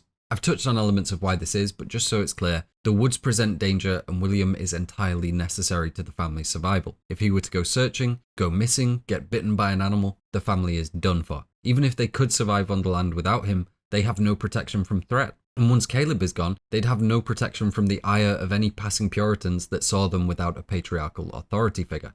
So that's part of it, that simply searching presents too much risk for the family. William has spent days searching, but likely just days, not nights as we'll hear later. And he's calling off that search with a resigned pragmatism. As we've covered, children were simply seen as disposable. You could, and likely would, always have another. Infant mortality rates were extremely high, not just during birth, but beyond it. This was a tough world to be a vulnerable baby in. And to quote Robert Eggers directly, you were instructed to not make close attachments with your children until after the age of 4 in this period, because they could die so easily. Now, the truth is a little bit more complicated than that. It's naturally quite difficult not to bond with your children. We certainly have sources detailing Puritan parents harrowed by their sickly children, but that's certainly the operating logic here and the general cultural outlook. So, on the one hand, it's a lot of risk for the family to mount any kind of more extensive or more far-reaching search, but also William and Katherine have lived a life knowing that losing some of their children was a distinct possibility. We never see their initial reaction to the loss of Samuel, but we can presume it was more extreme than what we see here. We never see Thomasin having to explain herself or her exact explanation of what happened. And this certainly heightens suspicion towards Thomasin, and more crucially, it draws out tension and lets us build towards a point where the family finally snaps at one another. The film is hyper aware of the gaps in what it's showing you, and is artful at using those gaps to create tension and suspicion. We see two very different reactions from William and Katherine. We can tell William is privately upset about Samuel, but in comparison to Katherine, it does come off as a little cold. But this is more a projection of strength, of not wanting to concern Caleb and the rest of the family. Samuel aside, the conversation between Caleb and William is despondent to say the least. Their crops are spoiled, and he's aware that if they're going to survive, they'll need to hunt for food. And here William is doing his best to show Caleb the man he needs to be. For the sake of practicality, for if something happened to William, Caleb would be the de facto patriarch. So he has to get tough young. And while it may seem cold here, it's a cold world they're trying to survive in. William tells Caleb, "We will conquer this wilderness. It will not consume us," which is wonderfully poetic and captures the settling Puritan mindset perfectly. Again, we're positioning the natural world as pagan and the world of civility and man-made law as inherently Christian. It's not just a literal explanation of the family's harsh predicament, it's a wider proclamation of the Puritan settlers' outlook towards trying to survive in the new world. And unfortunately for Caleb, that means he has to grow up quick. And we have this signified to us in a couple of very quick ways. Firstly, Caleb's reticence when William suggests they go into the woods together. He seems concerned even by the mention of the woods and questions if it is safe given that his parents have forbade him going there. But while we know there's a threat there, clearly William has decided Caleb needs to begin learning to take on more responsibility. And the other way we get it signaled to us is by Caleb carrying this musket that is clearly too big and unwieldy for him. We're going to look at the specifics of the musket shortly because it's a bit of a show stealer, but for now just think what this image alone is telling us because there's some practical implications we can understand immediately. Firstly, that Caleb is being forced, really through cultural and environmental necessity, to embrace manhood before he is ready. The gun is a symbol of masculine prowess, not just physical combat and warfare, but also in this sense, mastery over nature. Secondly, that danger is an accepted part of life that you would be expected to adapt to. William strides off ahead, leaving his young child to clumsily contend with a firearm while keeping pace with him. He has to trust that Caleb will play his role in daily labour. As the scene switches, we get this landscape, which Robert Eggers describes as his least favourite shot of the movie, primarily because they didn't have time or budget to scout for a better landscape shot. This is, however, another shot that was actually filmed in Massachusetts. Okay, before we move on, we actually have to go back to corn for a moment, because it's here we see the basis for a pretty popular fan theory. And I say fan theory, but this is 100% confirmed as an intentional alternate reading by Robert Eggers. The corn in question looks like this, and is described by Eggers as simply being rotten during his commentary, which it is. Despite having effects work done on it to make it look even less palatable, a lot of the corn they used in the film had actually been sat in a warehouse for over a year waiting for production to start. And as far as the basics of blighted corn go, I think we've pretty much covered it. Stuff isn't growing here. That could be because the land isn't yielding. It could be William's pride, making him believe he is a more successful farmer than he really is. But also, the one we're likely to go with, that the witch, the devilry at work around the farm, is causing the land to blight. I think we can say pretty safely all those things are true. But there is another explanation at work here that gives us the exact opposite answer. Not that the witch is causing issues with the corn, but that the issues with the corn are causing the witch. I'm speaking, of course, about ergot. For anyone who doesn't know, ergot is a fungus that can infect certain plants, mainly rye-related plants, so it was a big issue in agriculture. Things like cold, damp conditions, improper storage of harvested crops offered ideal conditions for its proliferation. And consuming ergot, or rather plants infected with ergot, is very bad for you. It causes something called ergotism, which comes with a whole manner of lovely symptoms, from headaches and nausea to convulsions, paralysis, and even death. Now that should already be ringing some bells because we see convulsions, we see paralysis, obviously we see death too. Despite all that nastiness, ergot is famous in folklore because of its other effects, namely that it causes mania, delirium, and psychosis in the afflicted, which can lead to extreme hallucinations.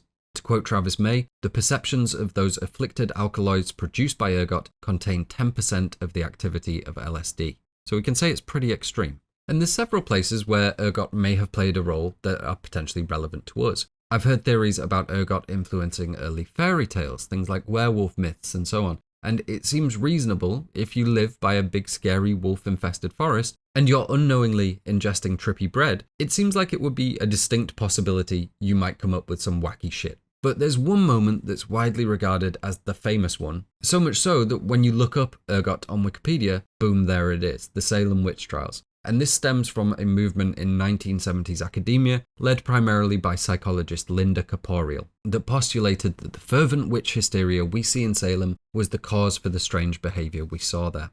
Now, the way people traditionally interpret that is that everyone was hallucinating, they think they see witches, they accuse each other through this paranoid fog of ergot, and so on. And that is a small part of it. Corporeal does suggest that psychological disturbances could have affected the thinking of accusers and judges alike. But that's not really the main suggestion. Rather that the physical aspects of ergotism, sensations of crawling skin, convulsions, paralysis, had been perceived to be the physical manifestations of maleficium, of satanic witchcraft at work in the town. And symptoms very similar to these are reported in the trials. Marion Starkey describes this very well in The Devil in Massachusetts, saying, "And this, alarming enough in itself, had the further disadvantage of setting off Abigail, who caught the affliction as if by contagion. She got down on all fours and ran about under the furniture, barking and braying, and sometimes fell into convulsions when she writhed and screamed, as if suffering the torments of the damned. As the news spread, so did the contagion. One girl after another succumbed to the malady until there was hardly a quarter in the village without its afflicted maiden. Around each there assembled a circle of awed watchers. Some came to give aid, to straighten out limbs twisted in convulsions, to hold the victim back from leaping into the fire. Others came only to look on." So if you are looking for ergot to be the answer, as Corporeal was, there's certainly anecdotal evidence that this could have been occurring. Corporeal concludes that without knowledge of ergotism and confronted by convulsions, mental disturbances and perceptual distortions, the New England Puritans seized upon witchcraft as the best explanation for the phenomena. And a lot of people have taken that and run with it, but it's not a solid explanation at all. Before we look at why, I'll just say I think it's easier to accept that it's ergot, which is why this theory is popular. It's far more palatable to our modern minds to believe this mass delusion was caused by some poisoning, some element of ignorance to our health, than it is to believe we could turn on our neighbours due to the power of belief. That's a horrifying thought, and so we find ourselves scrambling for a more acceptable explanation. But I just want to say categorically, this is not some catch-all explanation. Belief in witches at this time was certain. These fears crossed continents, they still pervade our literature, and they most certainly did at the time. This was not simply the product of trippy fungus. But to address Salem specifically, because it is a very ferocious bout of hysteria, there is a lot of opposing evidence people don't usually dwell on that is pretty damning. Firstly, that young children under the age of 10 are especially susceptible to ergotism, whereas the majority of the accusers were in their teens or early adulthood. And that's a big one. The fact that this didn't seem to affect children the worst, with everyone largely eating from the same food sources, it's damning. And that goes hand in hand with the fact that we would certainly expect this to affect whole family units, given that they'd definitely be eating the same food. But instead, we see the opposite being true, with the afflicted seemingly coming forth at random, more connected socially than genetically or domestically. And I'm just going to quote Travis May one more time here to put a nail in the coffin. Finally, and most damningly, Spanos and Gottlieb meticulously outline how the afflictions that the girls suffered from do not match up well with the symptoms of convulsive ergotism by combing the archives and challenging corporeal's characterizations of various afflictions. None of the girls suffered from chronic vomiting, diarrhea, livid skin color, or permanent dementia, and all seemed to recover their faculties when not in the courtroom or in the presence of someone they had accused of witchcraft. If you're wondering, Spanos and Gottlieb were psychologists that opposed Corporeal's suggestion in the paper, Ergotism and the Salem Witch Trials. There's further opposing evidence that I haven't included, but it's pretty cut and dry. Ergotism absolutely can cause similar symptoms to what we saw at Salem, but they don't match perfectly, and everything else we see doesn't fit the pattern, which was far likelier driven by psychological and social factors. Perhaps something similar to fainting or dancing epidemics, perhaps simply religious panic, or even just outright fraud, which is the conclusion that Spanos and Gottlieb come to. Any of those are fine, but the thing I really don't like about the Ergot explanation is that it downplays the legitimate belief and fear that was at work here. All of that being said, there is no doubt that this shot right here is supposed to have you thinking about Ergot. There's no doubt about it. But I realise this is something that has caused some disagreement online. And so to clear that up, we need two quotes from Robert Eggers, the first coming from a Reddit AMA when asked about whether he had considered leaving the supernatural events more open to speculation. He replied, "Who is to say it is unambiguous just because I show it? Brackets, is that Ergot growing on the corn? Every interpretation is valid, truly." So to stay focused on Ergot, that demonstrates he absolutely intended the suggestion to be there. Now, as for, does Robert Eggers believe that Ergot played a role in Salem? He said, "I doubt it. I think if you live in a time when you believe something is true, that makes it true." So it would seem he agrees with this being more psychologically and culturally driven. But if we go back to the first quote, he is also saying that every reading is valid, and that just because something is shown, it doesn't mean it's not unambiguous, which is direct to speak for just because you see a witch, it doesn't necessarily mean there is or was a witch. So what does that mean for us? Well, it means that Ergot is a reading you can offer on the film. This could all be a product of the family's delusion. Eggers doesn't want you to read his films only one way. They're layered and multiplicitous. And here, saying every interpretation is valid, and even seeing something doesn't confirm it as real, he's essentially outright saying that. He wants you to consider all the options as you're viewing it. The Ergot is one of those options. However, given what a small role it plays next to the literal presence of a satanic witch cult, we could say it's more like an allusion to the historical theory of ergotism rather than some hidden truth within the film. To put it simply, it's there if you want it. To further complicate things though, he doubled down on his sentiment from the AMA in another interview saying, "Just because I show the witch doesn't necessarily mean that she is or isn't real." And at first glance, that seems to contradict other things he said, like, "I felt it was essential to create an utterly believable 17th century world where witches really did exist." That seems pretty certain until you see it next to the other quotes. So what's going on here? How is he having his witch and eating her too? And the answer is actually pretty simple. The narrative is functioning on two levels. We have the interior events of the film, in which we see a very real witch and the very real devil harass and kill the family before seducing Thomasin into joining them. There is no doubt what you are seeing in the film is real, given how it's shown. So that's a 17th century world where witches really did exist. But the second layer is how it's presented, how it's filmed, how it's branded primarily as a New England folktale. A folktale implies a layer of untruth, of myth and gossip. New England calls to mind the time period, the superstition and all the other things, ergotism, religious paranoia, and so on. And so that's how all the readings can be valid while also not conflicting with the truth as we see it. We see the events of a story being told. Imagine someone at a town meeting relaying what they've heard or found or assumed regarding the events of the farm. The witch absolutely exists in that story, but outside of that, we're left to speculate. Did the family go mad? Were they poisoned? Did they starve? Is this the ravings of someone looking to accuse the surviving Thomasin? And so on and so on.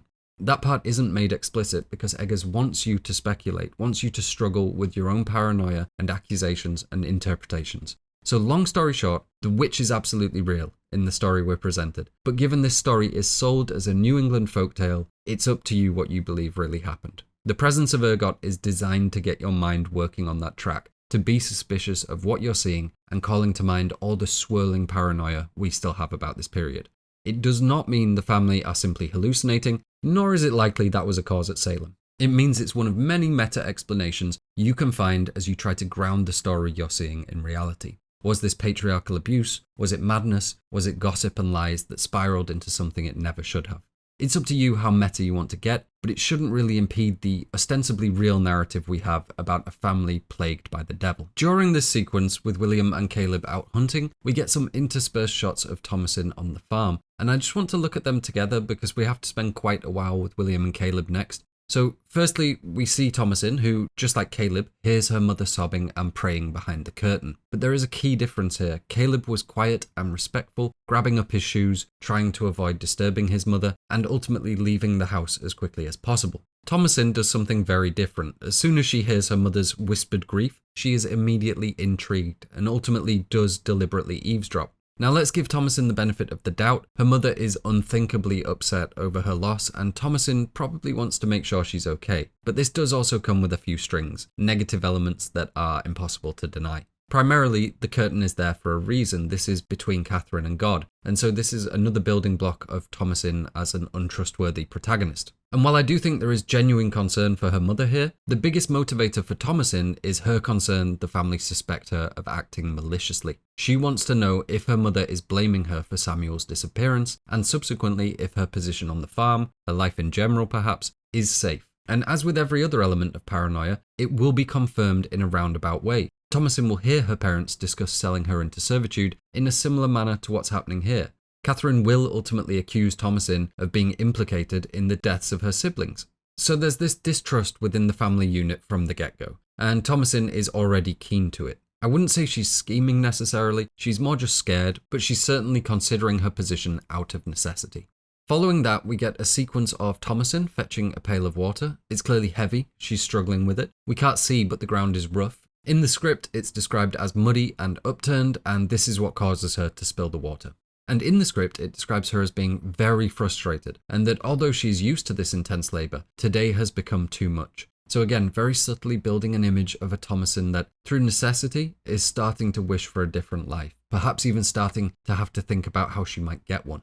We're constantly being reminded, subtly but constantly, that Thomasin isn't suited for this life of labour, as we see the witch's tricks and blighting of the farm causing her to become more and more disillusioned with her place in things. And I love this shot because you get a real sense of the danger of something so mundane. A spilt pail would mean a trip back to the brook, but a heavy pail like that slipping from her head could also cause some very nasty injuries. Water is such a basic requirement for the family, but alone among the wilderness, even that can present significant threats. I also love that everything seems to be hexed, bewitched in small unlucky ways that build throughout the film. Thomasin tripping on uneven ground while carrying something too heavy for her, it's to be expected. But with the benefit of knowing the rest of the movie, we can see it as another step in this slow build of unfortunate events. Moving on to the next Thomasin sequence, where we see her retrieving a lone egg. This is a very short sequence with a surprising amount of potential explanations. To briefly run through what happens here, she reaches in the chicken hutch, feels around for a while, and then brings out a pretty scuffed looking egg.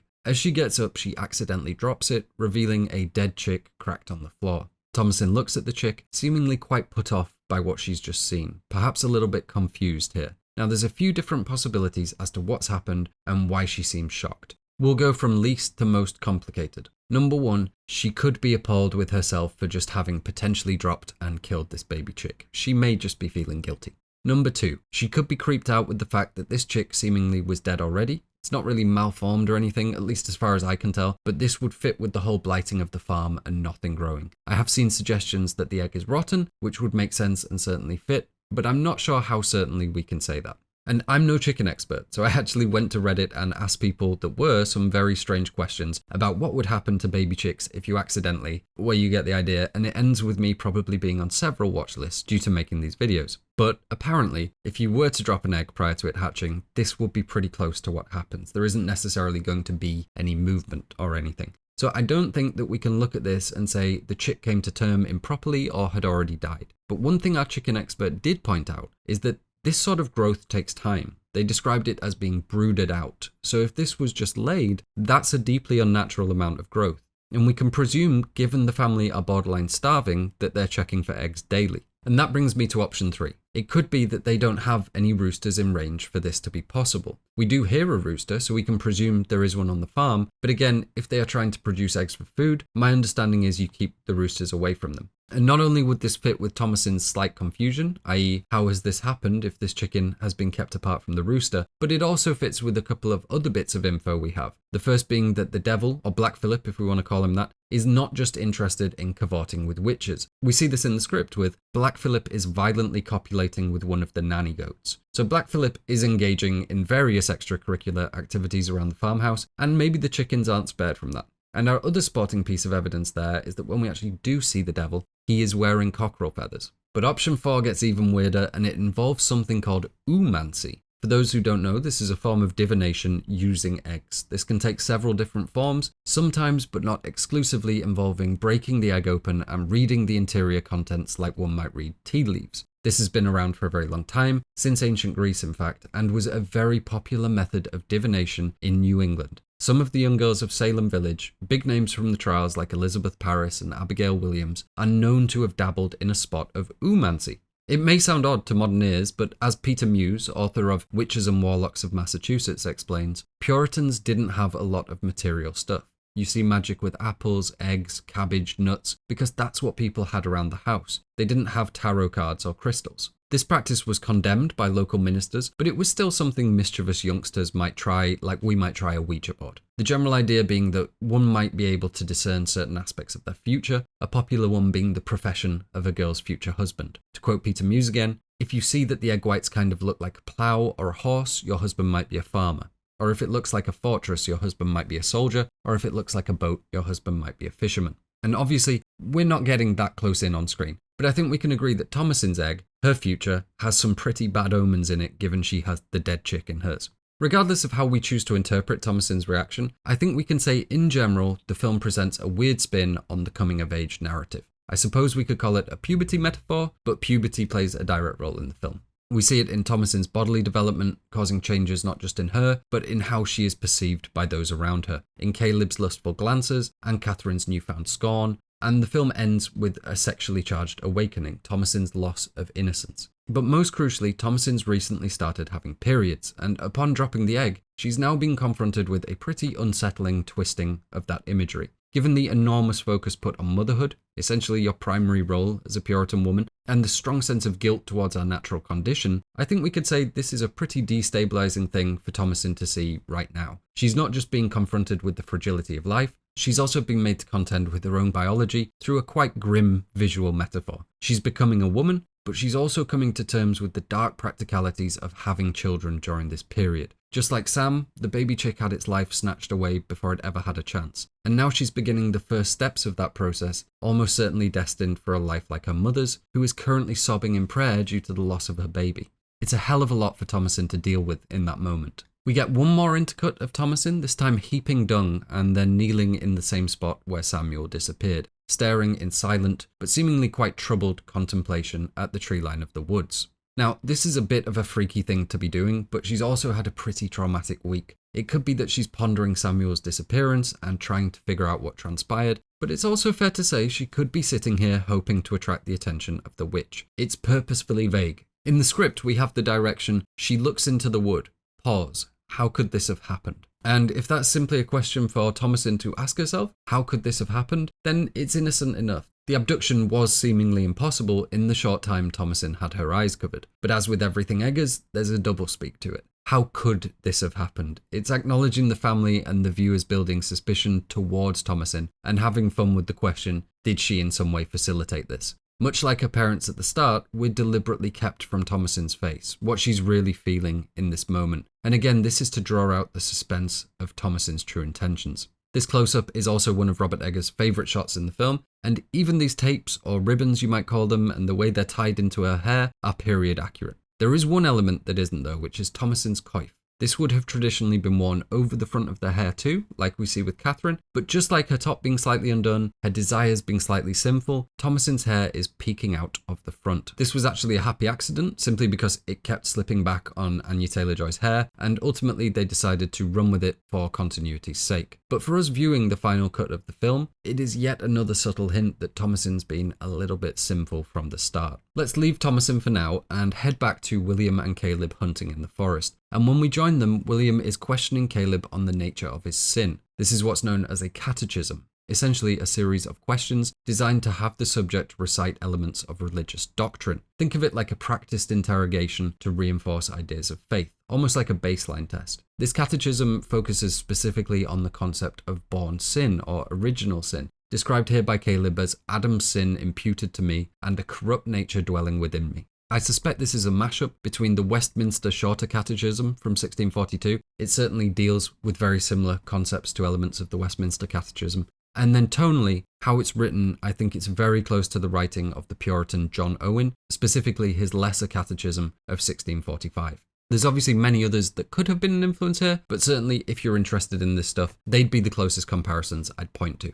And William could be testing Caleb like this simply because he sees it as a positive. He wants Caleb to be a good Christian, to understand their doctrine. But given the very specific focus that is put on original sin here, I actually think this might be practiced for something very important. And in Puritan culture, baptism happened really as close to birth as possible. You were brought into the flock as early as possible to demonstrate your covenant to God. Now, there was a long-standing belief, specifically in Catholicism, that unbaptized infants went to hell. But Puritanism, as we know, was not fond of Catholicism, and instead they championed something called predestination. A huge concept in Calvinism that we've touched on already. Predestination means that when you're born, God can see everything, your future, the person you are, and the person you would become. And you were already either one of the elect, predestined to go to heaven, or you weren't, and you were predestined to go to hell. Now, just because they rejected the mostly Catholic doctrine of not being baptized at the point of death leading you straight to hell, it doesn't mean they were comfortable with the idea.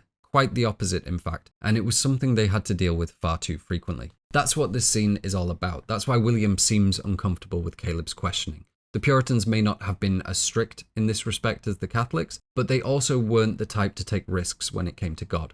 So Puritans wanted to baptize their children as soon as they could, because if their child did get Samueled or suffer from illness or anything else, they wanted to be as sure as they could be that they went to the kingdom of heaven. They were believers, and they wanted their children to be believers because this was part of being one of God's elect. Even if it had all been preordained, you still had to play your role. You still had to live that life. And dying while unbaptized really isn't living that life, even if it doesn't automatically mean a one-way ticket to hell. That's pretty straightforward, but it raises the question, why wasn't Samuel baptized then? We could argue it's because he was born in exile, but we'll hear Katherine later saying she begged William to take Samuel to be baptized, and he chose not to. He suggests the community church refused to baptize outside the congregation, but it seems more likely this is an excuse designed to appease her. Either way we cut it, William being a separatist has likely caused it, either because it caused him to not be part of the congregation, or because he had other plans regarding baptism. And if you remember back to our initial discussion of William, I mentioned he carried similarities to Roger Williams, the separatist co-founder of the First Baptist Church in America.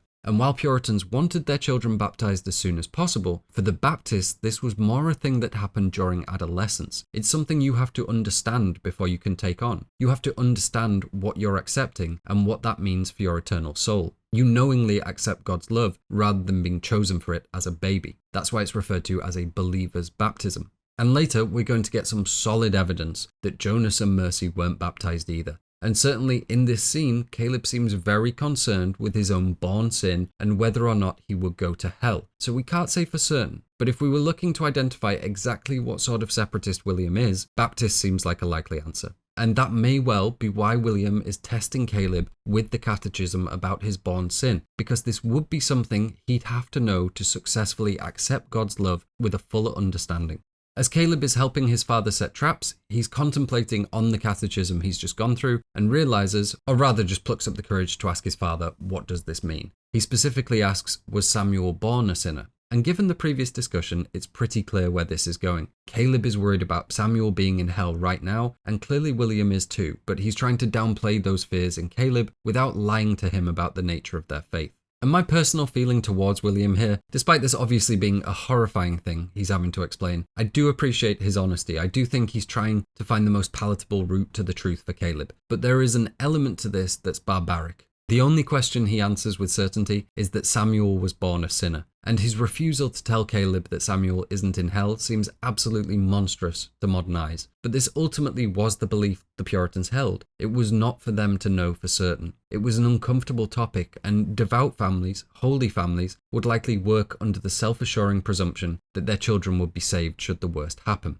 So even though we can say this is accurate, it also does demonstrate quite clearly that William is pious to the point of his own children's sanity. He could be more reassuring here, but he refuses to say a word wrong in front of God or his son, which is admirable in a way, but also pretty terrible for young Caleb to be hearing. And we can't help but see Caleb's criticism, or rather questioning, of this concept as Egger's criticism of this in general. Again, we see a hypocrisy being pointed out, a distinct disappointment within Caleb. Even though he's just perfectly explained the concept of born sin, he finds this very hard to accept about Samuel. Was Samuel born a sinner? What wickedness hath he done? What if God will not hear my prayers? This isn't someone who is fully accepting of God. It's someone ultimately confused by his wisdom that's being told to believe in it devoutly. And William continues treading a very fine line here, explaining that he tries to have faith that God will know if Samuel is good or bad and treat him accordingly.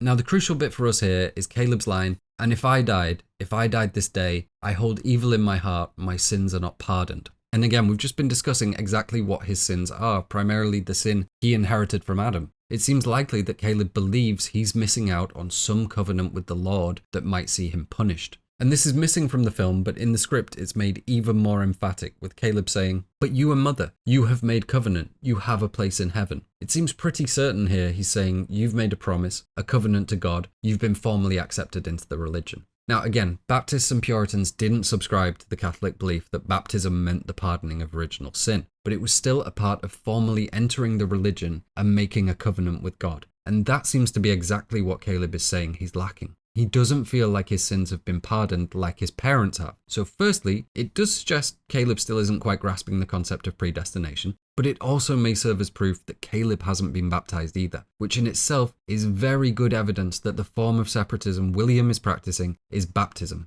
because otherwise why wouldn't he be?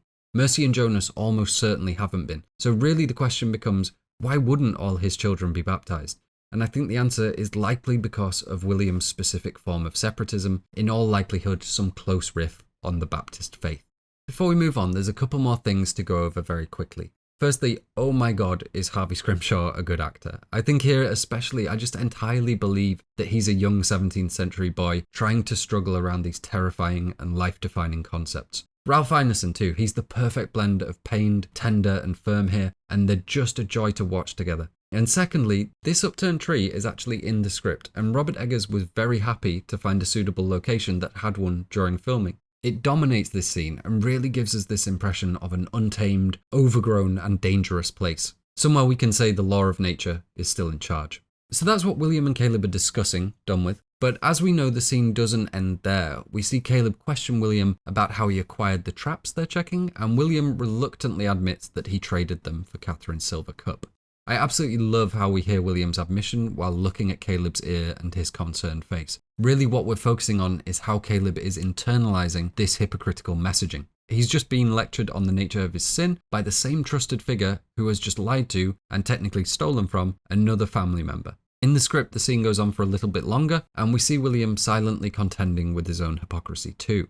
Now, there's a lot to chew through in this scene, and we have further discussion about the cup later, so let's leave that aside for now and stick with the hunting.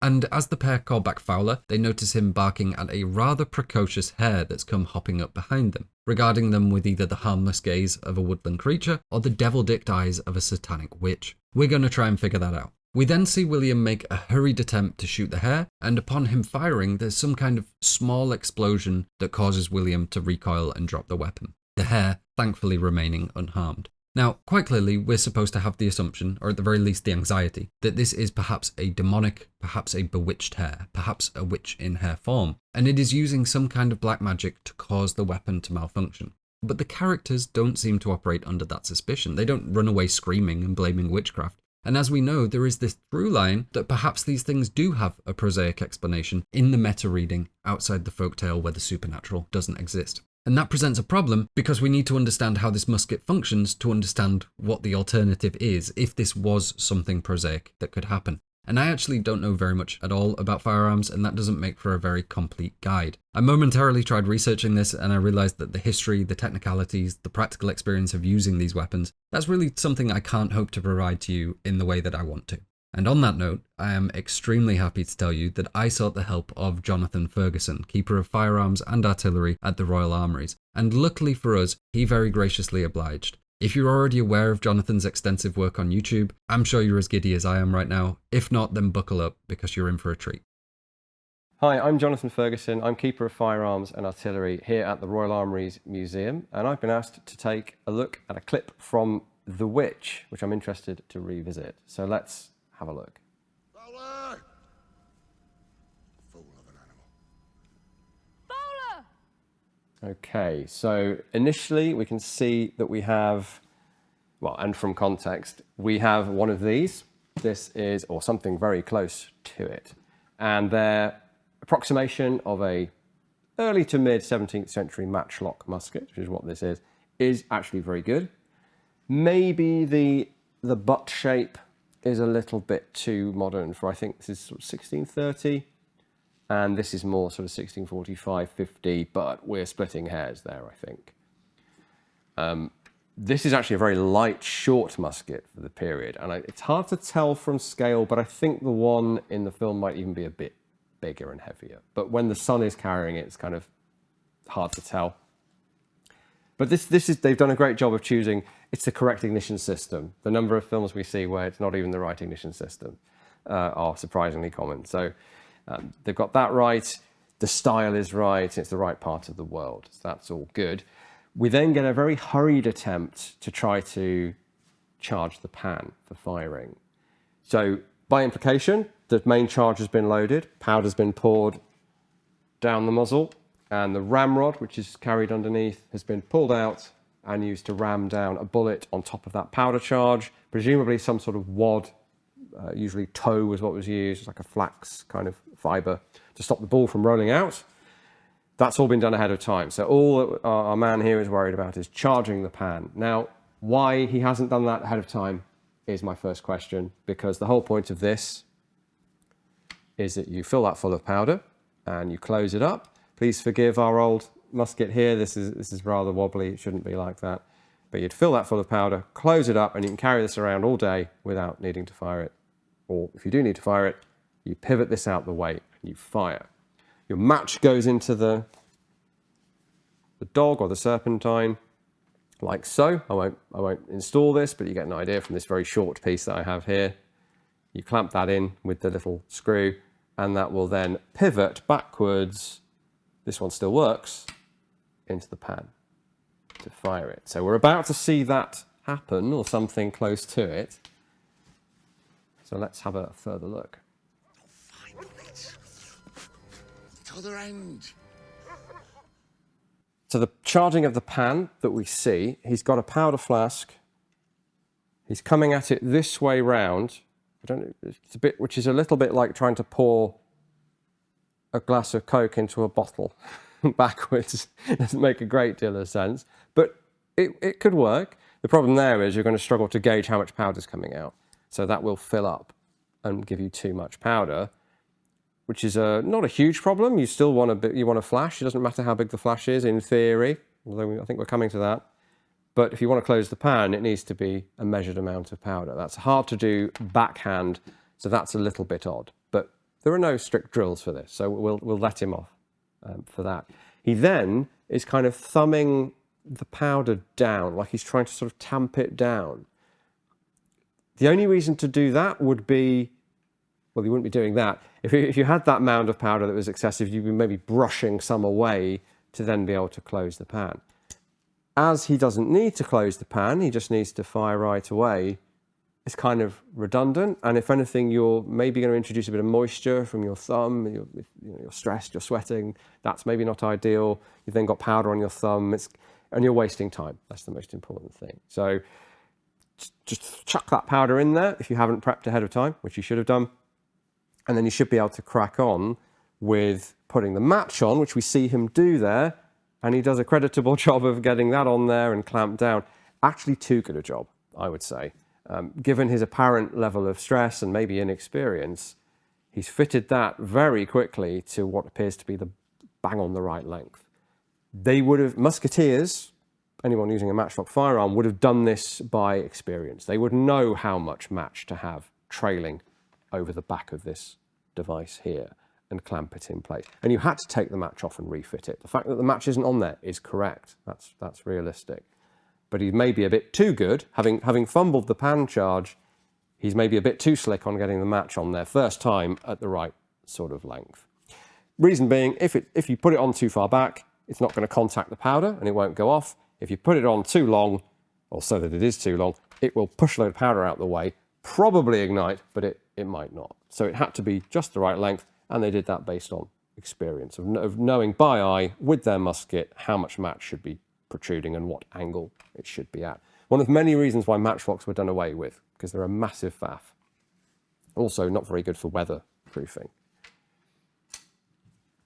And then we come to the actual shot, which is the crux of this scene. Reasonable aim going on. And that's a really strange result. So we see, and if you check out our channel, you'll see me shooting a much later flintlock musket with a huge cloud of fire and, well, huge flash and cloud of smoke. That's normal. And that flash there from the pan is normal. There's nothing going on there that ought to make him drop to the ground and hold his face. I don't understand what's going on there, except that I did cheat and read the script, and it says that it misfires in his face. Misfire just means the gun doesn't shoot. And that's true as far as this goes. We see there's no flash from the muzzle. So the main charge has been stopped from firing somehow. Maybe witchcraft. In fact, I think we have to assume witchcraft, because there's no real reason why a big flash here wouldn't set that charge off. If we'd been firing for a number of shots and the touch hole was blocked, that might create a misfire. But the worst thing that's going to happen is it goes flash and it doesn't shoot. Here, it's almost like there's been a breech explosion, bits of metal flying into his face. Except later on, having seen the movie, he's not hurt. He's not visibly hurt in any way, but he's kind of holding his face. So I think the actor is acting to the script and to the direction. Doesn't make a great deal of sense as far as the movie itself goes, though. This tiny detail, this tiny scene in an otherwise fantastic film. But it's fun to take a look at, and I hope that's been of some interest. I'd just like to give an enormous thank you to Jonathan for doing that. We'll unpack everything he said in a moment because it's absolutely fascinating. But if you want to see much more of him discussing historical firearms, then you're in luck because he has a wealth of work on this very platform. I love it. I'm sure you'll love it too. You can find him via the Royal Armoury's channel and also frequently making videos for GameSpot. I'd just also like to give a huge thank you to the Royal Armouries themselves, our incredible National Museum of Arms and Armour, for making that possible. This museum has been a huge part of my life. I was there on opening week as a 5-year-old, and nearly 3 decades later, I'm still visiting annually. If you live in the UK and you haven't visited, please do. It's honestly mind-blowing and so much fun. If you're not from the UK but you are planning on visiting, take my word for it when I say it's worth the trip. Have a good look at their events calendar to plan your visit on a good day. They've always got interesting stuff coming up, and so it's worth checking if there's an event or exhibit you can schedule around. If you can't make it, but you're a fan of history, a fan of the study of weaponry and warfare and so on, then you can also just donate online. The link is up on screen right now. It's a tremendous, internationally relevant resource that is worthy of our support. As for Jonathan's conclusion, it seems pretty damning. William doesn't seem to be a particularly well-skilled huntsman. By all accounts, that musket should have fired a shot, and to echo his conclusion, I think we have to presume it's witchcraft. So I think we can say with some confidence that this is in fact the work of black magic, maleficium. Obviously we can still leave room for the prosaic, but certainly in the confines of the story we're seeing, this is another example of magic. And if we can definitely say there's some witchcraft going on here, can we also safely say the hare is responsible for said witching? And the answer is yes, we absolutely can. Let me first introduce you to one of the other stars of the film, Dizzy the Hare, described by Robert Eggers as being very cooperative, doing take after excellent take. She was clearly a delight to work with. That's really all I can tell you about Dizzy because she's an extremely private hare that likes to stay out of the limelight. But you may notice she's not a geographically accurate hare. She's European and she's here in the New World. And while this may seem like an anachronism, well, firstly, they did struggle to get period and location accurate animals for filming, as we see with Fowler and Black Phillip. But I think it's also somewhat intentional in Dizzy's case. During the commentary, Robert Eggers suggests Googling witch and hare for an explanation of what's happening here, and unsurprisingly, he's talking about something called Witch-Hares. As we know, witches were sometimes said to transform into animals, in other cases bewitching them and causing odd behaviours. And also we have the concept of the animal familiar, the idea that witches' pets went out and did their bidding. And obviously if you're a paranoid town member, there's a lot of crossover and suspicion there. All it really takes is one animal acting in a way you deem to be odd, and suddenly you have a whole range of potential allegations. Now, there is some involvement of hares, or rather rabbits, that we can point to in American witchcraft during the Puritan period. But for the most part, witches turning into hares, really witches turning into animals in general, was far more popular in European witchcraft, and it's there we see the rise of the supposed witch-hare, particularly in the UK. There's a reasonably well-known folktale from Dartmoor in England about a witch-hare roaming the local moorland. And it came up in our trials too, certainly as an accusation, but there is a case that's particularly salacious of a woman named Isabel Gowdy from the village of Aldern in Scotland. And this case is considered to be a very useful source for witch folklore during the later period of the witch trials because Isabel's confession was so extensive. She confessed not once, but 4 times during a 6-week period of imprisonment, and she did not go light on the details. It would seem that Miss Gowdy was very well versed in the folklore of the era. She covers all the basic stuff, claiming to be a satanic witch, a member of a coven in service to the devil. She details meeting not just fairies, but fairy royalty. She describes in vivid detail copulating with Satan in both human and animal forms, saying, "His member is exceedingly great and long. No man's member is so long and big as his is." I've paraphrased that because the whole thing is aggressively Scottish. And her tawdry confessions go on, but relevant to us, she claimed that the devil turned her into a hare and sent her off to do his bidding. She even had a prepared rhyme, a supposed spell that she would utter to turn into a hare, which she gladly recited to her captors. So clearly this idea was pretty well known, a trending anxiety of the period, let's say, and that's why we have the wonderful Dizzy the Hare front and centre here. And if you're wondering, we don't fully know what happened to Isabel Gowdy, exactly why she seems to have been motivated to say the things she said. We don't know if she was tortured, we don't know if telling the alleged truth brought her back towards salvation, but given Scotland's disposition towards magic users at the time, it's likely she was executed. And given the shocking and extensively well-informed nature of her testimony, it's likely it was informed by her captors. So given we know thanks to Jonathan that this weapon absolutely should have fired, given Robert Eggers pointing to witch-hares and that Dizzy the Rabbit will lead Caleb all the way back to the witch's hovel, we can say pretty certainly that this hare is the witch we've been seeing in the repeated cutaways, the same witch we'll see seduce Caleb. Following the failed hunting expedition, we cut back to the farm and here we get to meet Black Phillip, played by Charlie the Goat. And Charlie the Goat was unfortunately a nightmare to work with. To demonstrate this, here's Robert Eggers discussing Dizzy the Hare. Very pleased with Dizzy.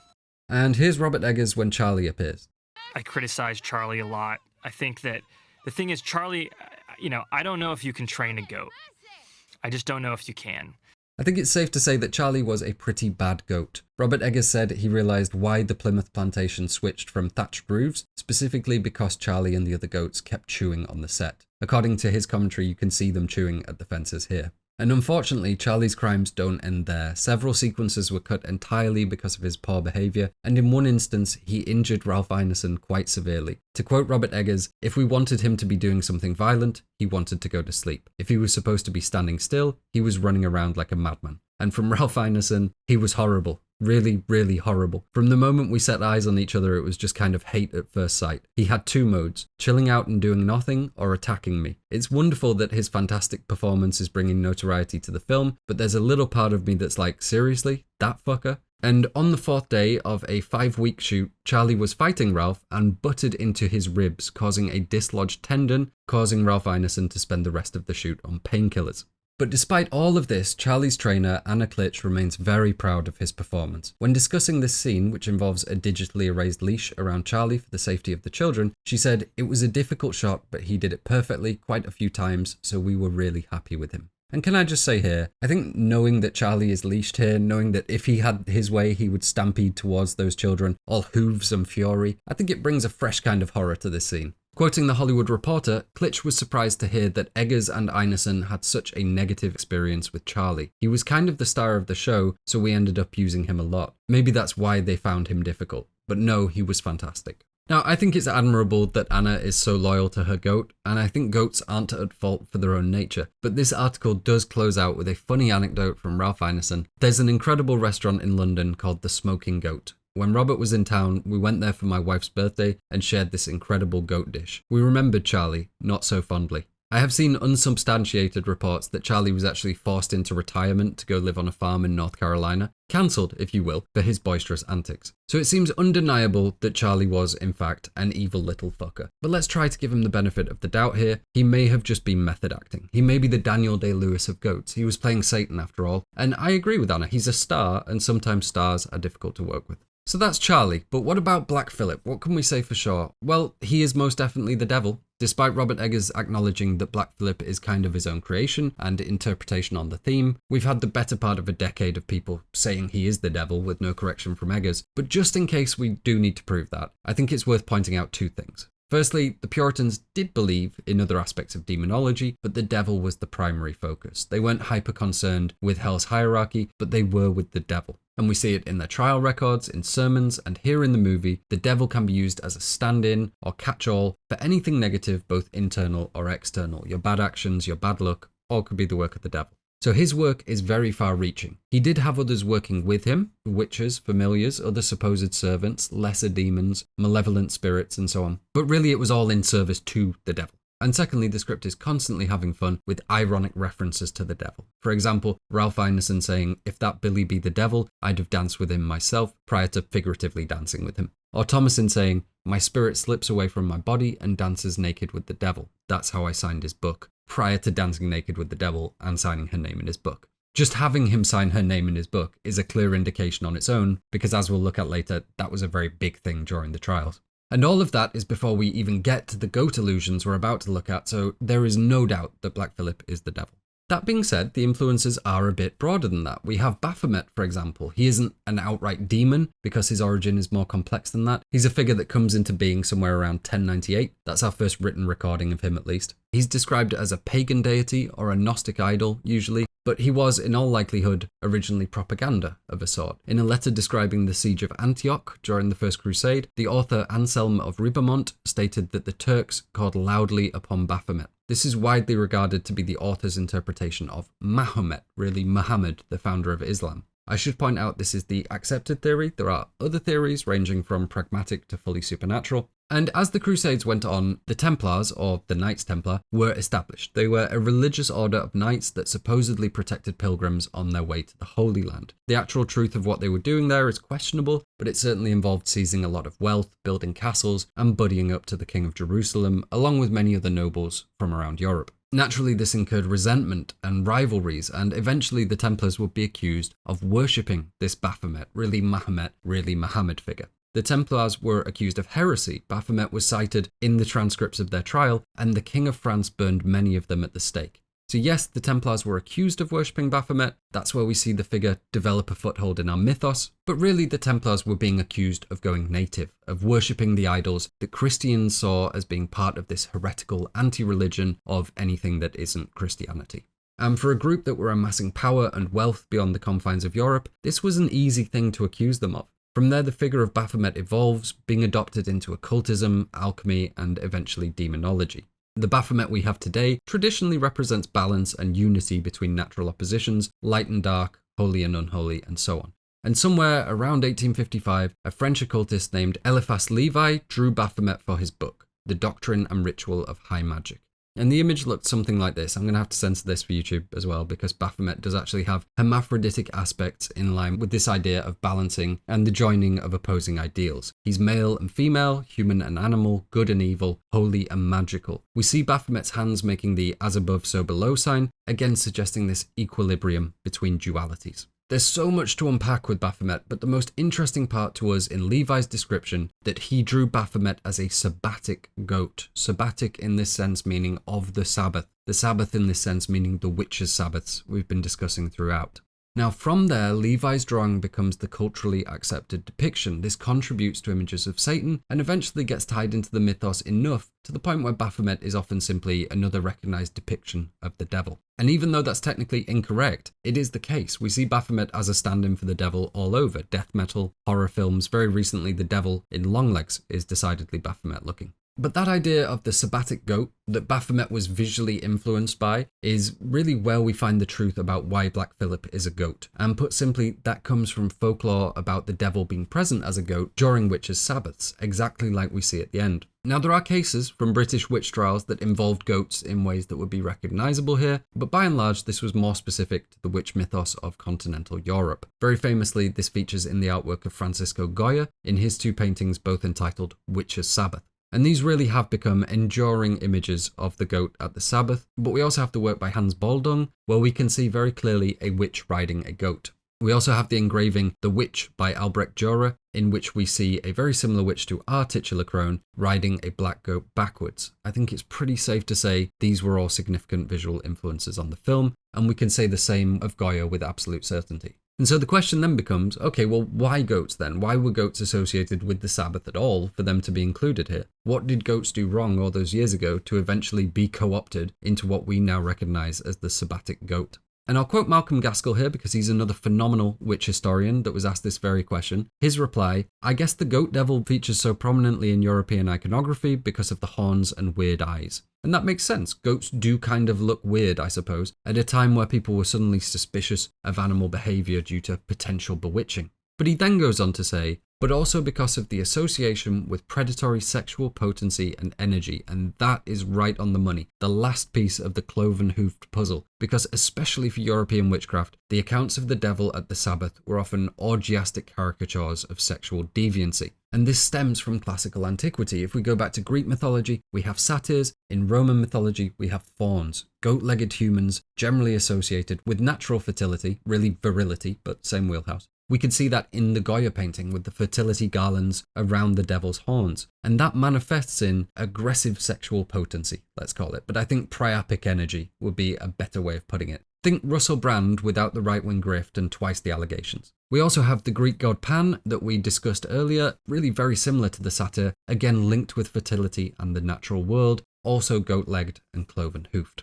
To be fair to fauns, they were somewhat more majestic and slightly better mannered than their Greek counterparts, but really these mythologies were homogenous to a certain degree, and that's exactly what we saw in witchcraft with these ever-familiar images from antiquity being given new life and new anxieties. It's all the same, very masculine, dominant sexual energy. It all blends into one at a certain point, and much of it goes on to influence depictions of the devil as this goat-legged sex fiend rounding up fallen maidens and fellas at the Sabbath. And it's not explicitly clear in the film, but Black Phillip does share this. Let's just go with horniness because I'm tired of avoiding the pun. Now, almost assuredly, he's going to frolic with Thomasin and the rest of the witches at the Sabbath. But in the script, we see the scene I mentioned earlier with him, quote, violently copulating with one of the nanny goats that is trying to get away. And without wanting to become too graphic, I'd say violent copulation would be a fair descriptor of behaviours exhibited by the satyrs of Greek myth and priapic energy in general. If we go back to the script, we can see his introductory rampage. The hens are clucking madly, flapping about. The nanny goats are crying. So even without violently copulating, there's a sense of him being an ill omen, of the other animals sensing his evil. And in general, black animals were seen as ill omens in Puritan culture, especially black cats. It actually became a tradition for Puritans to burn black cats on Shrove Tuesday, paradoxically to prevent their houses from catching fire. I don't think we have the statistics on how many Puritan homes were burned down in cat-related fires, but if the answer is anywhere above 0, then may I say, I think they had it coming.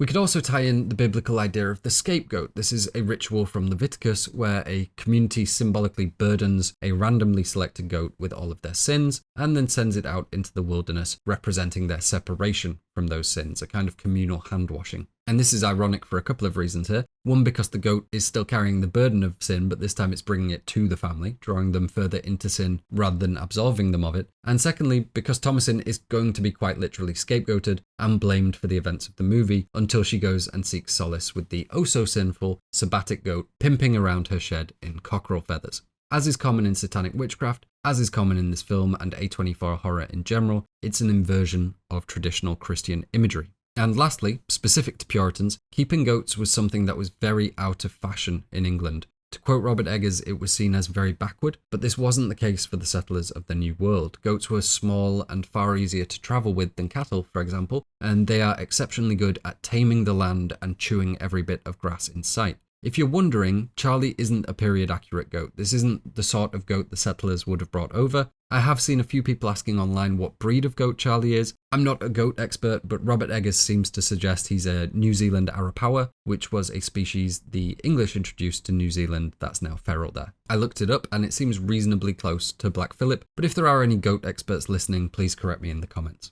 There is one Black Phillip myth that I'd like to dispel before we move on. I've seen people suggest that Black Phillip has digitally altered round pupils. It's on the wiki page for his character, in fact. For those of you not aware, goats have rectangular pupils. They're slightly rounded, but they're referred to as rectangular pupils. And the suggestion here is that Black Phillip's eyes look more human to demonstrate that he's actually the devil in goat form. But I simply don't think that's true. If you look at shots of him from the film, especially from the promotional artwork, it's clear that he does have rectangular pupils. It may be possible that his pupils change shape slightly between shots because there were two Black Phillip puppets on set, but according to Eggers, both didn't look very good and were laying in the dirt by the makeup trailer, so I don't think we ever saw them used close up. It's clear in almost every instance we see of him, they are rectangular, and the script in fact describes his eyes as having otherworldly rectangular pupils, so I think we can safely say that's a myth. Back to chronology, and as Charlie dementedly springs through the shot, he's serenaded by Mercy and Jonas. I'll put the lyrics of Mercy and Jonas' song on screen because it gets a little bit lost in the background of the film. So there's a couple of things of note here. First are the repeated suggestions of Black Phillip being a king of all, in fact. In general, it's a very triumphant image of Phillip they're painting. We have this mention of a crown. We can presume that's in reference to his horns, as well as this position of royalty. Certainly very fitting of the devil, and it's quite common imagery to tie the devil's horns into this idea of a crown. Then we have To Nanny Queen is Wed, and this is a knowing play on the nanny goats that Black Phillip is breeding with, and the witches, perhaps the head witch of the coven, that would engage in all manner of intercourse with the devil. We often see this as a bride figure, Ellen in Hereditary being a prime example of one. Then we have King of Sky and Land, King of Sea and Sand. And really this is just suggesting that the physical realm, the earthly, is under the devil's dominion, that he has more power than God here, or at the least that he rules here unchallenged. It ends with something similar, saying Black Phillip eats the lions from the lion's den. And this is by far the most interesting line in the song, almost certainly referring to the story of Daniel in the lion's den from the Old Testament. To very quickly recap that, Daniel gets thrown into a lion's den for praying, he prays some more, and then God sends angels down to close the lion's mouth, keeping Daniel safe until morning. So this lyric is a mockery of that. It's saying God might be able to close their mouths, but the devil would just jump in there and eat the lions. It's also playing with the idea of the devil being amongst the family and the family being amongst the wilderness. Who's really the lion? Who's really trapped in the den? The family may think they have dominion over the land, but really they're about to fall victim to much darker forces. So we could say they're the lions being eaten from the lion's den, if you want to go that far. But as a broad stroke, it's generally saying the same thing. God might be all powerful in heaven, but the devil is here and a physical force you have to contend with. We also have the line, "We are ye servants, we are ye men," which just generally alludes to humanity's willing subservience under the devil and paints Mercy and Jonas as his potential accomplices. Obviously, the idea here isn't that Mercy and Jonas are innocently singing some random lyrics about a random goat. They're aware of witchcraft, they're aware of the connotation of Black Phillip, and as becomes clear, he likely has been whispering devilish suggestions in their ears. It seems unlikely that the Mercy and Jonas we see on screen wrote these lyrics, but even if they did, I think we can safely say they're at least based on things they've been told by him. And as William and Caleb return to the farm, they find Mercy and Jonas playing with Black Phillip, somewhere between taunting him and running away from him, much to William's annoyance. We then see William quite artfully wrestle Phillip back into his pen before falling in a pile of dung, causing Mercy and Jonas to cackle wildly. Katherine, clearly very concerned about her family members wandering off given her recent loss, questions William and Caleb's disappearance during the morning. Just in case you're wondering why they don't just tell her where they've been, if Katherine knew they were checking traps, they'd then have to explain where the traps had been procured, and in doing so admit the theft of Katherine's silver cup. Beyond that, Caleb venturing into the woods at all is a no-go too as far as Katherine is concerned. Now, I just want to point out that because this scene focuses on Caleb's lie, really William's lie, we can very easily miss that everyone lies to Katherine. She also asked Thomasin where she was and why she wasn't watching Jonas and Mercy, and Thomasin says she told them to stop goofing around, but she makes no mention of having just been kneeling by the tree line. And this could just be her not wanting to admit to her grief and her concerns about Samuel's disappearance, but it's also another building block of us maybe not being able to trust Thomasin. Even if what she was doing by the trees was perfectly innocent, she still left it out when answering Katherine. Now there's a weird moment here that we need to look at because it gets brought up later by Katherine, and that's Thomasin helping William get out of his dung-covered clothes. And as she does so, we have this awkward moment of it veering into something unspoken but sexual. Just for a very minor moment, and it's very subtle. I'm just going to play it very quickly so we're all clear. And this is outlined in the script as Thomasin helps her father take off his soiled clothing. There is something too familiar in the way Thomasin touches her father's body as she undresses him. It is innocent, it is subtle, but she is too old for it. Katherine sees it too. So whatever we want to call it, it's clear Thomasin is becoming a woman and shouldn't really be helping her father undress. And it's difficult to pinpoint exactly why and where it becomes so uncomfortable because it really is very subtle, but I think it's this pushing of the shirt open and her lingering hand on its chest. It's just ever so slightly the wrong side of sexual, and Katherine certainly seems to think so. She'll later suggest that Thomasin was bewitching Caleb and William's eyes as any proud slut. Now this doesn't mean there's anything going on between Thomasin and William, but it's adding to this suspicion, paranoia and sexual weirdness that's building within the family. Just like Caleb noticing Thomasin's development earlier on, Thomasin is experiencing something similar with her father. It's not natural to be so isolated to the point where the only grown male around her is her father, and it may well have led to a moment of confusion here. It may simply be that an activity, a chore that was once innocent for her to do, is now something awkward. At its most simple, we can say that Thomasin is too old to be treated like a child, and too biologically curious at this point in her life to be kept in isolation. But as we know, we're not getting a straightforward introduction to Thomasin. We are supposed to suspect her. We are ultimately confronted with her decision to become a witch. And if she was willing to sign her name in the Devil's Book just for a safe place in the world, what's being suggested here may not be too far from her mind either. We don't know it yet, but it's clear that Thomasin being sold into servitude is on the horizon. And while it will be made mostly clear to us that she is an innocent victim in all of this, her mother's suspicions may not be entirely misplaced. In fact, we have a recurring theme of Katherine's paranoia being proven accurate in unexpected ways. So Thomasin may have had that thought spring into her head that if she can supplant her aging mother somehow, her spot at the farm, her survival might be secured. It's far-fetched, I suppose. We don't see much evidence for Thomasin having designs on William beyond this lingering touch and Katherine's paranoid accusations. But Thomasin is a bit of a minx. We'll see as much in the next scene, and ultimately she does far worse to ensure she comes out on top of a tragic situation.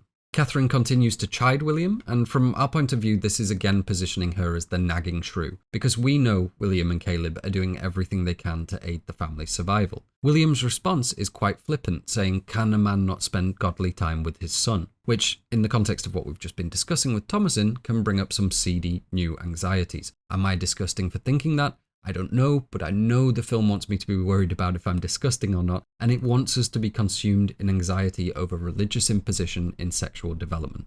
And Katherine is clearly skeptical of William's explanation, or lack of one, and given that she's going to be suspicious of some pretty crazy things, I don't think it's fully out of the realm of possibility that this crossed her mind too. She's the paragon of Puritan paranoia, so I really don't think anything's off the table.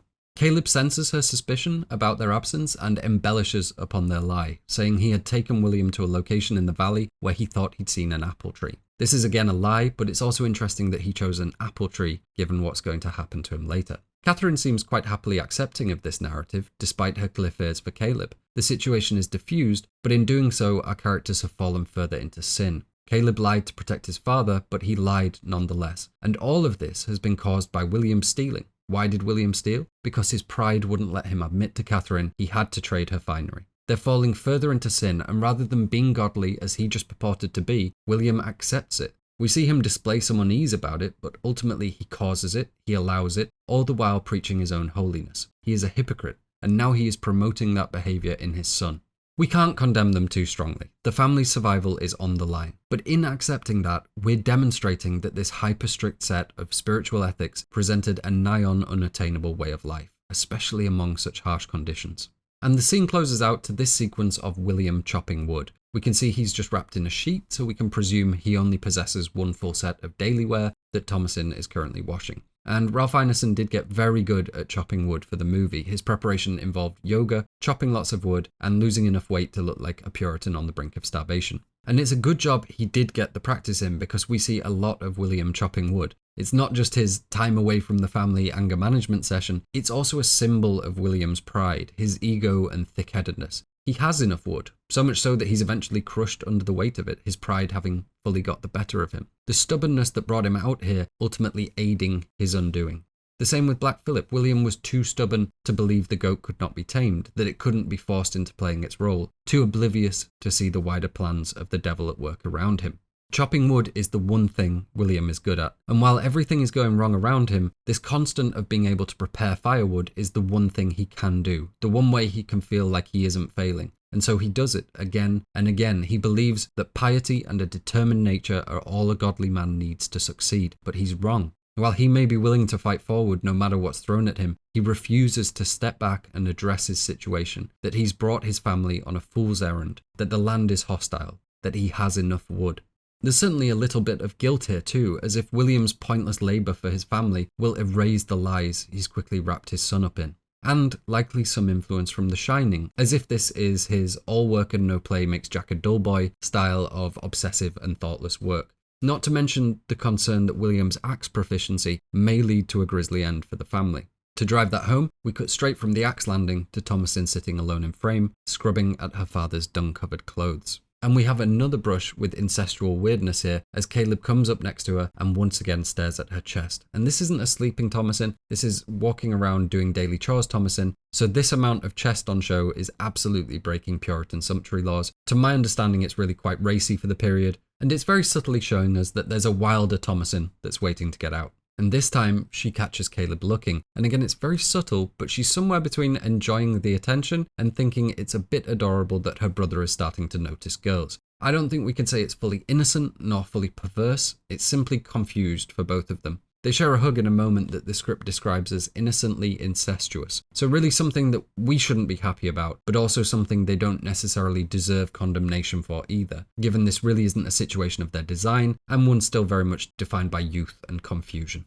Confusion for Caleb because he's just been fluctuating between reciting the nature of his own sin and being awkwardly attracted to his sister while lying to his mother. And for Thomasin, because she has to fulfill this maternal role at a very young age, while simultaneously being kept away from men she may legitimately pursue that with. She may need a bit of validation. That's really all by the by though. The actual point is that the conditions imposed by religion upon the family, namely exile, isolation, guilt over our natural state, and the segregation of the sexes, have forced the family to a place where their sexuality, their very concept of desire, has become twisted and slightly perverse. I don't think it ever truly gets anywhere close to Catherine's accusations, or our worst fears about what might happen as we watch, but it certainly uses our concerns about religion and sexuality in general to generate anxiety on screen, while clearly being quite critical about religious imposition in the subtext. And the running theme to all of that is that repression breeds a form of poisoned desire. The kids are isolated, so they explore within the family unit. Caleb is taught he's already committed original sin, and ends up committing a twisted version of original sin. Katherine embraces Jesus so much, she ends up dream cheating on William with him, or really the devil. It's the denial of the natural state leading to unnatural behaviour. And this ultimately comes to a head right at the end when Thomasin chooses to break free from repression and fall headfirst into the most poisoned desire, to live deliciously, to enjoy in excess all the things that have been denied to her. Just like the lying and the hypocrisy, the piety and the sin, the overarching message, perhaps the real horror here, seems to be that people will do unnatural things when forced into a rigid and unnatural way of being. And there aren't many cultures more rigid and more aggrieved by our natural state than Puritanism. And perhaps we can say that if we truly believe we should feel guilt over our apparently monstrous state, then we should not be surprised when a young woman with nothing to lose accepts herself as the monster rather than spending her entire life in fear of herself and those around her. Now Caleb notices Thomasin noticing, and he gets quite visibly upset. At first, Thomasin thinks he's just embarrassed because she caught him looking, but quickly it becomes obvious that something is bothering him. And ultimately, Thomasin decides it's because he feels like he let his mother down in not being able to find the alleged apple tree. She says, "I've seen no apples since we went from England. I would thou hadst found them. I so wish for one." And then she playfully chomps at Caleb's head. And again, it's interesting that we've got another original sin allusion, this time with Caleb being the apple that's bitten into, right after we've had these awkward hints about Caleb noticing her. Not only is it demonstrating that Thomasin has a desire for apples, a desire for the sin of the garden and of living deliciously, but also foreshadowing how Caleb is going to be found and what happens with the witch. It's also interesting that Thomasin hasn't seen any apples in the area, given the witch will use one presumably to tempt Caleb. We can likely say it's not a natural apple then, rather a product of the satanic. But given we know there was no apple tree in the first place, this can't really be what's upsetting Caleb. I think we can say pretty safely he's concerned with his own sinful nature. He knows lust is bad, but he's perving on his sister. He knows he was born with sin, but he's yet to make covenant with God. He knows not to lie to his parents, but he's lying to his parents. Caleb has a lot on his plate for a young lad, and it's all being unnaturally imposed on him. I think if we were to put it as simply as possible, he's worried about going to hell. Thomasin and Caleb's horseplay is interrupted by the breaking of branches underfoot, in all likelihood from Mercy sneaking up on them. But the sound effect that is played is actually the same sound we hear right here, during this moment of scream black just after the witch has risen up in front of the moon. It's the sound of her rustling through branches as she takes flight on her pole. That's also what Mercy is referencing as she repeats the phrase clickety-clackety. It's the sound of wood on wood as the witch flies through the trees, described in the script as the crackle and snap of many branches. So this could be alluding to Mercy already being in league with Black Phillip and the witch somewhat, or not really in league, more being exploited by, given their actual designs on her. But there's certainly a link here, which is unsurprising given that Mercy starts her speech with, "I be the witch of the wood." Black Phillip is definitely in the ear of Jonas and Mercy, but that doesn't mean they are witches. It doesn't even necessarily mean they're legitimately bewitched later on. Mercy's full quote is, "I be not Mercy, I be the witch of the wood. I have come to steal ye. Hear me stick a-flying through the trees, clickety-clackety, clickety-clackety." She's making a pretty awful joke about abducting another family member, but also maybe doing an impression of a figure she somehow has knowledge of. And they argue back and forth a bit. Mercy is convinced a witch took Samuel, while Caleb tries to rationalise and suggest it was the work of a wolf. He even says his father showed him the paw prints, but we absolutely can't trust that, given we've just seen both Caleb and William tangled in a lie, and the witch stealing the baby. And up until this point, Thomasin has been a little bit exasperated with Mercy, but still trying to reprimand her like an older sister might. However, when Mercy suggests Thomasin is at fault for her not being able to venture out alone because Thomasin let the witch take Sam, that's where we see the distinct change in Thomasin. It's easy to view this scene as Thomasin snapping a little bit and showing her true colours, showing that she has spite, that she's at least considered witchcraft, but I think it's important to sympathise with Thomasin here. Mercy doesn't necessarily understand how horrible she's being, and we could see this more as Black Phillip's poison speaking through her, something we'll see more clearly later on. But she's ultimately doing and saying something that's incredibly traumatizing for Thomasin. So let's look at Thomasin's full outburst. It's presented as a back and forth between her and Mercy, but I've edited it so we can have a singular quote. "I am that very witch. When I sleep, my spirit slips away from my body and dances naked with the devil. That's how I signed his book. He bade me bring him an unbaptized babe, and I stole Sam, and I gave him to my master. And I'll make any man or thing else vanish I like. And I'll vanish thee too if thou displeaseth me. Or perchance I'll boil and bake thee, since we are lack of food. How I crave to sink my teeth into thy pink flesh. If ever thou tell'st thy mother of this, I will witch thee and thy mother, and Jonas too." Now, I guess first and foremost, as is probably obvious, this is foreshadowing the end. Thomasin is that witch. She does dance naked with the devil, she does sign his book, and Mercy and Jonas absolutely do vanish. They're actually killed, but for now let's just say they're missing during the ending sequence.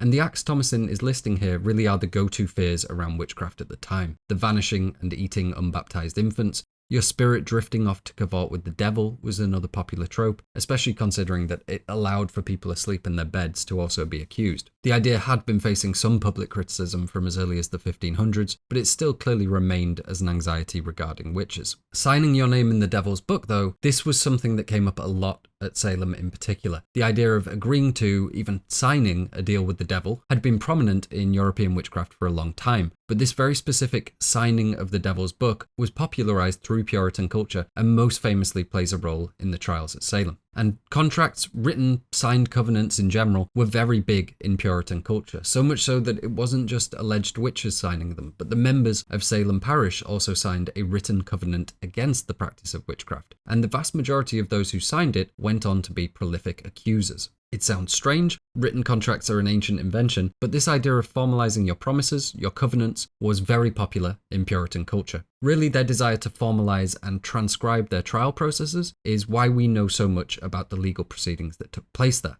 While Thomasin's mock confession here is almost certainly influenced by many different confessions, I think it's worth looking at the confession of Tituba. There are definite similarities to what we're hearing from Thomasin, but most crucially, it's here we get the first mention of the Devil's Book at Salem. Tituba was an enslaved Native American girl that was the first to be formally accused at Salem.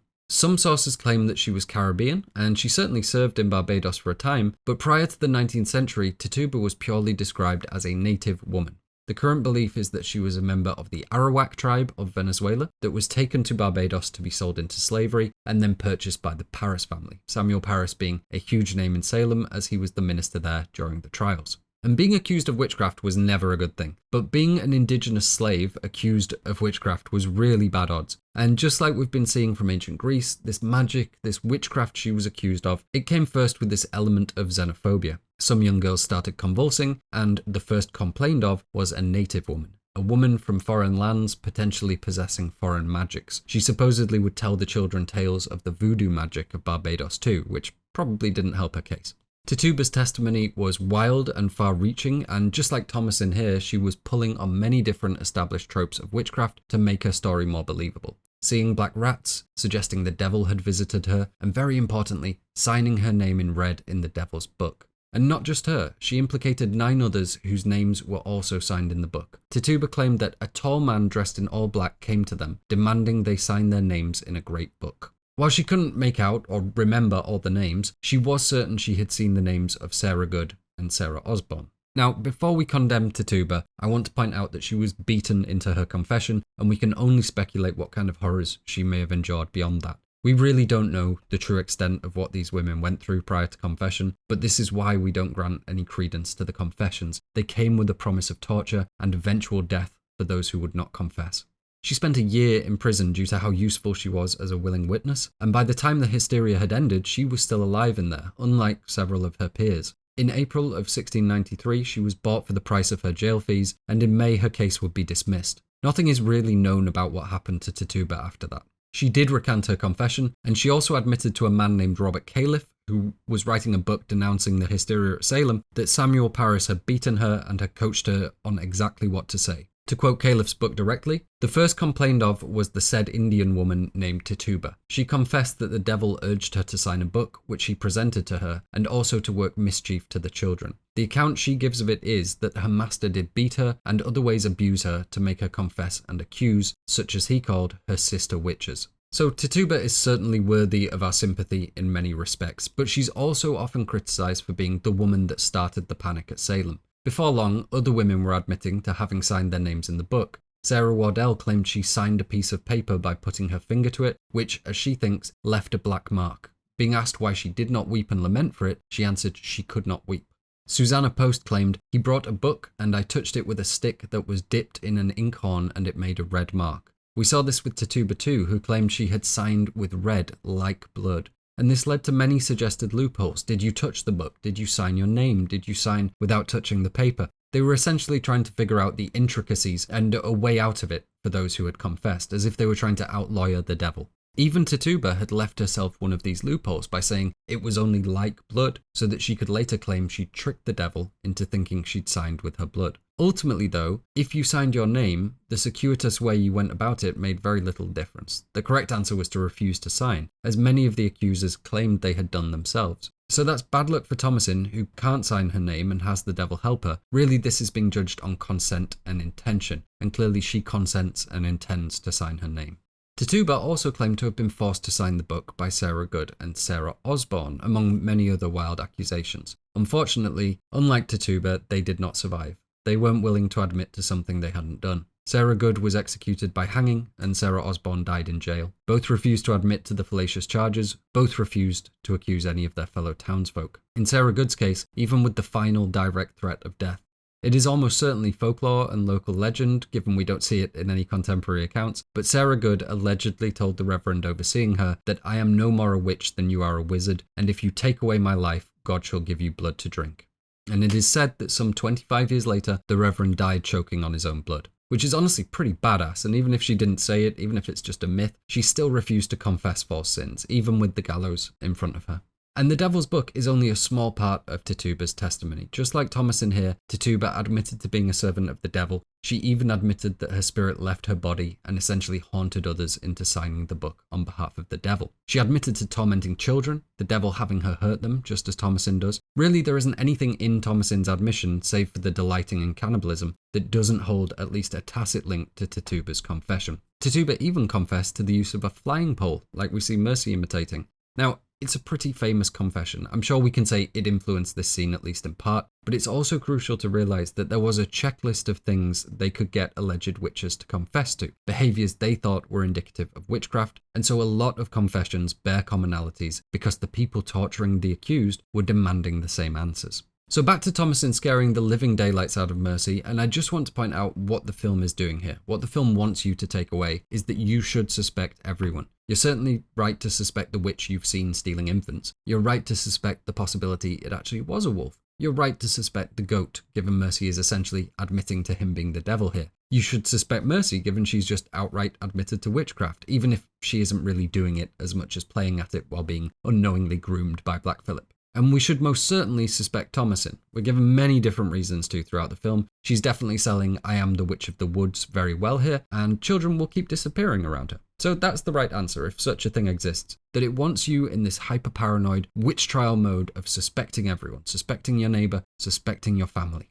But this is also a moment when the film, or the script at least, shows its hand a little with this bit of direction as Thomasin is clapping back at Mercy. Thomasin smiles the smile of an older sister who knows her fib is working, and she's not going to stop.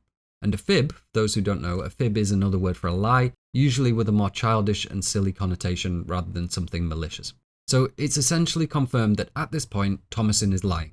Pretending, let's say. And if Thomasin is pretending, then she isn't a witch. And that tracks with what we see elsewhere. We see her be lied about. We see her kind of come to terms with what Black Phillip is, ask questions about him. We see her ask to sign up with the devil. We see her learn all that, and as we do, it becomes less and less likely that this is something she's been complicit in from the start. So even though it's still a wicked thing to do to a child as young as Mercy, Thomasin is just playing here to teach Mercy a lesson. Obviously that doesn't fully rule out other readings. Thomasin could simply be witch curious at this point. And certainly if you do subscribe to the notion that Thomasin is maybe doing bad things off screen, maybe already seeking to become a witch, then her fib to Mercy here is perhaps the best bit of evidence that she's complicit. But we can say that the mainstream view on the narrative, what the film is telling us, is Thomasin is not a witch at this point. This is all bluster and bullying on Thomasin's part. It's not a legitimate admission of guilt, even if it wants you to be worried it is one. Now Mercy runs off and we see Caleb and Thomasin address the drama. Caleb is confused as to why Thomasin has acted this way. He knows she isn't being truthful, referring to her tall tales as horrible fancies. And he's clearly resolute in the understanding that a wolf did this. Thomasin refuses to answer his question, instead instructing him to go tell their parents of her wickedness.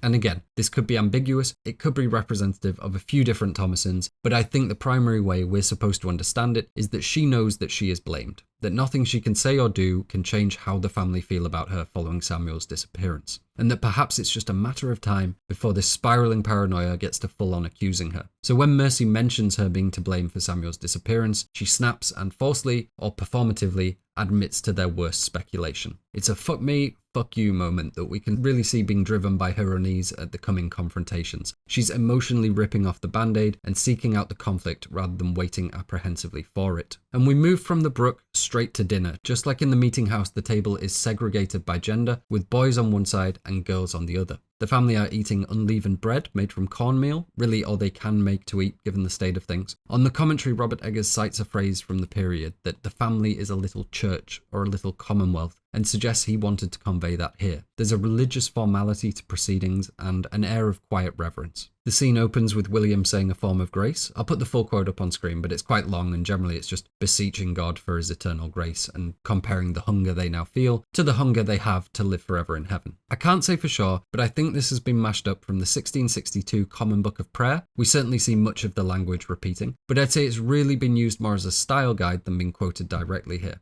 And then, perhaps a little bit more directly from the text, The Practice of Piety by Reverend Lewis Bailey in 1611, specifically the section, The Practice of Piety at Meals. We could see a couple of sections there that seem to line up quite closely. For example, William says, "For as we hunger for this food of our bodies, so our souls hunger for the food of eternal life." And in the practice of piety, we see that by the hunger of our bodies, through want of these earthly things, our souls may learn to hunger more eagerly after spiritual and heavenly food. And also this quite strange construction that William ends with, "Our Lord and only Saviour, Jesus Christ." That's quite specific with the only Saviour. I'm sure you can find that in other places, but it does appear in this text, specifically in the section about saying grace. Also, in the script, it's Christ Jesus, not Jesus Christ, which again, I'm sure there are other sources that will say it that way, but that does appear in the 1662 Common Book of Prayer. So I'm reasonably confident that what we get in the film is a mashup between those two sources. And as the meal begins, the mood is pretty somber, to say the least. The family don't have an awful lot to be happy about, not just their recent tragedy, but also their increasing hardship. No one wants to comment on it, but they only have the most basic food to survive on, and they're carefully rationing it between each other. But Katherine decides this meal isn't depressing enough, and that now is a good time to begin questioning Thomasin about her missing silver cup. And while she's trying to maintain an air of calm disappointment, these questions are loaded with accusations from the beginning. Katherine starts under the assumption that Thomasin is responsible, saying, "Thomasin, where hast thou put the silver cup?"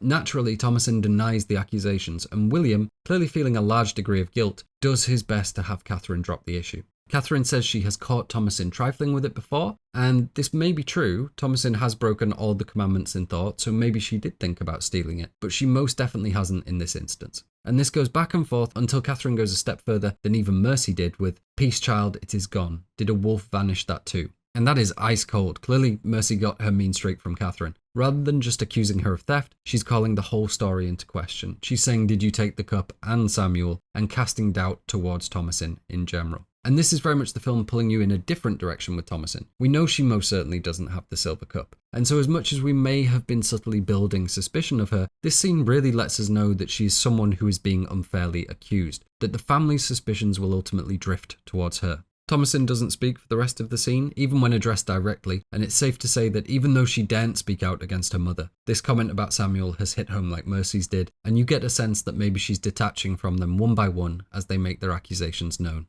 After William again tells her to drop the accusation towards Thomasin, Katherine takes a slightly different tact and says, "Something is amiss on this farm. It's not natural." And she's speaking broadly. She is correct, but given she was just accusing Thomasin and has been told to drop it, it's not a giant leap that she might be suggesting that Thomasin is the unnatural thing amiss on the farm. She's starting to foster the beginnings of a witchcraft accusation towards her own daughter, even if she isn't quite willing to put it into words yet. For now, she is simply alluding to something demonic being afoot. And William gets even more uncomfortable here than when he was watching Thomasin be accused of his crime, and that's his pride flaring up. Something is amiss on the farm, but he does not want to admit it. He does not want to acknowledge it because this is his farm, his New Jerusalem. It should be a godly place, brimming with opportunity, not something barren and unnatural. And so he changes the subject and asks Caleb if he will read out some Bible passages later as a bit of family fun time. And then he slips in that tomorrow they will fast and think on their sins. But again, this is his pride speaking. He's too embarrassed to say they don't have food, that they're having to be extremely careful with their rationing, and so he frames it in such a way as to seem like it's some penitent act.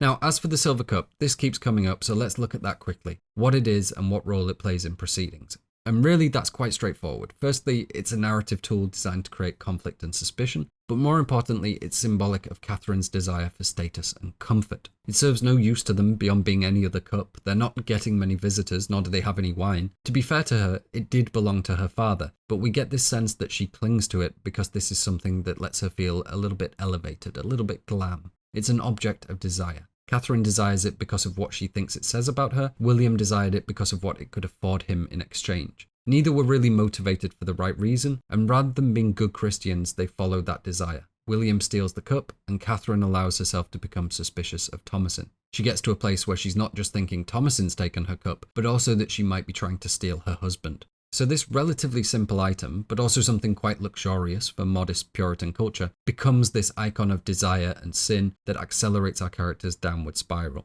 There is a pretty well-known story from the Bible involving a silver cup, but I don't think that's relevant here with how it's employed. There was also a practice in Massachusetts where members of the congregation would drink from a silver chalice, in something more similar to the Catholic communion than they cared to admit. But again, I don't think it's really relevant. I think this has just been chosen as a realistic, yet desired item introduced to create conflict. And just to be clear, it was okay to have silver cups in Puritan culture. It's not like they were outlawed. I saw a reference to one in Samuel Sewell's diary being given out to the church as a reward to one of the congregation. It might be frowned upon to be bragging about it or showing it off perhaps, but I think why it strikes as being a modest for Katherine is mainly because the family has so little. William's crime is one of necessity, but anyone sensible seeing their children on the brink of starvation would gladly choose to trade it for as much food as possible. Katherine does later suggest they could have sold it, but clearly well after William felt a need to, and only after she denies that she wants it for vanity. The dinner scene ends with the goats bleating and Thomasin realising she forgot to bed them down. This is where we would have seen Thomasin walk in on Black Phillip violently copulating with one of the nanny goats. We can maybe presume that is what's happening off camera. We do still see Thomasin go to take care of the goats before bed, but instead of Black Phillip, she sees the Witch-Hare we saw previously in the wood. I think we can make an educated guess here that this scene was changed because Dizzy the hare was a very well-behaved hare and Charlie the goat was quite a poorly behaved goat. Now there's a couple of really interesting things happening here and we'll come back to Dizzy the hare, but I want to bring your attention to the soundtrack here. These really haunting and dissonant sounds. And I have to thank Reddit user u/Caesar of Thoughtseize for pointing this out because I am tone deaf and musically ungifted, but these differing goat bleats that we hear as Thomasin approaches are what's known as a tritone apart. I'm going to quote directly here because I have no idea what any of the following words mean.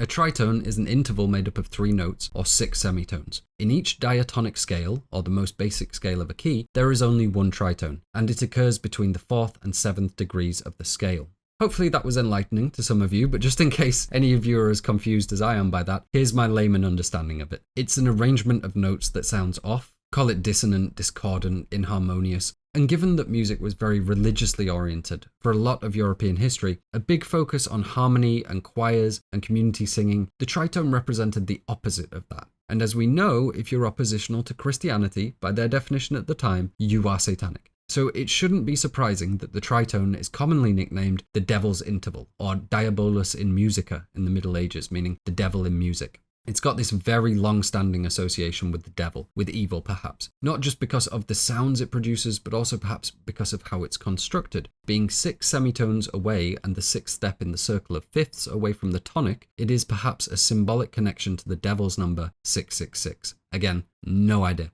And because of these demonic connotations, the tritone has become very popular in scoring horror movies. Famous examples being The Shining, something that's definitely an influence here, The Addams Family, Hocus Pocus, and tons of different musical artists from Beethoven to Black Sabbath, all usually trying to allude to something a bit demonic and a bit satanic. Robert Eggers is using it for the exact same thing here. This is a shot of Thomasin moving towards the literal devil, and here we are using the devil's interval.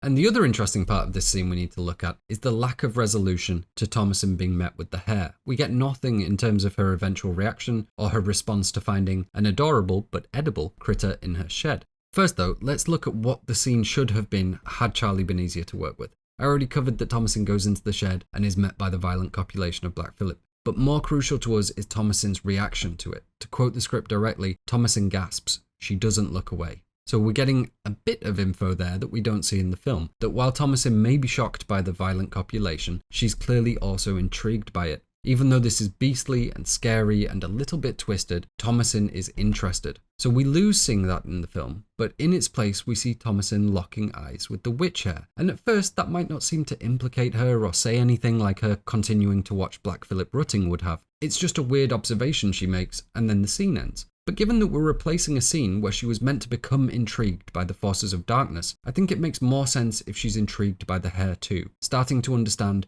she may have piqued the interest of this witch. And have a think back to how desperate William and Caleb were to shoot this hare. Think about how little the family have to eat. Thomasin's aware of how close the family are to starving, but we don't see her make any effort to catch the hare, to trap it in the goat shed. We don't see her alert her father to grab a gun. We don't see her do anything. Now, maybe she just thinks it's weird that there's a hare here and goes about her evening, but maybe she doesn't. This hare is in all likelihood the witch that took Samuel, the witch that is torturing the family, the witch that seduces Caleb, and we don't get to see what happens between her and Thomasin. It's a definite gap, a purposeful break in the narrative, and unlike the others, like right after Samuel going missing, or Thomasin waking up to the twins missing, this one is subtle. For a lot of first-time viewers, this is just going to be Thomasin seeing a hare that seems ominous. But given we know it's a witch, this absence of resolution absolutely can imply that some interaction has occurred between the two off-screen. And really, it's in these gaps where we see the fan theories come to life. Is Thomasin blanking these moments due to the trauma of an abusive family and projecting supernatural explanations onto them? Is she blacking out from being on the brink of starvation? These are theories I've seen, and unlike Ergot poisoning and the counter-reading that Thomasin has maybe been a little bit evil from the start, these other theories aren't as intentionally designed. But given these repeated breaks, this inviting in of ambiguity, there is absolutely room left for them. If your explanation for what happened to the family is something prosaic like starvation or psychosis, then you can use these breaks to allow for that. They facilitate you being able to project your own abstractions onto the film. But no matter your reading of these gaps, we are left with the reality that even if it's just this stare and nothing more, Thomasin and the witch have interacted here. And so why are they interacting? What's the witch's game here? Is she simply trying to spook Thomasin? Was she messing with the livestock, as we see later, and quickly went hare form as Thomasin came in? Obviously we can't say for sure, but my headcanon here is that the witch is maybe trying to persuade Thomasin. Not bewitch her necessarily, but kind of just present herself, and in doing so stoke Thomasin's interest in joining the coven. And following Thomasin's encounter with the Witch-Hare, we get this scene with William and Katherine. And this is our first moment of almost privacy with the couple, the first time we see some real tenderness between them, although it is still marred by Katherine's complaining and William's proselytizing. We see Katherine finishing her nightly prayers and getting into bed with William. After a moment, he tells her he fears she looks too much upon this affliction, essentially referring to her outburst at dinner and concerns the farmstead is cursed or supernaturally blighted in some way. His answer, as always, is for them to turn themselves more towards God, to somehow become even more devout, and he reminds her that God hath never taken a child from them. As far as William is concerned, they have been blessed by not having any children taken at birth, and their recent tragedies are the result of God deciding to test them due to their complacency with these blessings. William is truly a zealot in that everything from intense good fortune to the loss of his own children only serves as further proof of his bond with God. While they may have been lucky to have so many children with no difficulties during labour, this shouldn't philosophically be balanced out by having their child abducted, and it raises the pressing question, why does William even want to follow a God that would destroy Samuel simply as a trial of devotion? That's a question beyond the scope of this video, but William's blindness to it isn't, and that's what we should be primarily concerned with. His refusal to relent in this prideful attempt to conquer the wilderness does absolutely doom the family. And he does it all while assured that these hardships are a direct test from God. Despite William's best efforts to temper Katherine's fears, she repeats the concerns, saying, "He hath cursed this family." William denies the charge and tells her that God has taken them into a very low condition to humble them. This language is quite easily found in Puritan writings, for example, the sermon of Calvinist minister Richard Sibbes, in which he echoes very similar sentiments, saying, "All this is to bring us low, to humble us, to make us know ourselves. Without humiliation, Christ will never be sweet unto us." Again, Katherine refuses to be consoled and reminds William that Christ was led into the wilderness to be ill-met by the devil. She's clearly carrying on the notion that something is supernaturally untoward on the farm. You can either read this as Katherine being bang on about the devilish threat surrounding them, or the exact type of paranoia that led families and neighbours to accuse one another. But as we know, the truth is, really it's both. Now, that's nothing we haven't already covered, but I wanted to point it out because she is right. Her doubt, her fear about the devil, it is proven true. And this is going to be a repeat pattern for Katherine. Her paranoia is proven right. Katherine doubles down, saying they should never have left the plantation, and William is clearly wounded by this. It's the first time his calm has broken, and with his pride causing him to act defensively, he says, "What need we? Silver chalices." Katherine takes this as a clear accusation of vanity, or perhaps immodesty and a desire for luxury. It's here she suggests that we could have sold it, but we've already covered that, so we can move on to the core of what's bothering her. Katherine shouts to her children to check they are asleep, and it's here we get the reveal that all the children are above them listening to their conversation. Katherine informs William that Thomasin has got her period and that she's old enough to be sold into servitude with another family. A reasonably common thing, but certainly not something for a family to be thrilled about, and very much an embarrassing thing to have to do socially. We can also say that Katherine, just like her denials of vanity, is absolutely concerned about Thomasin replacing her now she's entering womanhood. And from here the scene spirals into Katherine saying all the most traumatizing things these children could possibly hear. Their corn is trash, the family are starving, Samuel is in hell, it's their father's fault, it's not great.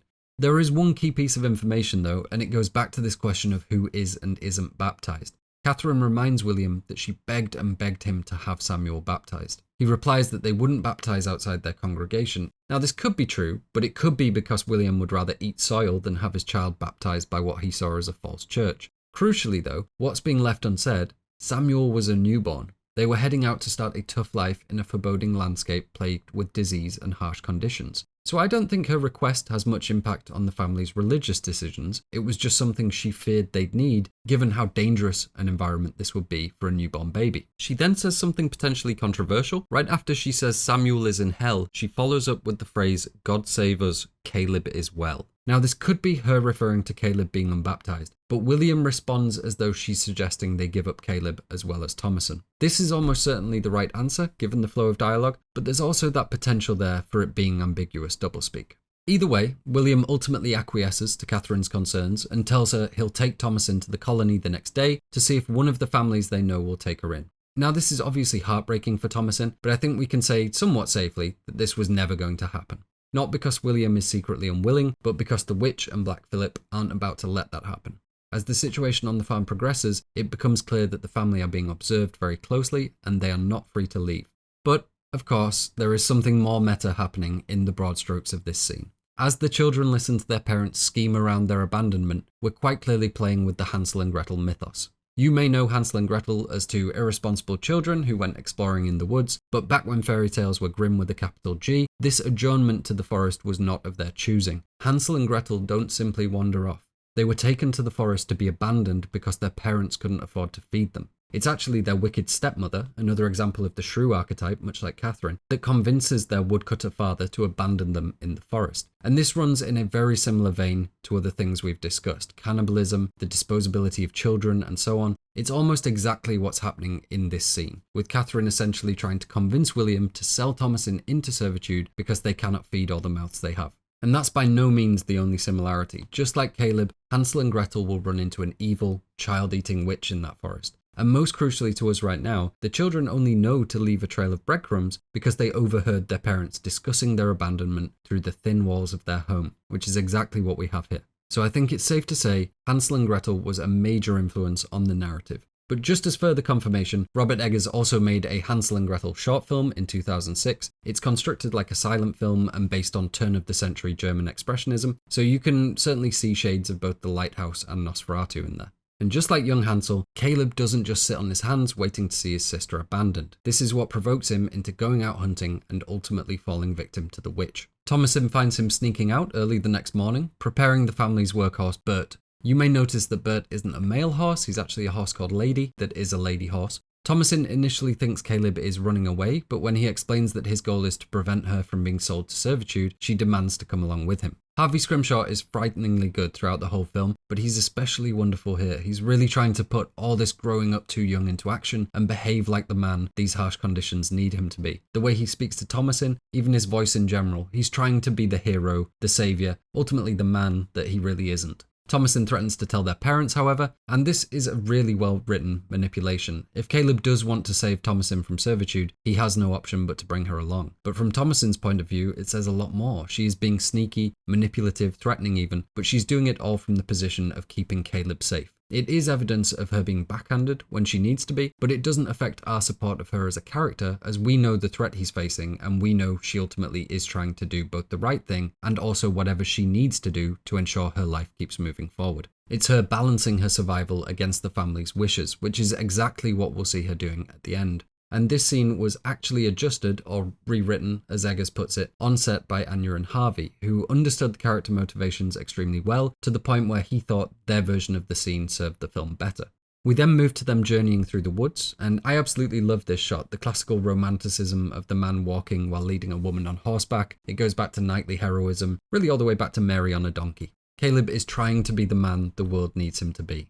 And a fun little behind the scenes fact here, the horse couldn't get down to where they filmed this shot, and so Anya Taylor-Joy is actually sat on the shoulders of the second AD. We get this happy little shot of Caleb being momentarily successful, allowing for an upbeat moment as they traverse the wood, and we get a conversation about their time back in England. And I think this is important because it's another building block, really one of few. It's very surgically done, but it's another building block to Thomasin's desire, her greed, her living deliciously. She clearly remembers England fondly. She talks about how pretty the windows were, the sun shining through them. She's desiring of the comforts she had there, just like she was desiring of apples, like she's potentially desiring male attention. But this also provides us our only opportunity to estimate roughly when they arrived in the New World. We could say the absolute boundaries to that are 1620 to 1639. The Pilgrims didn't land at Plymouth until 1620, building the beginnings of a town there by the end of that year. We know the film takes place in the 1630s, so anything 1640 onwards is way out. And the Puritans that we see here likely couldn't have arrived earlier than 1630. During their discussion, it becomes apparent that Caleb cannot remember having glass pane windows. Caleb is 11. It's unlikely he would have forgotten about the existence of windows in 2 to 3 years. It's an odd thing to estimate, but I'd say at a minimum that would take 5 years. If he was 6 years old, maybe he'd be hazy on windows by 11. We have a tiny bit more information in the form of Thomasin being surprised by him forgetting, but ultimately seeming accepting of it. If he had been a baby, 2, 3, 4 years old, then I don't think she would be surprised by him not remembering, because it's pretty standard to not be able to recollect the insanity of being a toddler, at least not in great detail. Using that logic, we can say Caleb was around 5 or 6, let's say between 4 and 7 to be safe, which would mean the family have been in the New World for between 4 and 7 years. Even if we say this is taking place in 1630, it still rules out any opportunity for the family to have been part of the settling group of Plymouth Pilgrims in 1620, because they would have had to have migrated when Caleb was 1. So the absolute earliest their arrival could happen would be 1623, presuming they left when Caleb was 4. But that would mean the film was taking place in 1630, which would mean this settlement, originally intended to be Salem, would have only been settled by a large group of colonists for around a year. It was initially settled in 1626, but it wasn't until late in 1628 that a large group of Puritan settlers arrived under the leadership of Captain John Endicott. I suppose it's possible the settlement we're looking at is that young, but it seems relatively established. But 1630 is also the year of the Winthrop fleet and the Great Puritan Migration, and prior to that the Calvinist presence was far less established. So I'd say it's likely this is taking place at least a few years after that. There were many other voyages that carried separatists to the New World, and I think, if we're going purely by historical accuracy, it's more likely that the family we see came over aboard a ship like that. The Winthrop fleet was distinctly Puritan, and William is shown not to mix well with Puritans. However, going through the passenger manifests of the Winthrop fleet, there are many Williams and Catherines. One of the figures I mentioned previously as a possible inspiration for our William Aspinwall, sailed aboard the Winthrop fleet, and he was later exiled for unorthodox, non-Puritan views on religion. So it's certainly possible that, just like Aspinwall, they could have been aboard the fleet, and William's views evolved upon reaching the New World. We're entirely in the speculative here, but I personally do feel as though they came over on the Winthrop fleet. The reason for that being this quote from Eggers I mentioned at the start: the family are a microcosm of Puritan society, so they're broadly representative of the Puritan narrative in the New World. And the story of the film ends with Thomasin embracing witchcraft vaguely around the Salem area, perhaps the very same witchcraft that would kickstart the trials in 1692. After the trials, we really don't know as much about the history. There's kind of a blind spot up until what's known as the Great Awakening, religious revivals beginning in 1740. So the witch trial era, in some ways, marks the known end of the Puritan era. And that narrative begins in full with the Winthrop fleet. And so to me, it just seems poetically fitting that they would have arrived then. I'm not the only person to make the suggestion. Dawn Keatley of Revenant Journal said the family of the witch most likely sailed over in the Winthrop fleet of 1630, joining the mass migration of Puritans travelling to the New World in search of the Promised Land. And I think likely is a strange word to use given the caveats we've just sped through, but fitting certainly works. I think it would be fitting if they came over on the Winthrop fleet, and I think it just feels fitting because the family are emblematic of the Puritan experience in America. The journey of this landmark fleet that kicks off the migration and ends with violence and a witch coven on the outskirts of what is likely Salem. So if we're using Caleb's window memory loss as an estimate that the family has been here between 4 and 7 years, we can say the film is taking place somewhere between 1634 and 1637. Really, it comes down to how long you think it takes to forget about glass. Back to chronology, and we see Caleb and Thomasin's reminiscing cut short by the appearance of the Witch-Hare. This spooks Fowler, but also Bert too, and as Caleb runs off to chase the hare, Thomasin is thrown from the horse and knocked unconscious. Yet another gap where someone goes missing and her point of view is unaccounted for. Obviously this is going to raise further suspicion, not just in her family, but in the viewer too. We get a quick shot of the remaining members of the family, terrified on the farm, so much so that they've tied Jonas and Mercy to the fence of the animal pen. Ironically, they have goat bells attached to them to alert the family should anything come for them. And as with Samuel, we see the family being reluctant to just run aimlessly into the woods to search for them. We've already covered why that is, so I won't dwell on it, but I know it's something that confuses people, so they're not doing this because of the potential risks they'd face in doing so. We cut back to Caleb, terrified, lost and alone in the woods trying to find Fowler. He repeats a prayer, actually an adjustment, so a quick bit of verse designed to adjust the behaviour or the mindset of the speaker somewhat like a mantra. This is a modified version of this prayer from the New England Primer, which was a religiously canted textbook for the schooling of children in the late 17th and 18th centuries. Caleb will eventually run into a brutalised Fowler, clearly having been ripped apart by the witch. He falls as he encounters the wounded dog, and we see it still alive and breathing heavily. Just in case you're curious, this is the real Fowler with the special effects sort of organ blanket over the top of him, which is how the breathing looks so realistic. Caleb runs deeper into the wood, either through misguided bravery or simply just because he is lost and unable to find his way back. He finds himself entangled in the overgrown forest, and this is another image Robert Eggers pulled directly from his nightmares. It's also a real location. This isn't some massive branches they've pulled together for the film, it's just very good location scouting. Caleb is clearly terrified and struggling with the unwieldy musket, and we're seeing his overly bold masculinity very quickly being called into question. He's back to being a child lost in the woods. We also get this sense of the woods swallowing him up, that they're somehow working in conjunction with the forces of darkness. Perhaps even that Caleb has ventured through a portal of sorts and into this in-between place, or spiritually guarded or magically disguised hovel that our witch resides in. And as he timidly approaches the shack, we see our witch in a very different light. She's no longer an old crone, and instead a sultry and voluptuous maiden, really an icon of sin. Pouted lips, cleavage on display, hoisting her skirt up and showing bare leg, and bare feet too. This is a wild woman, someone at home running barefoot through the forest, someone that isn't beholden to the sensibilities of Puritan society. This is the other half of the night demoness archetype we've been discussing, still monstrous underneath, but outwardly seductive. We can also see elements of vampirism at work here, the succubus too, this kind of overt and predatory female sexuality that is often part of the fallen woman archetype. We see this in Dracula. At the end of this film too, demonic women who invert motherhood and traditional gender stereotypes and are slaves to desire and consumption. We'll see the same kind of imagery later to allude to Thomasin's fall to desire. Now this is the same witch we'll see throughout the film, but she's glamouring herself Melisandre style to appeal to Caleb and ultimately tempt him into acting lustfully. She begins to woo Caleb in with a bewitching stare, transfixing him almost. He looks terrified. I think he knows exactly what this is and he's just unable to stop it. Continuing, walking forwards towards her. She kisses him, tenderly at first, but then we see this withered hand reach up and grab his head and things get a lot more forceful. And yes, this is the hand of a different actress reaching through her shawl. It's the most low-tech special effects can get really, and it works amazingly well. I think given the other allusions to The Shining in the film, that we can hazard a guess this is also a reference to Jack Torrance kissing the young/old woman in the bathroom.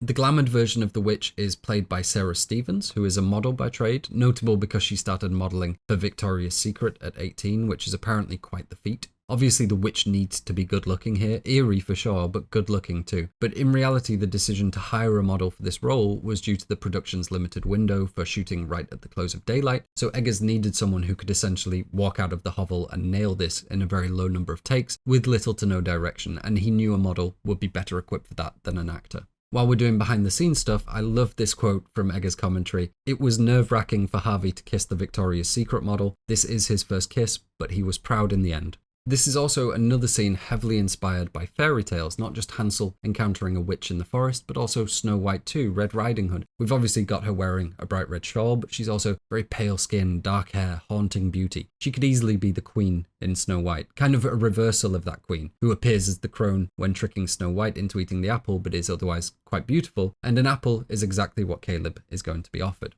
And we can pull in the idea of Sleeping Beauty and the magical repercussions of losing one's innocence too early. Even this inverse notion of the magic kiss, rather than bringing Caleb back to life, it essentially ends his. So there's a whole bunch of different fairy tale influences at work here, woven in with the Christian folklore and biblical mythology. It's very clever stuff. We'll get on to what's actually happening with that biblical mythology in a moment, but for now let's move back to the farm and the family spiraling over Caleb's disappearance. After a long cut to black, we hear a thunderstorm, pathetic fallacy for the satanic dam breaking and the family's rapidly approaching downfall. And we cut back into Thomasin stood in the corner as her mother shouts, "What is the matter with thee, Thomasin? What is the matter with thee?" And this is just wonderfully constructed dialogue that is knowingly having fun with our competing interpretations. What is the matter with thee could mean something as simple as, why are you stood in the corner seemingly in shock? But it could also mean, what is so wrong with you that our children keep disappearing when they're alone with you? Are you bewitched? Is it you that's somehow cursed? Are you just stupid? And so on. But given this slight abstraction in the language, you could go even further and say she's outright accusing her with "what's the matter with thee?" essentially meaning, are you plotting against us? It's vague in all the right ways because it drives suspicion towards Thomasin while at the same time causing us to sympathise with her further due to how callous her mother is being. We're also wondering what the hell is up with Thomasin, but at the same time, we're aware how devastating a question, "what is the matter with you?" is when being screamed at you by your mother. And that is really clever work. It's this emotional blurring of right and wrong that allows us to get to a point where we're essentially celebrating Thomasin's fall. We are concerned she might be pulled towards the satanic, but as we wait to find out, we become more and more resentful of the way her family treats her. And that brings me to what I love most about this shot. Thomasin is literally backed into a corner here. Now, part of this is her anxiety response, the outright fear and shock she's suffering from with Caleb's disappearance and the family's suspicions over her losing 2 of her siblings. But it's also a subtextual allusion to her position by the end. She is very literally backed into a corner. If she didn't seek out Black Phillip, if she did try to run and alert the town, if she continued trying to reason with her mother, it's likely all of these routes would end in an unjust death for Thomasin. She's backed into a corner and takes the only option available to her in becoming a witch, and here we're seeing that very literally on screen. Following that, we have this quite tense standoff as Katherine and William argue about the safest, or at least the most practical way of rescuing Caleb. William says he will set out searching in the morning, but Katherine implores him to go to the village and rouse up help. William insists that no one there would help them, and in desperation, Katherine reapproaches Thomasin and asks why Caleb went into the wood. Thomasin claims to not be telling out of loyalty to Caleb, but in reality it's because she knows explaining it would implicate her father. To his credit, William does figure this out pretty rapidly and comes clean about his theft to Katherine rather than allowing Thomasin to take the fall as he did with Caleb. Despite his desire to make confession now, his sinful actions have tacitly aided his son's disappearance, and tragically, his repentance has come far too late. Katherine does not take this news well, and she begins to seriously berate him as their argument spills outside into the rain, culminating in this moment where she hits him in the face. In the original script, he does hit her back, and in all likelihood, that would be the more historically accurate response, but I think the decision to not have him do that allows for William to still be somewhat sympathetic to the audience. After things calm down, they sit inside in a huddle, and there's a definite feeling of danger in the room. Danger that something is picking them off and they need to stay gathered closely in the light and safety, but also this kind of uncomfortable post-abuse silence, the very recent calm surrounding someone who's just been volatile. It's got that edge to it anyway, with everyone kind of looking quite furtive and afraid after Katherine's outburst. And it's at this point, clearly seeking her mother's favour, that Thomasin offers to bed down the goats. She insists on it, in fact, and outright says she's doing it to please her mother. At which point Katherine beckons her over and tells her to be safe and to hurry back, something Thomasin definitely doesn't do. Now, this can be seen as quite a tender moment. There's a very quick smile from Thomasin that I think should be read primarily as something quite excited and appreciative. And I think for sure, part of this desire to please is legitimate. Her mother has scorned and accused her, and that's her mother. Thomasin is naturally going to desire affection and affirmation from her after feeling such rejection. But that's when it starts to feel a little bit unhealthy, given that Katherine has just hit her father, and the family seems to be quite on edge around her. Thomasin's desire to please her could be read as simply being terrified of her. But I think there's also a concern that Thomasin has done the maths here and understands if they're down another child, there may be room for her to stay if she can get on her mother's good side. It may be difficult to imagine Thomasin being so callous, but ultimately she does become everything her family suspected, and she does it at least partly driven by pure self-preservation. So I don't think her manipulating her mother's affections to avoid servitude here is necessarily out of character. Now, at this point, William is still intent on searching for Caleb, but as we're about to find out, that's not going to be necessary. And I think we can definitely say that the family is undergoing some kind of supernatural surveillance, and whenever they make an effort to leave or fight back, stray too far, go get help, something supernaturally driven gets in the way to stop them. And while she's soothing the goats, actually humming the same psalm we heard them singing on the cart, Thomasin hears another rustling of branches signalling the witch's approach, and ventures outside to find Caleb standing naked in the rain. Somewhat Christ-like against the fencing of the animal pen. I think that's there if you want it. He's certainly been sacrificed due to the sins of the family, due to William's pride and lies, and due to Catherine's vocal desire to abandon Thomasin. And Caleb's return to the family really marks a turning point in the narrative. From here, we're going to see the family's downfall speed up as we move towards the climax of the film. So let's move on to our penultimate section, Devilry in the Blood.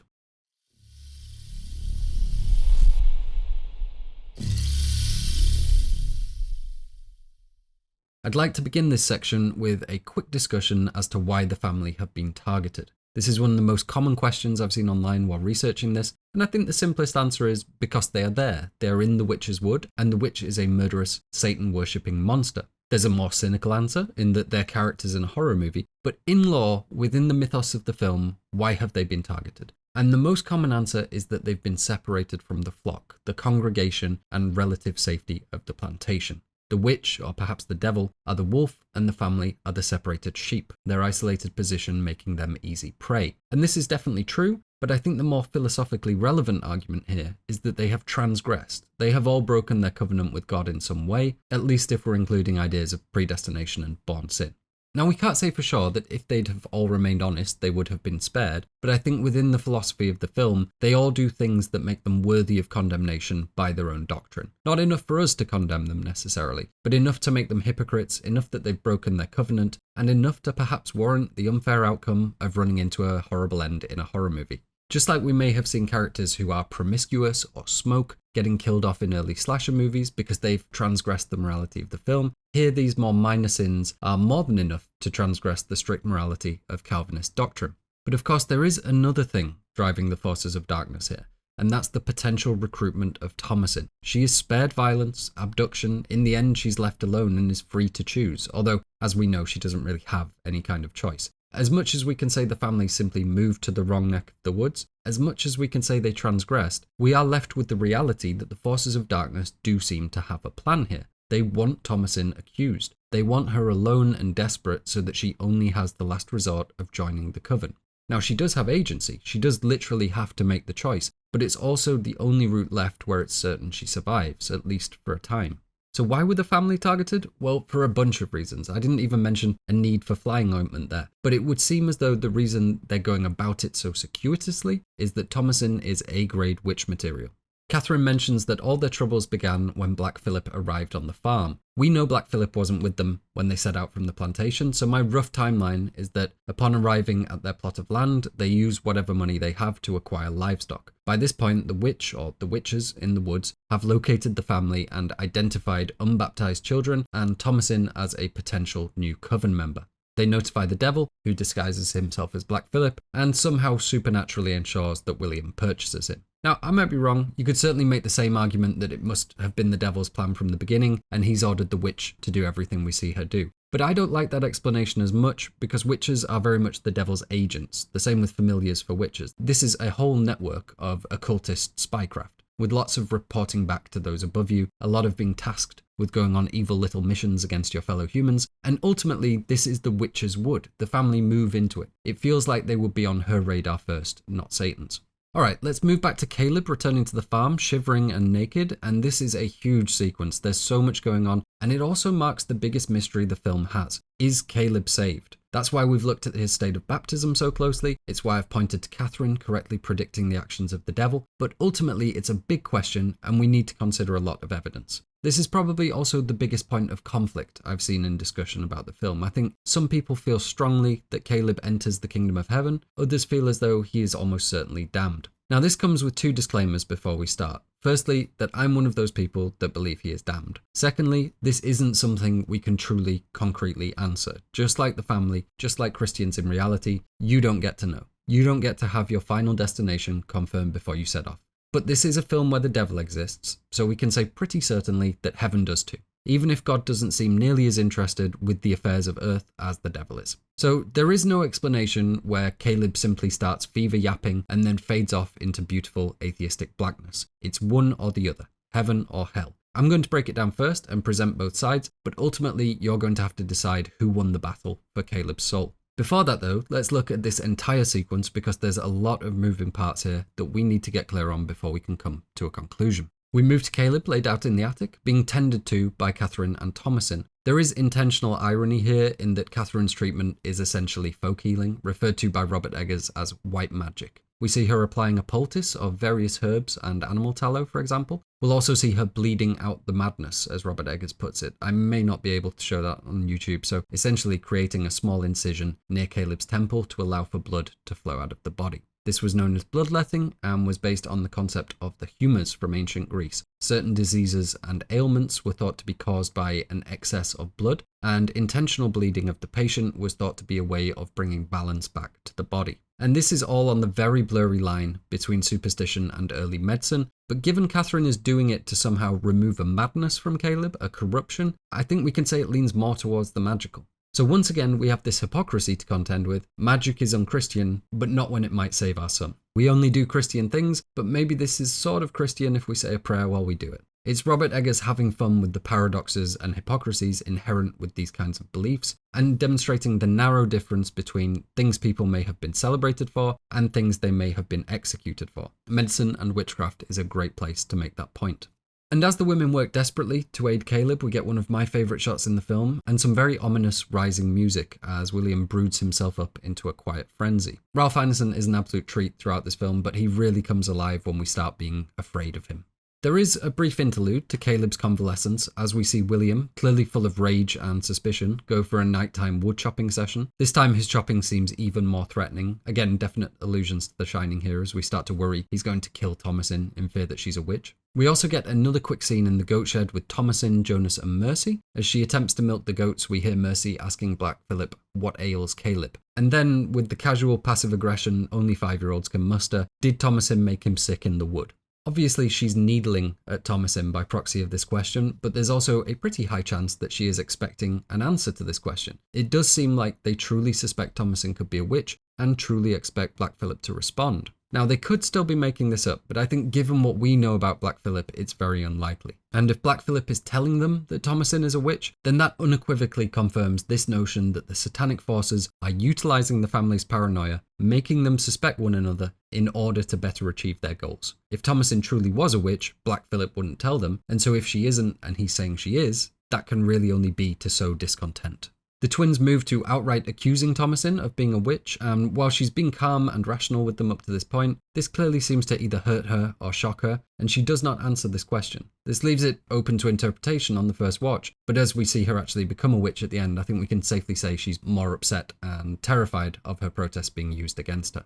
And we can excuse the twins' cruelty a little bit, because they're very young and because in all likelihood they are being led astray by the devil, but at the same time we are experiencing all this from Thomasin's point of view. It is supposed to be heartbreaking, and as paranoid as we might feel about her, we are supposed to be feeling that she is being unfairly and dangerously targeted. And even though we know there is a literal witch in play, our modern understanding of witchcraft is reminding us that for Thomasin, the accusation of witchcraft may be just as fatal as an actual encounter with the witch. The accusation remains unanswered though due to Thomasin's panic at the bloody contents of her milking pail. This is yet another example of this kind of poisoned or blighted or corrupted fertility, the milk being replaced with blood. The farmland won't yield, the dead chicken a broken egg, and as we'll see momentarily, Caleb with the rotten, forbidden apple in his throat. But it's yet another prime example of red and white in horror. Red and white always serve as analogues for the bodily fluids representing life and death, and horror movies love to play with this symbolism in whatever gross ways they can do, here by having one come out where you'd expect another one to have come out instead.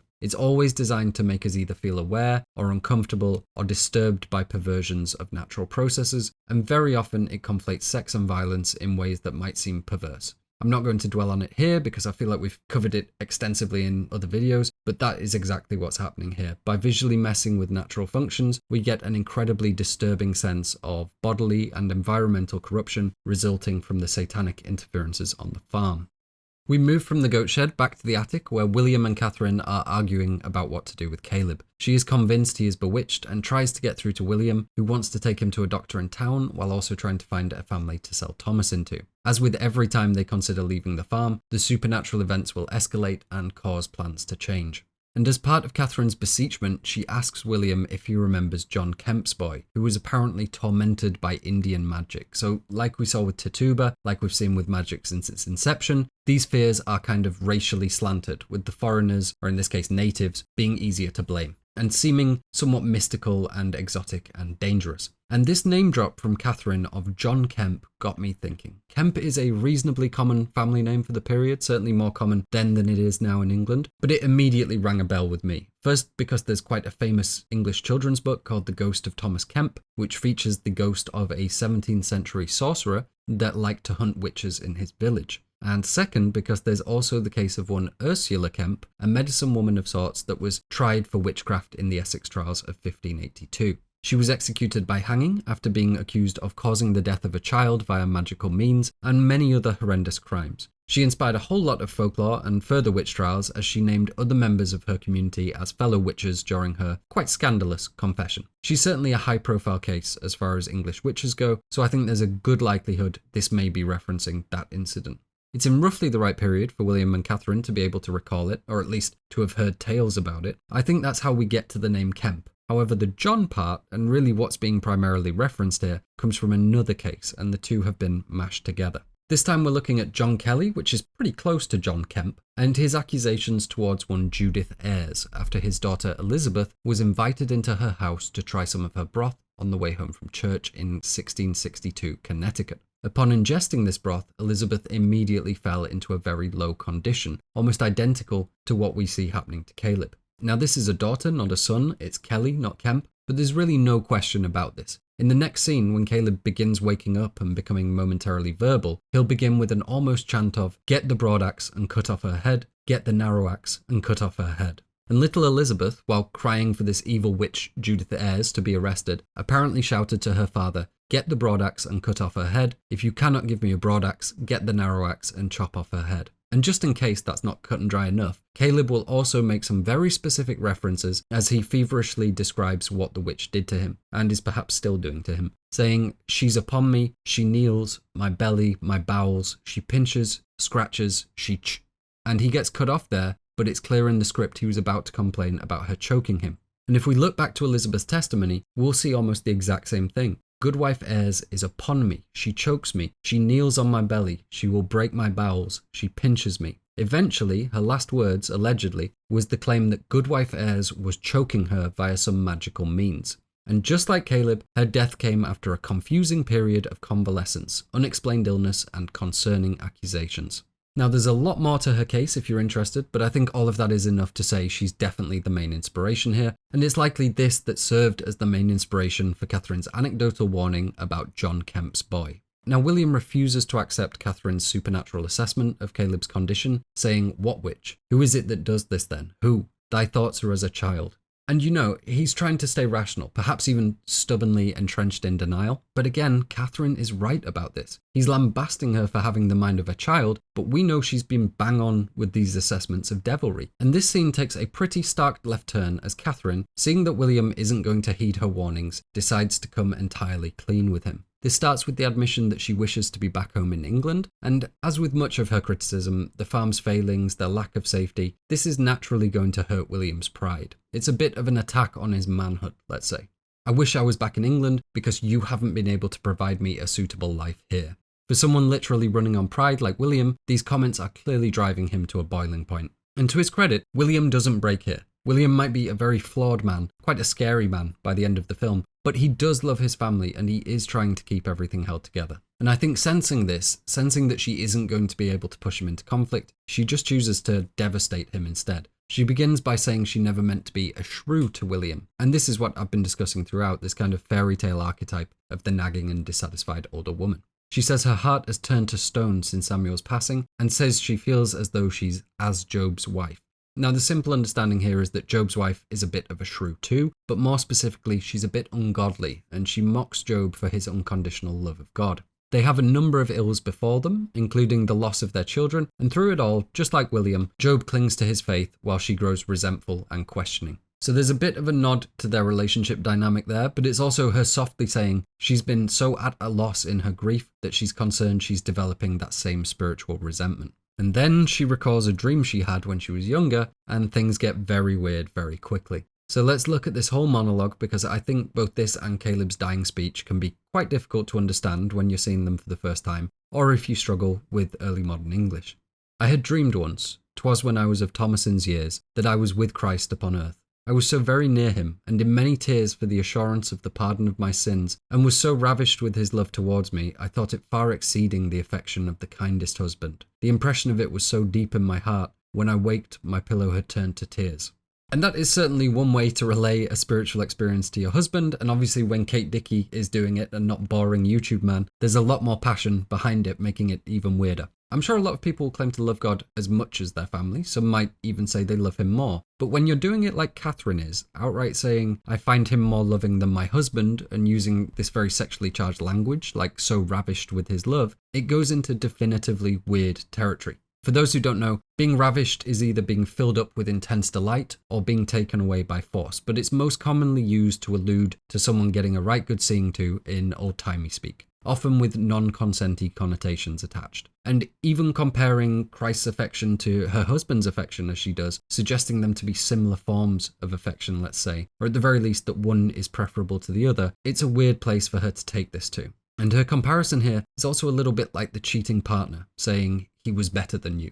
Even though Christ is Christ, this is still an incredibly cutting thing for William to hear. And again, it seems really fucking weird to us to be considering Christ in this sexual sense. She even says, when I waked, my pillow had turned to tears, which is another way of saying the bedding was very wet when I woke up, and we can just leave that one there. But yeah, pretty safe to say Katherine was having a sex dream about her Lord and Saviour that has stuck with her, to say the least. But this language is reasonably common in Puritan literature. I found partial references to a lot of this. Bedding stained from tears, being ravished with someone's love is in the King James Bible, but I think this sense of near sexual overwhelm from an experience with Christ actually comes from a few different accounts laid out in The Practice of Piety by Charles Hambrook Stowe, a reference text Eggers definitely used, as we'll see later. Without going into too much detail, it's very similar to what we're seeing here. Various Puritan figures that had nigh-on sexual, almost hallucinatory experiences with Christ that, just like Katherine, they never really felt so strongly again.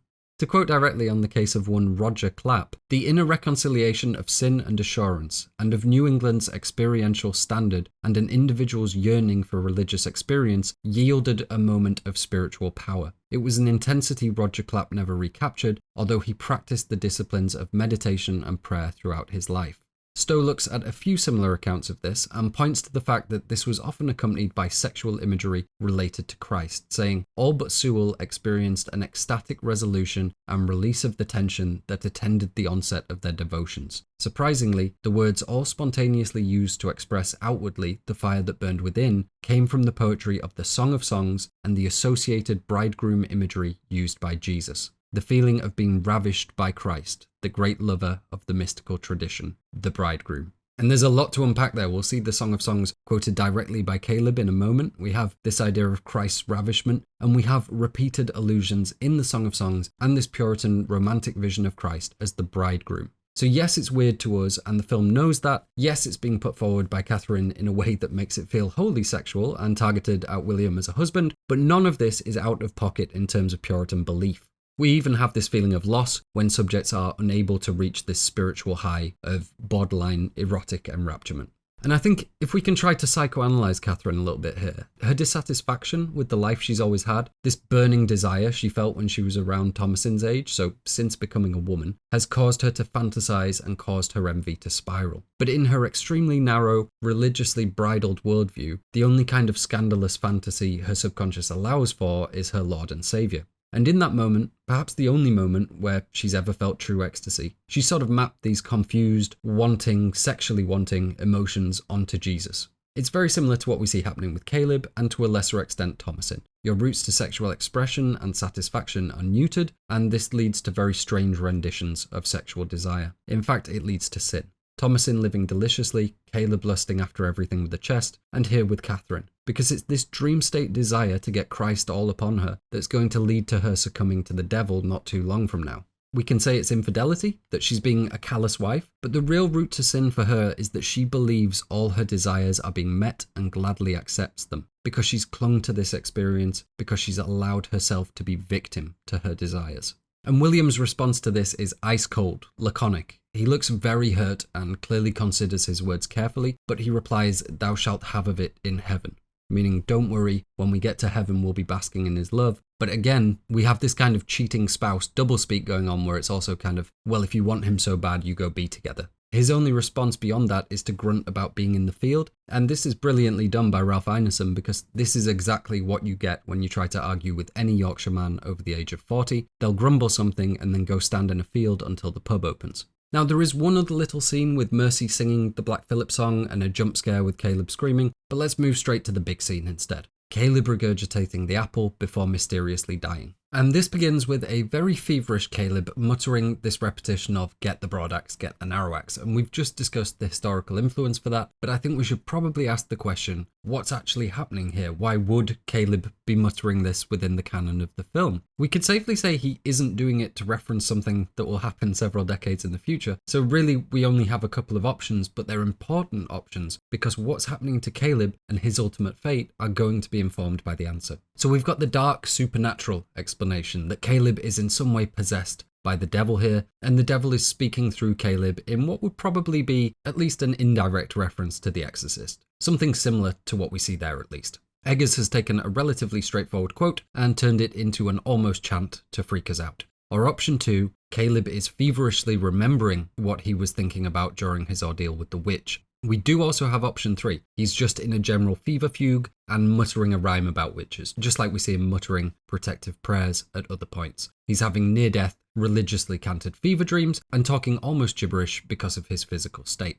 And that's fine if you want to go with the meta, this isn't really happening reading. But as I said, there is a devil, so there is a hell, so there is a heaven. So really I think we just miss that line of thinking out entirely. This is about, does Caleb get saved or does he get damned? So can we take issue with either of those explanations? Is there anything we can rule out to make this easier? Well, it would be weird for Caleb to have muttered this during his ordeal with the witch, given that he wouldn't have access to or knowledge of axes while he's there at her hovel. But I don't think that's really deal-breaking, and I actually do lean towards this being a legitimate flashback moment for Caleb because he does seem truly terrified here. And given what we see next, I think that makes sense. We're going to see a representation of what happened between him and the witch. I think we can imagine him trapped in her hovel Hansel style, kind of willing himself to attack her prior to whatever happening. By the same measure though, this could be the witch or the devil forcing Caleb to recount his experience to horrify the family. And we'll see this ambiguity the whole way through the scene. Has Caleb been possessed or bewitched or in some way overtaken by the satanic forces he's come into contact with,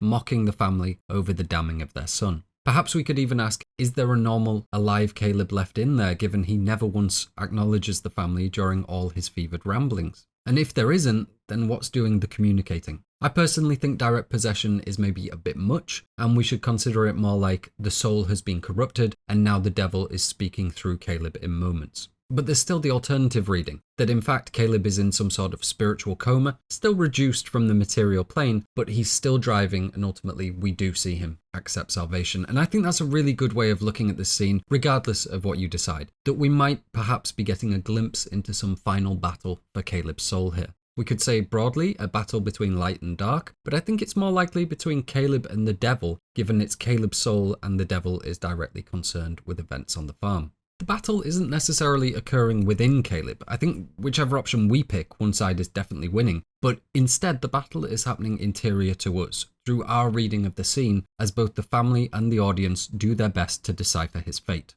Following the chanting about the axe, we see Caleb suddenly shoot his eyes open and begin clutching at himself, complaining about the same ailments we discussed with Elizabeth Kelly. She is upon me, she kneels, my bowels, my stomach, she pinches, scratches. And then he just starts screaming the word sin. So pretty exact with the Elizabeth Kelly quote, slightly more exact in the script, but there are some changes, namely the screaming of the word sin, and all of those changes are made because the film has to, not so gently, allude to the fact that something sexual has occurred. And obviously that's very uncomfortable, and I think for some people that's going to be quite shocking, and for others that's the only way to read the scene. Thankfully though, we do not have to speculate. There is definitely supposed to be a sexual edge, more than an edge to this really. So I think we can say pretty safely that at least here, Caleb is flashing back to what just happened with the witch. And this is the film showing us that without us having to actually see it, because obviously, no. So firstly, how am I certain about that? Well, for one thing, because the script is going to describe the motions during Caleb's dying monologue as disturbingly erotic. And secondly, because Robert Eggers has been vocal about the fact that Harvey absolutely was not allowed to know the subtext of this scene during filming. Obviously, safeguarding was crucial here. His father was on set, and he and Ralph Ineson, who used to be a teacher, workshopped this scene with him for a very long time, making sure he was just learning movements and not meaning, and being very careful with how this was approached. And Caleb's screaming is suddenly stunted by something blocking his airway, and after a lot of panicking and jaw wrangling, Caleb produces this from his mouth,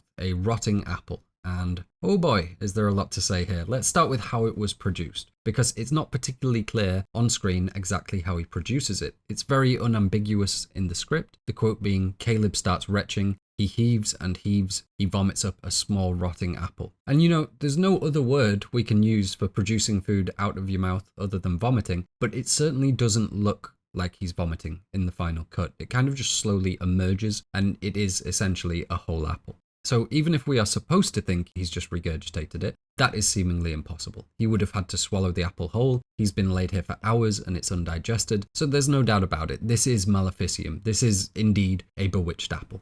Clearly, the forces of darkness have done something to him, some bodily horror we're not privy to, and are still exercising some control over his body if they're making apples emerge magically from his mouth. And again, we're entirely split. This is evidence of him being interfered with by the demonic, but it may also be evidence of him managing to purge himself of that evil in his final moments. And the reason why this is happening, the reason there's an apple at all, is because this is a pretty straightforward allusion to the sin of Adam, even Adam eating of the forbidden fruit. And no, the forbidden fruit almost certainly wasn't intended to be an apple, but the apple has become the enduring image in art history. It's representative of man's sin, of forbidden knowledge, but mainly of carnal knowledge and a loss of sexual innocence, temptation, and desire. And as a little bonus, we have the folk understanding that when Adam makes the error of eating the forbidden fruit, God decides to have a piece of it get stuck in his throat, forever providing men with their Adam's apple. Now, that isn't in the Bible. It actually comes from a Latin translation regarding pomegranates, which we don't need to get into. But the point is the understanding kind of stuck, and it seems at least partially relevant here, given we have an apple representing Adam's sin emerging from Caleb's mouth after being stuck in his throat.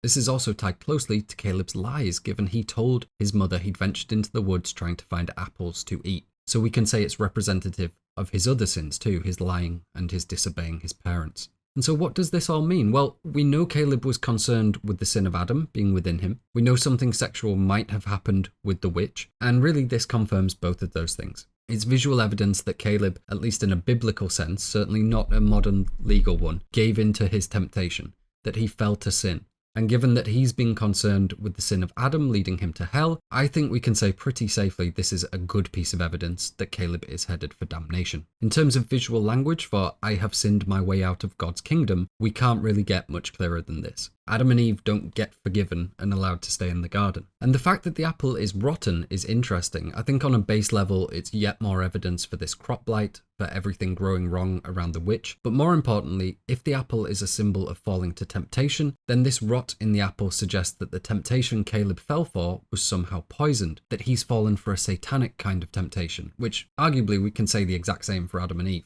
Again, there's some differences between the original text and the broader view of how we've translated it to modern society, but for the most part we recognise the serpent in the garden to be the devil, and it's the serpent that tempts Eve into biting the fruit. So Caleb falling to a satanic form of temptation like this, it's all very clear evidence that what's happened may be very bad for his eternal soul. And so at this point, I think we have to wonder why.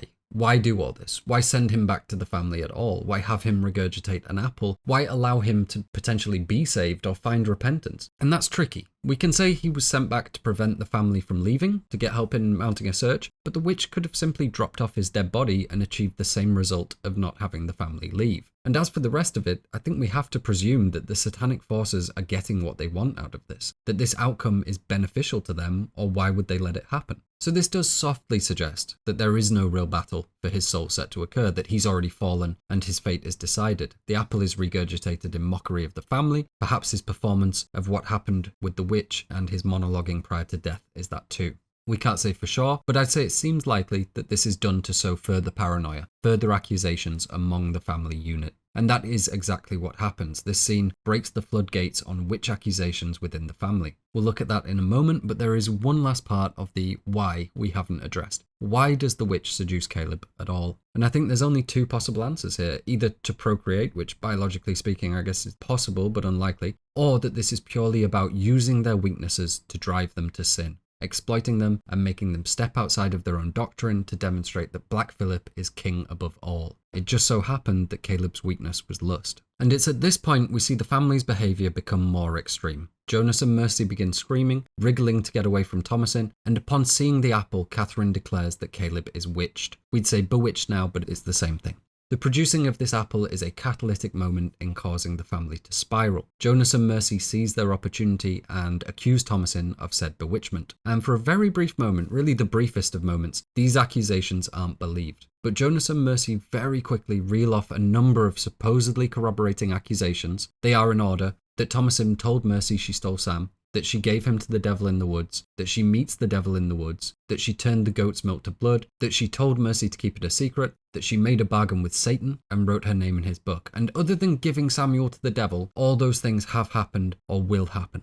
It doesn't mean Thomasin is currently guilty of much beyond scaring her sister, but it's also not like Mercy is particularly off base with these remarks. We might feel like she's being a little brat, but only because we're viewing this mainly from Thomasin's perspective. Mercy has every reason to believe witchcraft exists, given that she's been communicating with a goat and her older sister has told her she is one. Now, Katherine jumps quite easily into defending the twins from Thomasin, but William is more demanding of proof, and he instructs Thomasin to kneel before giving her a form of spiritual interrogation, where he quite plainly just asks, "Dost thou love the word of God? Love you the Bible? Love you prayer?" To which Thomasin affirms she does. And this might seem like a bit of an easy test that she could just easily lie her way through, but obviously if she was lying, she wouldn't just be lying to them, but God too, and that would certainly be a grave matter. And this was pretty common in witch trials, to ask directly and repeatedly if they serve God and so on. Not just to see if the accused would lie, but also to see what they might avoid saying. In the case of Sarah Good, it's noted that she does say she serves God, but because she doesn't name him, she doesn't utter the word God, it led to suspicion that she couldn't, because she was in league with the devil. And this played into wider suspicions that witches couldn't recite scripture or things like the Lord's Prayer, which we'll see come up in a moment. But it doesn't really matter that William's method of examination is a little bit lacking, because he quickly outs himself in terms of bias, saying, "We are children of sin all, but I have raised up no witch in this house." And it would be somewhat down to him, just like Eve's temptation is attributed to Adam, because he is the patriarchal figure and his family is ultimately his to control and be spiritually responsible for.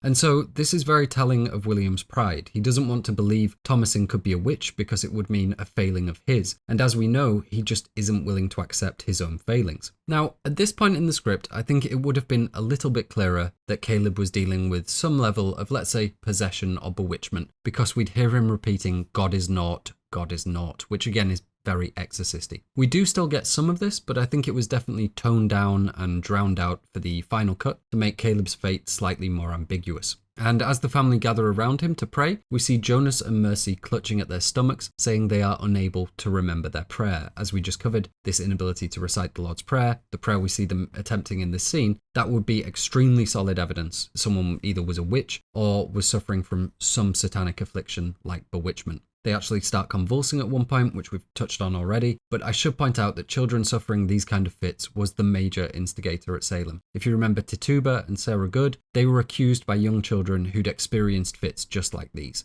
And indeed, there were many other examples we can point to. Whether these symptoms were legitimate or not didn't stop them from being seen as evidence of bewitchment. And so the question with Mercy and Jonas really becomes, are they faking it to indict Thomasin, or are they legitimately witched? And we can't be certain of that either way, but this is a very astute thing to be faking that fits with exactly the anxieties of witchcraft from the period. Unlike the girls of Salem, Mercy and Jonas aren't exactly being exposed to a lot of gossip and folklore. So if they are faking, they're doing a pretty good job. And Caleb begins speaking, with Jonas and Mercy echoing the things he's saying. Firstly, she desires of my blood, but they echo other sentiments too. Again, they could be messing around here, but there is the distinct feeling that amid all this chaos, they have been bewitched in some way too. Now, the full quote from Caleb in the film is very difficult to make out due to the chaos in the room. So here it is in full. A toad, a cat, a crow, a raven, a great black dog, a wolf. She desires of my blood. She sends them upon me. They feed upon her teats, her nether parts. She sends them upon me. My Lord, my Jesus, save me. She sends her devils. So this could be some kind of demonic hallucination, some vision of hell, but more likely it's another fevered recollection of what he's just been through. We have a lot of familiar imagery coming together in one place, this notion of animals as witches' servants, the idea of the witch copulating with animals in perverse ways, and then we have this repetition of I am thine enemy, wallowing in the blood and filth of my sins, which I think is very exorcisty. Whether Caleb is remembering or being spoken through by a devilish tongue, this is some creepy language. With the twins repeating it too, as the family does their best to drown it out in prayer, it certainly feels very demonic, and as if there's this ongoing spiritual back and forth for Caleb's soul. But this, along with Caleb's disturbingly erotic dying speech, is actually taken from a diary excerpt of John Winthrop's. John Winthrop being the titular Winthrop of the Winthrop fleet that we've discussed at several points previously. So it's not innately demonic. Just like Catherine's Jesus dreams veering towards the sexual, it is still using fitting religious language for the time. The full quote from Winthrop is up on screen. It's not exactly the same as what we'll hear Caleb say, but it's near identical, and most of the weirdly romantic parts are absolutely there in the original. John Winthrop was a man that loved God in a very intimate way, but as we explored with Katherine, this kind of erotic enrapturement wasn't so out of the ordinary. Included in this is the direct quote from the Song of Songs, or the Song of Solomon, that I mentioned earlier, which is pretty much sexy biblical poetry, if such a thing can exist. That being, let him kiss me with the kisses of his mouth. We see Caleb momentarily come back to lucidity, but it quickly becomes apparent that his consciousness is somewhere else, and he seemingly begins to address God directly. His full speech is, cast the light of thy countenance upon me, spread over me the lap of thy love, wash me in the ever-flowing fountains of thy blood, let me ever be with thee. Wholly thine I am, my sweet Lord Jesus, O my Lord, my love, kiss me with the kisses of thy mouth, how lovely art thou, thy embrace, my Lord, my love, my soul's salvation, take me to thy lap.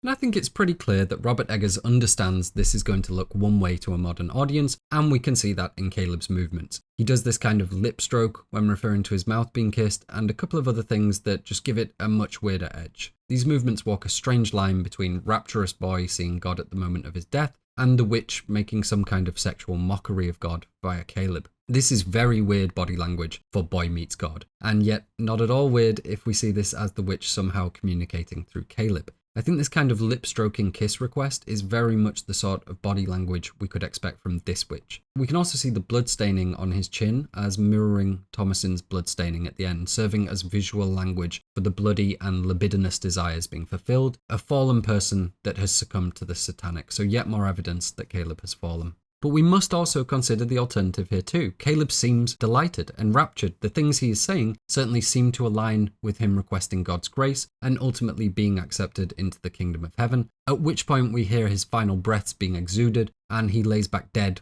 with his arms outstretched, very much in mimicry of Jesus on the cross. Now, before we round this up and try and come to conclusions, there's one other crucial bit of dialogue from a few scenes later we need to pull in here. Mainly because it demonstrates I'm not a lunatic for pointing out this conflict, because the film is going to drive home that this is a question we should be asking, but also because it contains our last bit of damning evidence. Katherine shouts at William, thy son is dead, damned, meaning gone to hell, meaning what she just saw was not evidence of his salvation. And if you remember, Katherine has been right more than once about the devilish goings-on, while William has denied her logic. And William does just that again. He replies, Caleb did but cry Jesus, meaning you don't know that he was talking as if his experience was a holy one. And then Katherine says something which could well pass you by the first time you hear it. The devil will speak scripture too. And this is huge because it really has no business being here. It's biblically accurate. This is something Christians still believe, that the devil, the deceiver, will use the word of God to twist mortals into ill behavior. But it has no business being here because the suggestion hadn't been made explicit up until now. It's something that's there to provide context and explain why something may have just happened. And as much as I know this is supposed to be ambiguous, I know it's about paranoia and spiritual unknowns, but to me at least it seems like the presence of this is too clear a suggestion as to what's just happened. It's a functional piece of writing that shows the film's hand to ensure things are sufficiently explained. Plus, it does provide an explanation for Caleb's strange behaviour, for the decision to make this scene disturbingly erotic. Now, maybe this comes from Caleb relaying his experiences with the witch, and what we see after is Caleb's salvation. But that salvation part is exactly where we see the description that his words and movements are disturbingly erotic. And to me, that suggestion of eroticism, combined with this suggestion that the devil speaks in scripture, just fit too well together.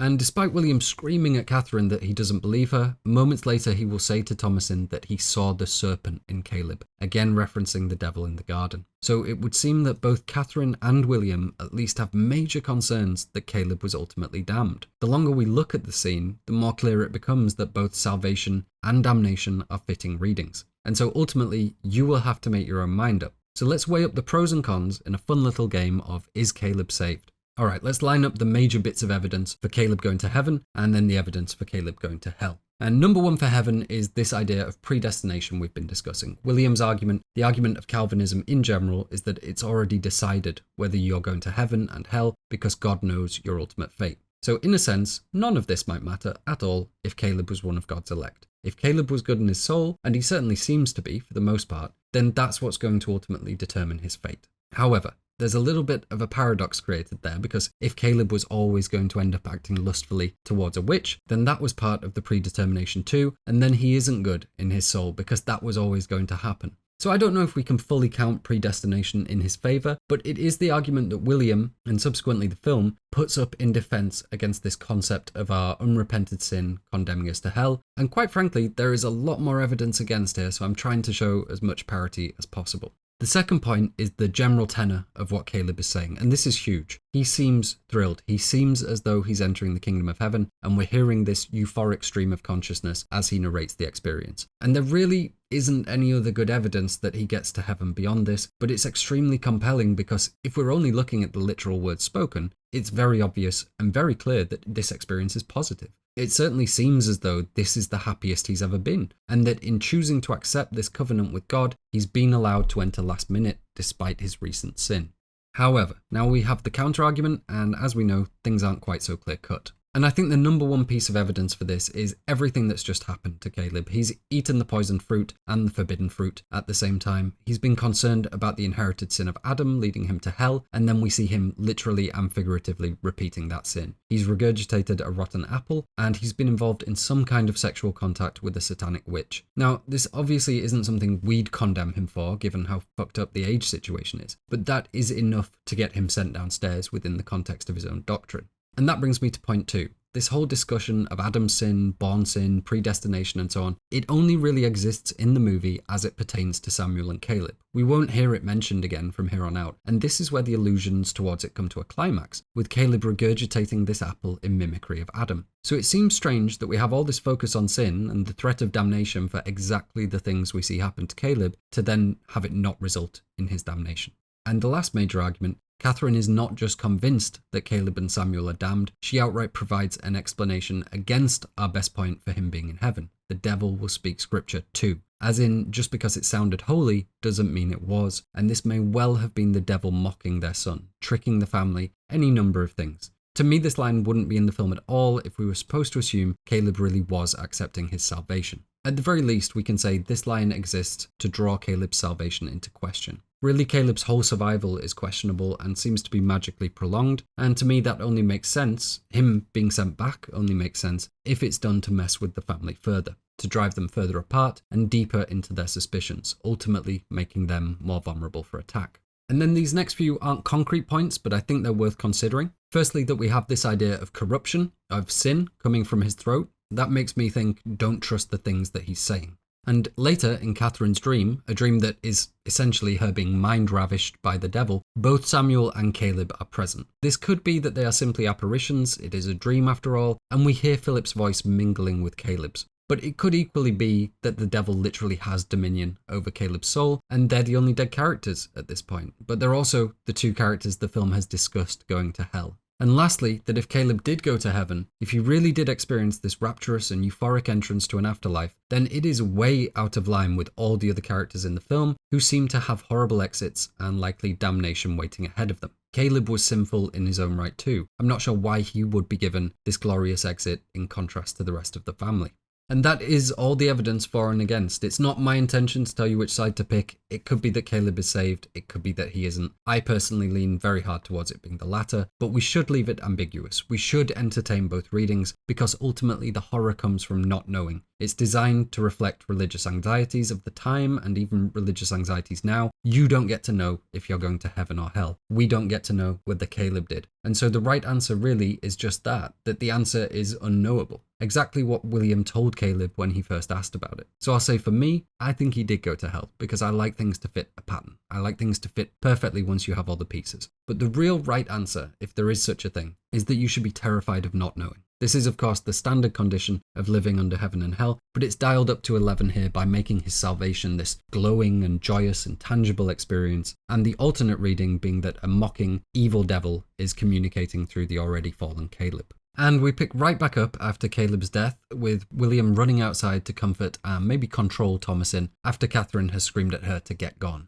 It's clear William loves Thomasin, but he is so spiritually bound he cannot ignore what he now fears she is. And Robert Eggers points out on the commentary that a couple of things he says during this discussion go against elements of Calvinist doctrine because they're cribbed from a record of an Elizabethan man beseeching his wife against witchcraft following the death of their children, but he allowed for those inconsistencies here because William loves his daughter. So he is perhaps willing to slightly bend his own rules for the sake of his family, but he is, however, still intent on making this a legal issue, convening a council to provide judgment of Thomasin, essentially a witch trial. This is why William will have to die the next day. The satanic forces on the farm aren't going to let him leave and alert others. He does beg her to come clean her, to reaffirm her bond with God and admit what she did. So while he isn't necessarily planning to let her walk free, he is, in his own rigid way, attempting to undo some of the damage that's been done and present her with a path towards salvation and survival. Thomasin chooses her own path, trying to escape blame the same way many did, by passing that blame onto others, in this case Jonas and Mercy. We can see a lot of parallels here with many different trials, certainly Salem, where accusations initially stem from children, leading to accused adults blaming other adults, and very quickly the situation spirals. And it's worth noting that William very quickly goes from not believing there's any evidence of witchcraft, to believing his daughter is a witch, to then brandishing an axe at his younger children because he believes they're in league with the devil. It's very reactionary, very scary, and ultimately it's quite scathing about this paranoid and aggressive form of spirituality we see during the witch trial era. And after begging Thomasin to tell him the truth, when she realizes her fate is likely sealed one way or the other, we see a very definite change in tone from Thomasin. Clearly his request for the truth is too hypocritical for Thomasin to bear on top of everything else, and so she does tell him the truth by listing his deceits and failings as she sees them. Mainly that he planned to sell her into servitude, that he took the silver cup and let her be suspected of it, and that he took Caleb to the woods but lets Thomasin take the blame for his disappearance. She even calls him a hypocrite here, and I think this is really important because that appears to be one of the film's main criticisms of the church. And William, our uber-devout patriarchal authority figure, is the familial representation of that churchly power. Metaphorically in the film, but also actually in Puritan culture. He reminds her that he is her father, and that's laconic shorthand for I understand your concerns, but don't forget that I own you, and you respecting me without question is God's will. He tells her more directly to hold her tongue, but again she pays him no heed, and then we get into the nastier stuff. It's up to you how right you think Thomasin is, but it definitely gets more cutting as the criticisms continue. In order they are that he lets Katherine be his master, that he cannot bring the crops to yield, that he cannot hunt. And this does bear a lot of similarities with how we've seen Katherine criticise him. There's definitely the same feeling of undermining his masculinity. Things like hunting and farming and building a home are all desired traits of traditional masculinity and essential parts of life in this period. So it is horrifying, and I think for men watching this is going to stand out, is going to feel unjust, because as much as we might criticise William for his foolishness and stubborn nature, we can't criticise him for trying. But the flip side to that, why these quite horrible things Thomasin is saying feel justified, is that this marks the beginning of her rebellion. In every sense, from the literal to the systemic to the subtextual, this is her raging against the patriarchy. It's the angriest we'll see her all film. Her father's failings are obvious to her, and she is tired of living subserviently under his hypocrisy and failure, under a family willing to devalue, mistreat, and abandon her. She hasn't rebelled against God here, that comes later, but she absolutely does rail against the patriarchal control that has dominated her life. And then finally, she makes the remark that sends William over the edge. "Thou canst do nothing save cut wood," at which point William screams bitch and grabs her before dropping her to the ground. Now, compared to "you can't feed your family" and "your son died because of you and you let me take the blame," criticizing his wood chopping is a weird place to have him break. But really, this snap in his behavior comes from his reality being threatened. That wood chopping is the somewhat therapeutic activity he uses to convince himself of his own progress, to convince himself he is providing for his family. And having that reality tested, his own delusions held up for scrutiny and admonishment, that's what makes him break. And there follows a very sad exchange where Thomasin cries, "And you will not hear me," as in, "and I have the solutions, I have your back, but all I am is an object of suspicion to you." And William replies, "Must I hear the devil wag his tongue in thy mouth?" Meaning, these words that you're saying are the work of the devil, and I'm not listening. Once again, William is too proud to hear what he needs to, too angry to heal the rift with his daughter, and too fanatical to see the truth. And from here, we get Thomasin accusing the twins, the only thing capable of altering William's course here. Rationality hasn't worked, and so the only recourse Thomasin has is to play into the paranoia and shift blame. And it works. There is one quote I want to touch on here. "The adversary often comes in the form of a he-goat. He is Lucifer." And we already know that, but I just wanted to point out this particular quote because it is essential in confirming that Black Phillip is the devil. Next, we see William's anger spiral out of control as he drags Thomasin back inside, determined to get answers. And this is where all the allusions to The Shining really pay off, as you become legitimately concerned that William may just take matters into his own hands. And that, coupled with Katherine having no wish to even look at Thomasin, it really does tip the parents over into antagonist territory, without a doubt. This isn't good parenting by any stretch, but even though they exit the movie as antagonists, the film does still have an air of sympathy to it. It's good for Thomasin's survival that they die, but it's not a moment of celebration or relief like we'd normally feel with the death of a horror movie villain. Just like we won't feel it's a moment of failure when Thomasin becomes a witch. Because despite this being awful treatment of your children, despite William and Katherine being a threat to our protagonist, they're not the real enemy here, neither is the witch. The real enemy in the film, the enemy in Salem and every witch trial going, was religion. It's religion that's driving this suspicion, religion providing this willingness to forfeit their eldest daughter to the whims of the local authority figures, to threaten the twins with a billhook. William believes he's doing the right thing, but therein we see the danger. For all his best intentions and moral arbitrations, he is inherently flawed by this regime of repression and judgment that he's not just internalized, but embodied. The famous quote being, "Good people do good things, bad people do bad things, but for a good person to do bad things, that takes religion." And that sums up quite perfectly what's happening here. William is willing to forsake his children, despite loving them, despite them not really having done anything wrong. It's not necessary to view this as the film condemning all religion. I don't think it is doing that really, but it's absolutely condemning the kind of hardline, paranoid and overbearing religion we saw in Calvinist New England. William presents Thomasin to Katherine to explain the accusation she's made, and there's two of my favourite lines from William here. First, when Katherine says she can't look at Thomasin, and William says, "Aye, but you will." Phenomenal stuff. And then just after, when William feels like everyone is lying to him, and he says, "Dissemblers, grave pretenders all." Just beautifully written and impeccably delivered. And right after, when he yells "Silence, creature" at Thomasin too, is just so much fun. We see the twins are seemingly passed out and breathing heavily. This scene mainly revolves around trying to wake them up and the question, are they playing childish games or are they witched? And we can't provide a concrete answer. I lean towards them being legitimately witched because of their inability to say their prayers, being this apparent indicator of witchcraft within the lore of the period. But that's not the main takeaway. The real horror comes when William threatens them and picks Jonas up by the collar and he wakes up screaming. Thomasin says, "Do you see? Do you see now?" And she could mean, "Do you see? They were lying. They're in league with Black Phillip." But she could also mean, "Do you see? They were witched just like I told you. They're in league with Black Phillip." We never get full confirmation because it doesn't matter. For the accused, anything could be proof of their crimes. William's solution to his children's competing accusations is to board up all three of them inside the goat shed until the next morning. Thomasin pleads with him to stop, and William replies, "If that old Billy be the devil, I'd have danced with him myself." And again, really for the last time, we see William's pride be his downfall. He refuses to believe his goat could be Satan, refuses to believe he wouldn't have noticed and engaged in some kind of metaphysical duel with him. And as we see come the next morning, when he does dance with the devil, it does not go well for him. But that's hardly the worst of it. His decision to lock them in here condemns Jonas and Mercy to death. Once again, Thomasin knows the right course of action to take, but she is ignored and lives are lost. It's exactly why she just had the outburst at him, because he will not hear her, because her voice was worth far less than his fears. We then see a brief exchange between the remaining children in the goat shed. Thomasin asks the twins if they're witches. Jonas replies with, "Does father think I am?" and Mercy with, "Are you?"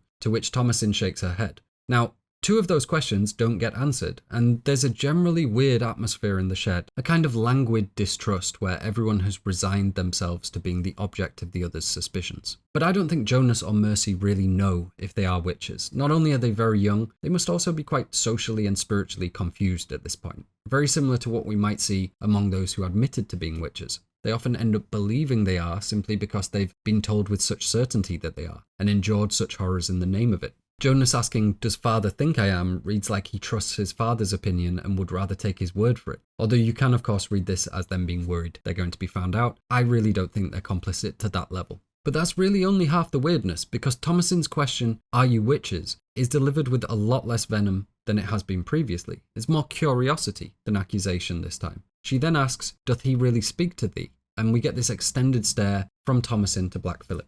It's somewhat more ambiguous on screen, but in the script it's definite. Thomasin looks at him, guarded at first, but slowly becoming more intoxicated with curiosity. And I think this, coupled with what she'll see in her following scene, is where we truly see Thomasin incept the idea that she could possibly join forces with the other side. If we were following the script exactly, then this would be the second time she's kind of looked curiously at Philip's devilishness and not averted her gaze, which I think is very clear visual language for "I'm interested in what you're about." There follows a quick scene in which we see Katherine and William burying Caleb, and Robert Eggers' favourite shot from the film. The script puts a big focus on the fact that they're not crying here, that they refuse to cry. We can understand that partially as the Puritan desire for emotional restraint. Not that crying was necessarily taboo. If you were crying because you were overwhelmed with God's love, that would likely be a good thing. But demonstrating severe emotional distress over the material world or God's decision making, not so much. It was unbecoming, perhaps. But I think more importantly, it's just a sign of them being overwhelmed and in shock, but refusing to break. The script describes Katherine at this point as a living corpse, so there's a sense of their sorrow having brimmed over into complete resignation, their weary determination to survive here having almost reached a shattering point. We see Katherine wordlessly climb into Caleb's grave alongside him and look back up at William as if inviting him to bury her as well. Harvey Scrimshaw was actually in the grave with her despite being entirely covered to aid with this desperate need for closeness we see from Kate Dickie. Katherine is feeling very alone in this moment, and so presumably knowing he was there gives the actress something to emotionally cling to. And seeing this strange but hopefully understandable display from his wife almost breaks William. I think on some level we can see it as another hint from her to him that she's emotionally abandoned him and would rather be in an afterlife, hopefully with both Jesus and her sons. We can see William begin to tremor, but the scene cuts to the evening before he breaks, and we get the emotional catharsis once he is alone. Or at least alone with God, with Thomasin watching from the goat shed. And for a final time, we see William try to bury his problems in the catharsis he finds in wood chopping. A last attempt at avoidance and pushing ahead with a farm and a family mired in horrendous tragedy. There isn't the same anger and ferocity that we've seen from him previously, instead a tired resignation. And it's here we start realising that this isn't going to be an ending like The Shining where William's rage boils over. It's going to be something quite different. He moves from terrifying to quite pathetic very quickly and finally admits to himself and to God that this is all his fault. He falls down to the ground and makes confession that he is infected with the filth of pride, something we've been able to see the whole way through, but something that he's sadly only just been able to give voice to. He does acknowledge his faults, but as we know, it is far too late and the forces of darkness already have too firm a grip on the farm. And this certainly fits more with an idea of predestination than traditional Christian, certainly Catholic values, where confession and absolution go hand in hand. He does admit to his wrongdoing. He is clearly meaningful in his apology, but that doesn't make a difference in what happens to him. So either he was already predestined to fall to this sin of pride, or the devil doesn't care for his prayers and has clearer dominion over the material world. And that's something that ultimately we have to decide for ourselves, but it's worth mentioning how present the devil and satanic forces are in this film, in this world, whereas we see very little evidence of God's effect on the characters. If you believe that Caleb was saved, then there's that, but otherwise the real presence of God here is purely through the framework of the character's religious beliefs, something that are shown to be inherently flawed. So I lean towards this prayer simply having very little bearing on what the devil intends to do. We can say for sure, though, that the prayer goes unheeded because William follows up with, "Dispose of me as thou wilt, yet redeem my children. They cannot tame their natural evils." Essentially, I'll happily forfeit my life if it means my children are saved. And saved, they most certainly are not. Not only did Jonas and Mercy die that very night, but Thomasin exits the film as anything but redeemed. Now, this phrasing is reasonably common in Christian prayer, more so in specifically Catholic prayer, but there's also some similarity to "do what thou wilt" from the Thelema, often used as the unofficial motto of modern Satanists. I don't know how intentional this really is, but I've been working under the presumption that if I understand the mirroring, then Robert Eggers certainly does, so again, it's there if you want it. And in William's desperation, he exclaims, "I lie before thee a coward and thine enemy, and lick the dust of thy earth. I beg thee, wash them clean in thy blood. I beg thee, my Christ, save my children, save them, I beg thee." And this is honestly heartbreaking and must have been immensely difficult to film. It's heartbreaking because we see truly that he does love his children more than his own pride, but it's doubly heartbreaking that it's not going to matter. They are, in every sense, damned, and his prayers will go unheeded. Now, towards the end of William's monologue, we'll see him begin to cram soil in his mouth. And there's a couple of things of interest here. Number one being, this is the first time Ralph Ineson had ever cried in front of people, and he's sobbing like a baby in front of an entire film crew. So certainly very brave from him, but perhaps more crucial is this soil eating that he's doing. And Robert Eggers has said this is something he read about in the work of Charles Hambrick Stowe, and I managed to track down several references to this in his text The Practice of Piety, Puritan Devotional Disciplines in 17th Century New England.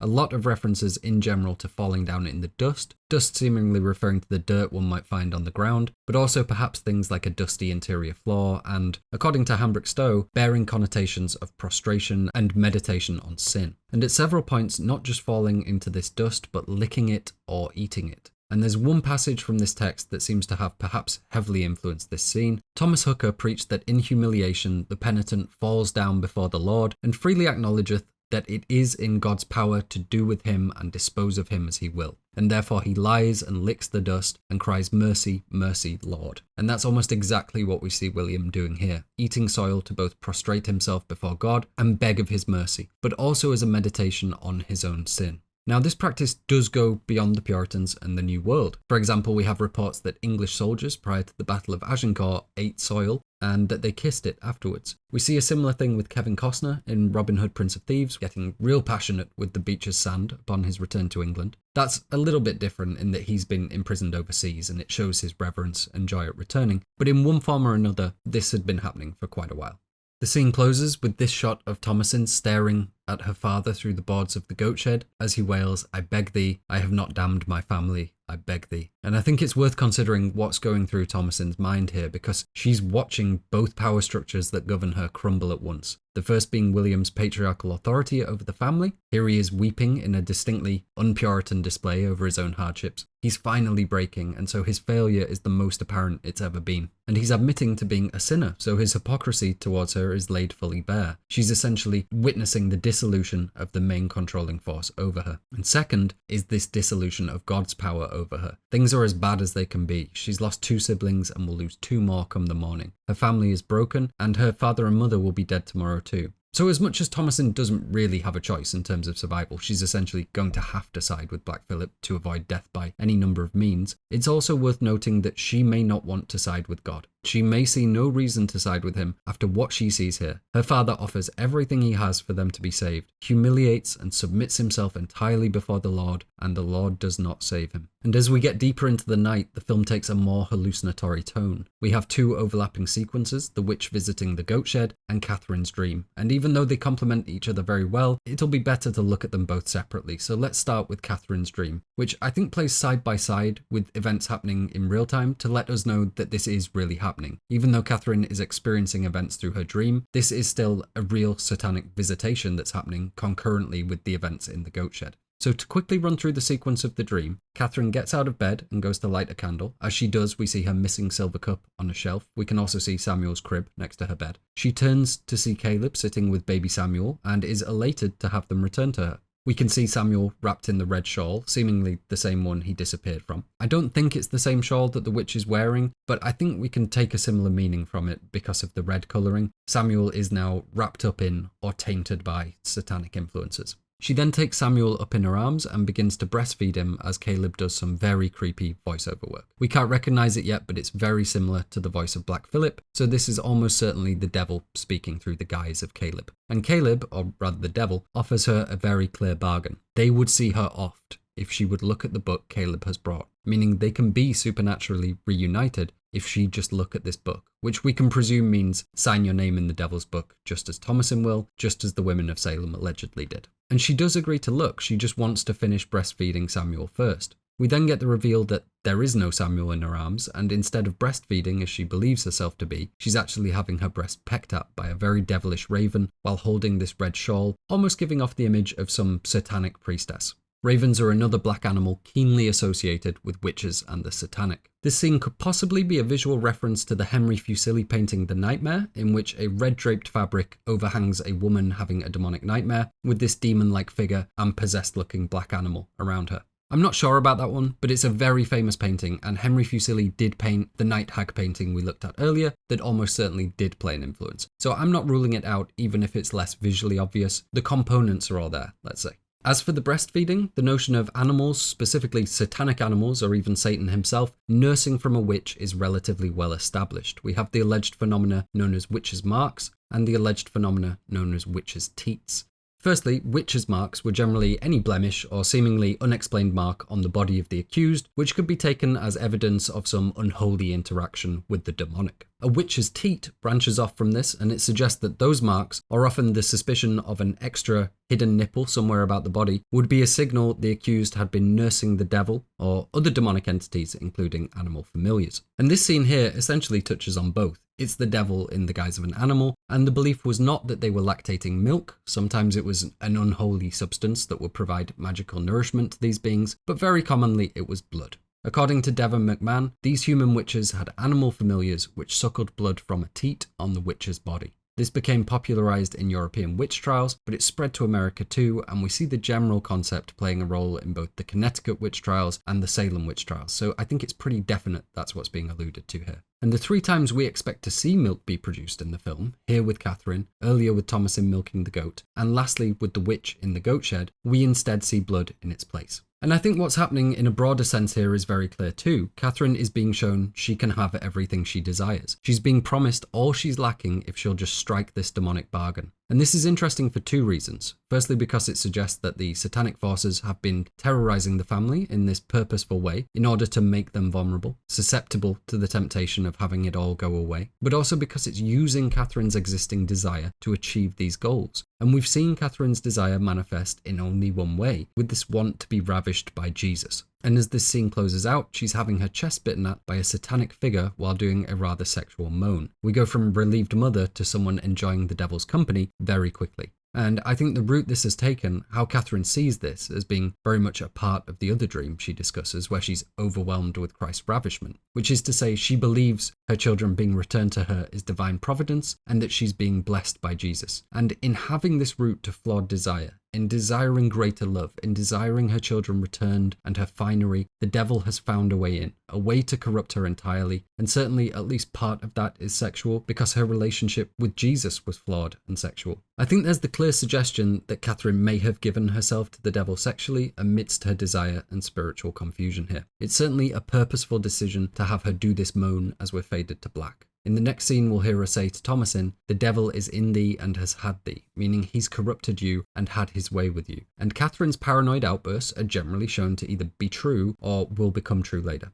So this absolutely does apply to end of the film Thomasin, but I think this could very well be true of Katherine as well. Not just in that something sexual may have happened with the devil during the fade to black, but also this idea that from this point on, the devil may be inside her in some way, steering her behaviour. And as all this is still happening, over in the goat shed we see Jonas and Mercy having a terrifying experience with the witch. To quickly recap what happens, the witch flies down, interferes with the animals by suckling on them, like the devil is doing with Katherine at the same time, and then the witch turns and screams at them, waking Thomasin, who is presumably re-rendered unconscious by magical means. At which point, now off screen, the witch abducts Mercy and Jonas, destroys the nanny goats, and busts out through the goat shed door, leaving Thomasin incriminated in another horrendous situation. And we're sort of left to wonder about what happened to Mercy and Jonas, but not really, because the film gives enough clues for us to form a conclusion. As Mercy and Jonas hear the witch flying down, we again get this clickety-clackety sound. Interestingly, at this point in the commentary, Robert Eggers points out that this is influenced heavily by his brother's fear of the Baba Yaga, and so as well as representing this clickety-clackety of a broomstick hitting tree branches, it's also meant to represent the sound of a mortar and pestle.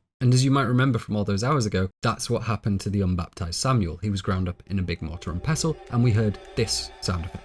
Now we're about to hear that again during Catherine's upcoming confrontation with Thomasin. So let's skip forward for a moment, because it comes at a very purposeful time as Katherine asks Thomasin, where are Jonas and Mercy? In fact, it comes right as she says, you have their blood upon thy hands. And to my mind at least, that's mystery solved before it ever gets started. They've got the mortar and pestle treatment too, and if so, that means they weren't baptized either, and our theory that William's specific separatism is some riff on the Baptist faith, that Caleb potentially wasn't baptized either, it looks ever more likely. I've seen people suggest that Jonas and Mercy were transformed into two lambs, and it's them we see outside the goat shed ripped apart, but those are in fact the bodies of the nanny goats the witch has fed on and left there to incriminate Thomasin. It's this wet packing sound, the sound of the mortar and pestle, that I think very clearly indicates they have been abducted, almost certainly to create more flying unguent, just like we see with Samuel. And it's likely that this is the unguent that's being used at the end where we see all the witches flying. Obviously, there could be other families being terrorized. There are other witches who could have all made their own unguents, but I think this seals up the potential for plot holes of, well, how did they start flying at the end then? And if you're wondering about Thomasin, given she doesn't smear herself in any unguents yet still flies, I think we can say in this instance of Welcome to the Coven, she's being directly empowered by Black Phillip, who guides her there and stands by her. So no mystery with Jonas and Mercy, they're in the final scene, just in paste form. We then cut to the next morning, and William, well, actually, I'll let Robert Eggers explain this one. Ralph getting up and just realizing, oh fuck, my life is shit. I don't think I can really put it better than that. As William gets up, we see this bloody nipple reveal, letting us know that everything we saw did really happen in some sense. And I think this is direct evidence that whether she understands it or not, Katherine has been witched in some form. And it's interesting that all this witching is using the blood to some degree. Her bloody lactation here, the witch suckling from a goat that lactated blood, Caleb's bloodletting, and another quite important thing we have coming up. There's this suggestion that the supernatural elements are almost coursing through them, like a poison. Same with the blighted land, and that perhaps the blood is a vessel for that. Obviously, blood plays a huge role in Christian theology. Christ's blood is this divine purifier, and the Puritans took that and ran with it. Remember, Caleb wanted to be washed in the ever-flowing fountains of Christ's blood. William wants his children washed clean in Christ's blood. The witch is smothering herself in Samuel's blood. The list goes on. And so this decision to make the nipple bloody, yes, it's visual language for the audience to know what's happened. Yes, it's reminiscent of these witches' marks and witches' teats, but I think there's a little bit more going on with it still. Before we get to that though, we have to say goodbye to William. And when I first watched this many years ago, I remember feeling extremely relieved when he died. He had seemed like a clear threat, and I thought, phew, Thomasin might not get killed by an axe now. But fast forward nearly a decade, and I'm harrowed by this. As much as William's failings have driven him towards this moment, it is still heartbreaking. He has tried very hard in his own flawed way, and ultimately all his devotion, all his faith, they add up to nothing when confronted by true evil. He really isn't given a chance, in fact, as he walks outside and tries to blearily pass the horrendous scene confronting him. He is gored in the midsection by Black Phillip. Now, in the script, there is an almost fight scene here with William picking up the axe and attacking Black Phillip first, before eventually being gored against the woodpile. And I think we can hazard a guess that this scene was changed due to Charlie's rambunctious behaviour. This shot, for example, has multiple goat trainers keeping him at bay that had to be CGI'd out. But I do prefer it the way it appears on screen because it means William's suspicion never really leaves Thomasin, rather than him figuring it out as the work of Black Phillip prior to his death. And it shows that even with his weeping admission of sin the previous night, he is still too proud and stubborn to accept that Thomasin was right and that Black Phillip is the adversary. We do see William momentarily pick up an axe, but he throws it down again in defeat, presumably knowing himself incapable of fighting the devil at that point given the amount of blood coming out of his mouth. He then exclaims, "Corruption, thou art my father," which is a quote of Job. We've already seen this story referenced once when Katherine admits to feeling like the wife of Job. And I think the main reading of this quote suggests that it is another expression of William's pride, that in his final moments he compares his troubles to that of Job. I think that's accurate. I don't think there's anything necessarily wrong with it. However, a prideful man wouldn't drop the axe that has been a symbol of his misplaced pride the whole way through as it chops log after log that are about to crush him. If he was still consumed in pride, I think we wouldn't see him resign himself like this. Now, in the book of Job, Job says this at a point where he's lost everything, most notably the loss of his children. And I think in the Bible this has a more optimistic view when taken with the whole quote. There we realize Job is speaking hypothetically with the qualifier, if I say to corruption, you are my father. He's suggesting that there is a pit of despair there for him, this corruption, if he were to only lament his losses. That having been surrounded by death and tragedy, he could become consumed by that. But that if he were to do that, then only hopelessness would remain. In the story of Job, he ultimately keeps his faith and is rewarded by God. But there's no if here with William. He is overwhelmed by his losses. He can only see the corruption, the decay, the blight that surrounds him. And without hope as he is, he drops the axe. He refuses to keep moving forward, to keep chopping as he has been doing. And he's gored once more into the woodpile and then crushed under this enormous pile of logs symbolizing his prideful journey into the devil's waiting hands. And as Thomasin gets herself to her feet to move over to William, Black Phillip disappears between shots, again essentially proving that the forces of darkness have had this quite well thought out plan of incriminating Thomasin and not alerting Katherine to their role in the tragedy. As Thomasin inspects William's body, Katherine jump scares into shot, grabbing her hair and demanding to know where Jonas and Mercy are, accusing Thomasin of having the devil in her. Now, we've already covered most of that, but I want to bring it all together in how deranged Katherine is acting here. Obviously, Katherine has every reason to be deranged. She's literally lost everything. We need no further explanation as to why she would be acting like this, but I do think there's a certain savagery we haven't seen her capable of before. She was begging William to stop as he was threatening Jonas and Mercy, but here she begins with violence. Her accusations are insane, at least to our view. These concerns of hers have built quietly throughout the movie, but here there is nothing holding them back. So I think there's definitely this feeling that post-Raven, post whatever she did last night with the devil is in her in a pretty tangible sense. I'm not suggesting full possession, simply that she has fallen, she's given into sin, and through that the devil is now influencing her actions. And there's been this big focus on blood contact, on her witch's mark literally bleeding. So I think we can say, either literally or figuratively, she has the devil in her blood.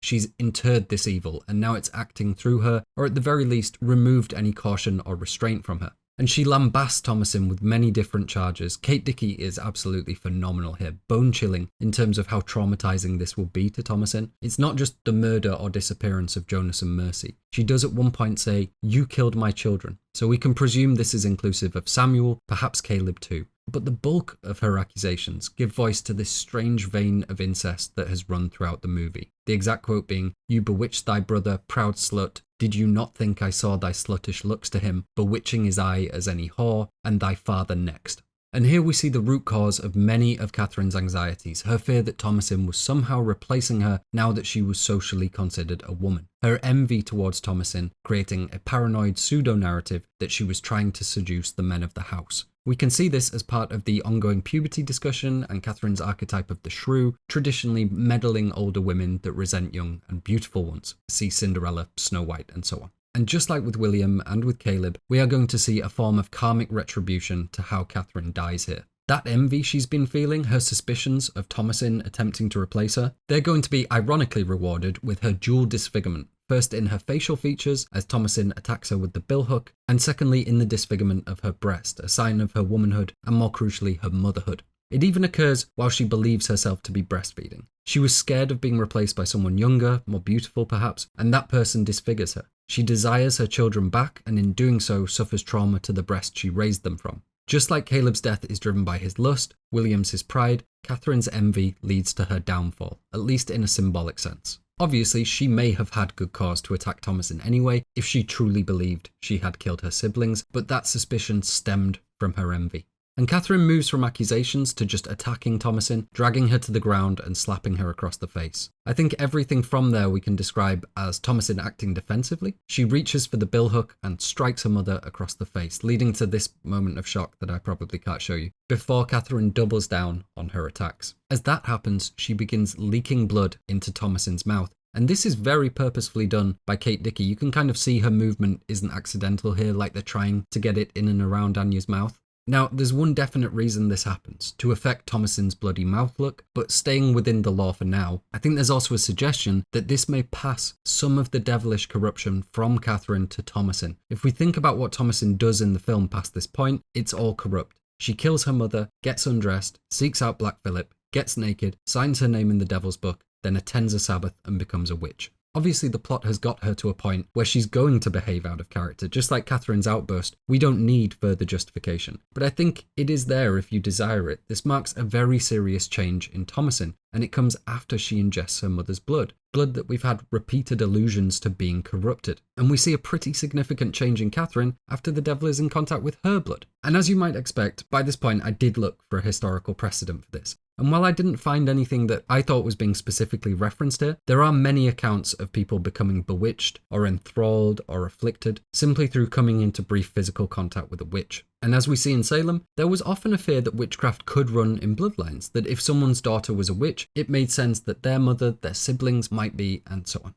So I think as far as a witch trial was concerned, getting bewitched blood in your mouth, that's probably no bueno. I'm ultimately not sure how intentional it is, but I personally love the idea that this corruption, this propensity for evil, spreads from Katherine to Thomasin in this moment. And Thomasin begs her to stop and keeps repeating that she loves her, but ultimately she doesn't have a choice. She does kill Katherine in self-defense. And while we may see what she did as something forgivable, something unavoidable, we can tell by Thomasin's actions that's not how it would be viewed. Not how it will be viewed unless she takes action. Whether she's accused of witchcraft, or simply the murder of her entire family, or even simply waits on the farm to die of starvation or supernatural causes, there really isn't any good route to survival for Thomasin. She knows she's damned. The script describes her as walking about the farm like a ghost at this point, mainly because of all the trauma she's endured, but I think we could also say she's currently a dead girl walking. Other than the threat of eternal damnation, there really isn't any reason for her not to sign up with Satan. Given the fact that she's seen pretty good evidence that God is not interested in the plight of her family, damnation may not even be that much of a threat.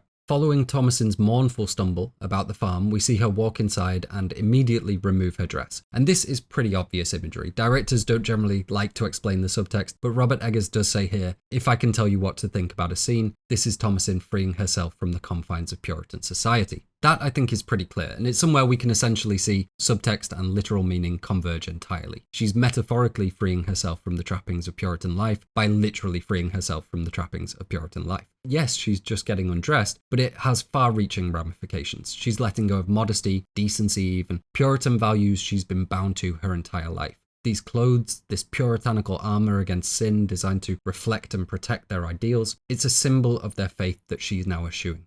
So it's mainly about freeing herself from control, but there's also a subtle yet definite nod to her yearning, to her desire being a freedom from sexual repression too. Obviously we'll see this taken even further as she removes all her clothes and joins the Sabbath at the end. Here it's much less risque, but there's an allusion in that direction. And what do we see her don in place of the dress? A shawl that's pretty close visually to the image of the crone-like witch with her head covered by the shawl. So Thomasin isn't just freeing herself from Puritan life, we've also got the hint that she's moving in the opposite direction. I should probably point out that she is also covered in blood and surrounded by dead bodies, so there may be more practical reasons to begin removing her clothes, but at the same time, it's not like she scrubs herself clean of the blood. So I more see this as a resignation from everything. And that seems to fit with what she chooses to do next. The script describes her as being empty at this point, as she sits down at the table and goes to sleep with her head buried against it. She simply can't deal with everything that's happened, and this is just exhaustion and abandonment taking over. And now we come to probably the most famous scene in the film. Not just because it has a talking goat, but also because it's absolute artistry from start to finish. We begin with this sound of bells ringing in the dark. Bells are something traditionally used to ward off witches, the devil, evil spirits, and so on. I actually think this might be meant to allude to the goat bells we've heard previously, only made more mystical sounding now the farm is somewhat overrun by this satanic presence. We then see Thomasin move outside and greet Black Phillip in front of the goat shed. Charlie actually takes part in proceedings here as he turns and walks into the shed as if he were telling Thomasin to follow him. In reality, there was a goat trainer in the shed repeatedly saying, "Come here, Charlie," so he would turn and walk towards her. It's a beautiful and haunting shot, but hearing that did make me giggle. And then we cut to the interior for this extended close-up on Thomasin. It's aesthetically striking, to say the least, so let's focus on the visuals first. And there's two main things of note. The first being the mirroring between this scene and how we meet Thomasin at the start. There she is penitent, she's humbling herself in prayer and looking up to God, or to heaven at least. Here she is at the end looking expectantly, She's looking down towards hell and down towards the literal devil in goat form. Rather than being wrapped up in her confining Puritan clothing, she's essentially in a state of undress and eventually fully nude. And rather than being humble, she's covered in the blood of her mother. Very cool visual language for her transformation here, and this brings me to the other main takeaway from the visuals. She is every part the cultural anxiety of the fallen woman.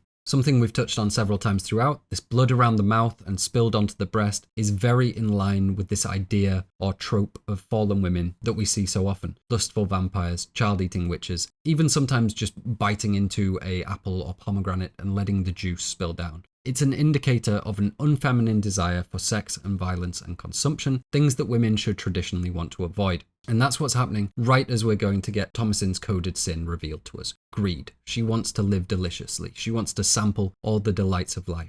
And I really can't think of a more apt visual metaphor encompassing so much literary history all the way back to Eve deciding she needed to get one of her 5 a day. This image of a woman with blood around her mouth spilling down onto her bosom. This should all be unsurprising, as it again has roots in this night demoness archetype that Thomasin is in the process of becoming. It's witchcraft, it's vampirism, it's inverted motherhood, twisted desire, and fears regarding female emancipation all rolled up into one perverse image. She is, in every sense, the fear of what women would be without religion, held throughout the Western world for the best part of a millennium. She's the anxieties Bram Stoker was stoking, she's what the witch hunters were hunting. Untamed, sexually free womanhood that has renounced the rules put forth to them under God, and she looks damn good doing it. In fact, this film did such a good job with it that this scene is absolutely the nouveau go-to image for fallen womanhood. It's certainly what I would and have used when discussing the topic previously, and it has a huge amount to do with how aesthetically and culturally inspiring the film was. Thomasin then speaks to Black Phillip in an effort to conjure him, as she puts it, asking if he'll speak to her like he does to Jonas and Mercy. And eventually he replies with the question, "What dost thou want?"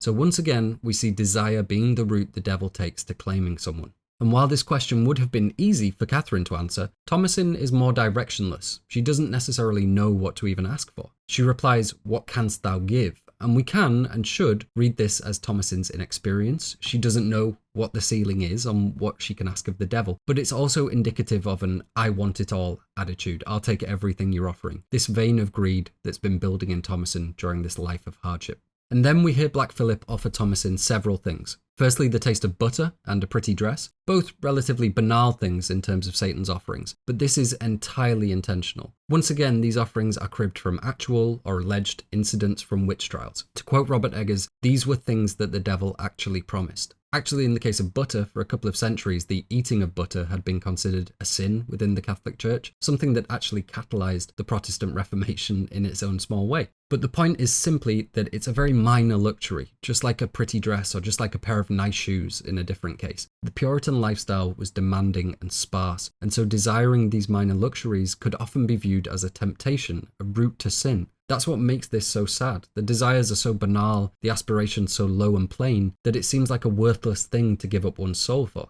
Robert Eggers discusses this in his conversation with David D. Hall, saying that it seems silly or mundane, but in reality it's so sad. And David Hall brings up the case of one Elizabeth Knapp, which Eggers describes as one of the big influences for the film. Elizabeth was a member of the Massachusetts Bay Colony, and in 1671 she began suffering from alleged bouts of possession at the hands of the devil, before eventually confessing to having met with him in secret and him having promised her various things. Things like seeing the world, exactly as Black Phillip suggests to Thomasin here. But Hall recounts her being asked by the investigating minister, "What does the devil mean to you?" And her replying, "Well, he's going to take out the ashes from the fireplace." And that's not doublespeak for nefarious satanic activity. Elizabeth was a servant, and this would be a daily chore she'd be expected to do. That was her inventing a narrative. We can presume the devil hadn't really promised her that, and it's just very sad, as Eggers and Hall agree, that this was the level she was capable of fantasizing at. So run down with her servitude that her darkest dreams meant respite from the simplest labours. And unsurprisingly, given Knapp's influence on the film, that's what we see here with Thomasin. These are the things she is offered, and they're relatively mundane.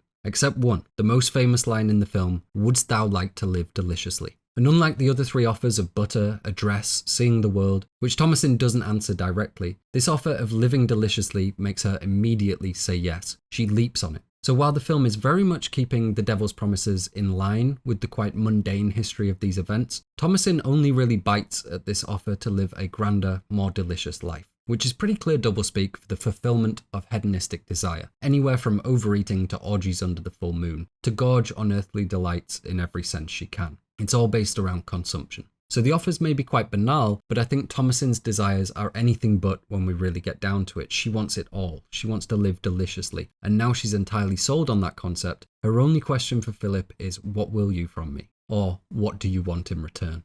Now, we know the devil wants a lot more than he's letting on, but he responds, dost thou see a book before thee? This is, of course, the devil's book that we've already covered at length, so we won't dwell on that. We do get our first glimpse of the devil here, though, as his hooves transform into human feet in spurred boots. He then tells Thomasin to remove her shift, the shift being this underdress she's wearing. Again, we know why he might want this, not just because of the sexual connotations, but also because she's about to attend her first Black Sabbath. This also fits with the writings of Cotton and Increase Mather of Salem, who suggested a witch would surrender a piece of clothing to the devil as part of making their pact with him. As Thomasin unclothes, she's described in the script as childlike yet thinking she is ready and giving in, which is triply troubling for obvious reasons, and as this happens, we see Black Phillip properly for the first time. And visually, he's very close to our historical impression of a cavalier. If you remember, all the way back at the start, I mentioned that these chaps were dressed akin to the Roundheads from the English Civil War. The Cavaliers were their opposition during that war. The Roundheads were predominantly Puritan, the Cavaliers predominantly Catholic. The opposition or adversary, so to speak, just like the devil. So it makes sense here that the enemy of Puritanism would perhaps appear like this.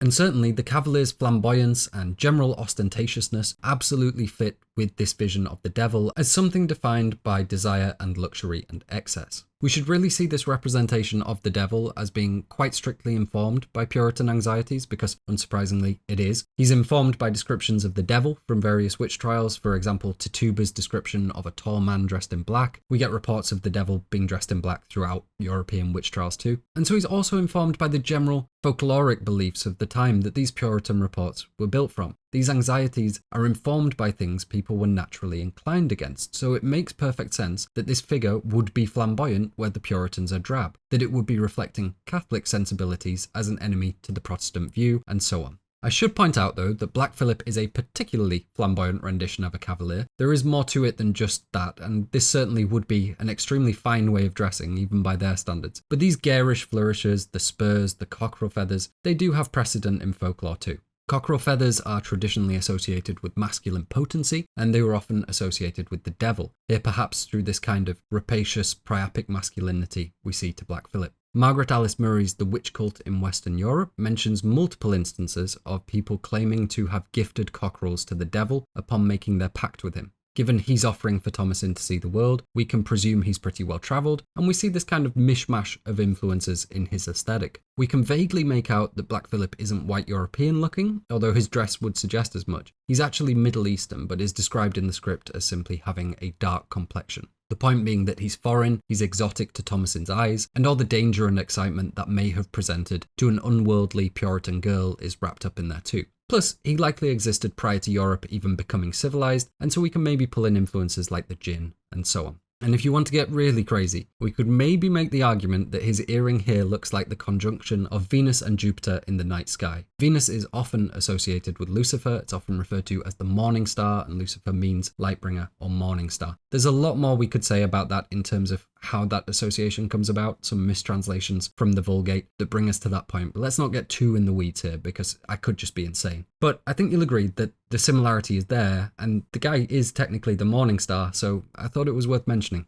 Moving on, and Thomasin tells him that she cannot write her name, and he says, I will guide thy hand. And first and foremost, this could well be a reference to your hand will guide me from Psalm 139, which refers essentially to God's loving care, so perhaps another inversion of Christian ideals, perhaps the devil speaking in scripture again. There's a lot of references to God guiding or holding someone's hand in Christian literature, so I'm sure there's at least something of a nod here. But primarily, this is demonstrating how consent is working. Thomasin may not know how to write her own name, but she is eager to do it. The devil can't force her to do it, but he can guide her in how to do it. This issue of consent was very important in Puritan-era witch trials. Salem's Cotton Mather wrote in The Wonders of the Invisible World, in the case of witchcrafts, we know that the devil is the immediate agent in the mischief done. The consent or compact of the witch is the thing to be demonstrated. So it's crucial here that Thomasin wants this for herself. And while Black Phillip is willing to help her hold the quill and show her how to write, this isn't a scenario she can be forced into. Coerced heavily, but not forced. This is ultimately her soul and her decision, and it's tempting to call that agency. But as we know, she's been so culturally, sociably, dramatically forced into this decision that I don't know if that would be a fair assessment. Now, a question people have here, is it implied that Thomasin has sex with the devil? And the answer to that is yes. At its most simple, Thomasin is now part of a witch's coven. Witches cavorted with the devil. They live deliciously, having intercourse with animals as well as demons, as well as the devil. Although again, more so in the European folklore. And it wasn't just at Sabbaths. There were reports of the devil even breaking into prisons where alleged witches were being kept and doing things that I cannot say without getting demonetized. The reports are rampant as the devil seems to be within them, and in many accounts sexuality is a huge part of the deal. Now I don't think we can say anything happens between them in the goat shed. It certainly might, but I think him leading her naked to a Sabbath is pretty clear whichever way we approach it. And I think her inexperience on that front, i.e. her lack of carnal knowledge, is being subtextually alluded to in this line, I cannot write my name. She lacks the knowledge, the worldly knowledge, to do the things he's asking of her, and she's nervous she won't be able to fulfill those requests. She might be naked and willing to do those things, but she doesn't really know what those things are. So his reply, I will guide thy hand, isn't just suggesting he's going to show her how to sign her name, but he's going to show her how to do the other stuff too. And beyond that, there's a whole host of things that could happen, and when you get into the descriptions, they're both harrowing and vulgar. One particularly popular alleged practice was the osculum infame, meaning the shameful kiss, which was present in many accounts of the Black Sabbath. This involved the witches crawling backwards along the floor and kissing, or applying the mouth, let's say, to the devil's anus.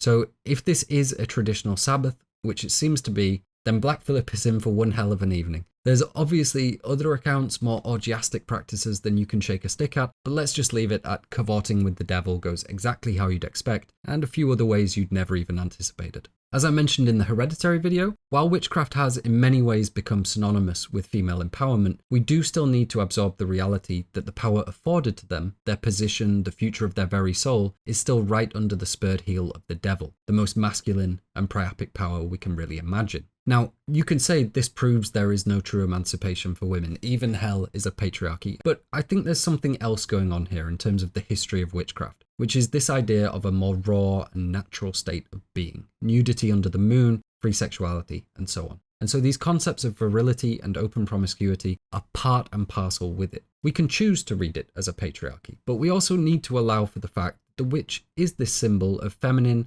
unbridled or rebellious sexual power, and conversely the satyr, the devil, raw masculine energy is the inverse of all that, unbridled masculine energy. So yes, patriarchy's there if you want it to be there, it is absolutely still present at the supernatural level, but the dark forces here also represent the polar opposite to puritanical repression, the completely unchecked and almost feral sexuality we can infer from the coven at the end. It's really up to you whether you consider this an extension of male power that Thomasin is never truly free from, or her emancipation from sexual repression into a more naturalistic state. I'm somewhere in between, but lean more towards the former, and I'd refer back to the quote from Jess Joho that this is a case study of the Puritan woman's dilemma. She is emancipated in a way, but emancipation for a Puritan woman could only come at great personal cost. And from there we see Black Phillip leading the naked Thomasin up towards the Sabbath. She was originally intending to be riding backwards on Black Phillip, just like we see in these artworks we've already discussed as influences. I think we can say there was supposed to be a visual allusion to them here, but that just wasn't possible while maintaining Anya's safety and Charlie's sanity. But not to worry, because this ending is replete with artistic references anyway, and perhaps the most notable in the entire film, extremely well documented at this point, is the work of Francisco Goya, specifically these paintings, The Witch's Sabbath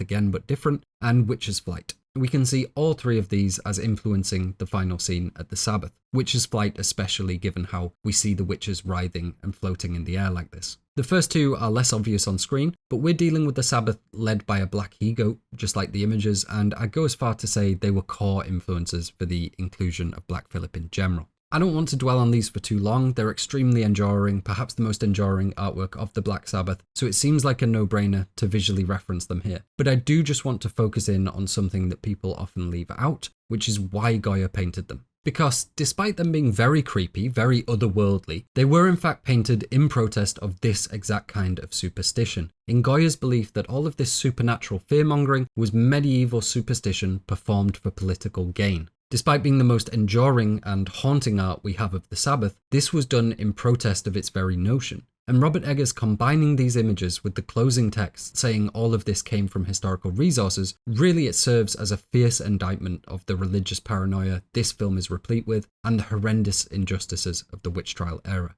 There are more artistic references at work here, but let's look at the other elements of the scene first. As Thomasin approaches the convening Sabbath, we hear the witches engaged in seemingly demonic chanting, before seeing them writhing around with these animalistic and sexualized movements. Now, this chanting is actually Enochian chanting. To be specific, this is the 11th key of Enoch. I'll put the translated version and the original up on screen. Enoch, coming from the Book of Enoch, the mystical, apocalyptic Jewish religious text thought to have been written between the 3rd and 1st century BCE, and falling out of the Christian canon around the 4th century CE. And many centuries later, during the Renaissance, a learned man, who at one point was an advisor to Queen Elizabeth, Dr. John Dee, began researching what he considered to be angelic magic, along with his associate Edward Kelly. This predominantly took the form of them developing an angelic script, allegedly conveyed to them by the angels themselves. An occult, constructed language that they called angelical, but we now refer to as Enochian. And it's this language, the alleged angelic speech, that we're hearing in this chanting. Now, this was highly influential in the development of ritual or ceremonial magic, and we see it used for various magical applications. It's a weird magic system, blending occultism and Judeo-Christian mysticism.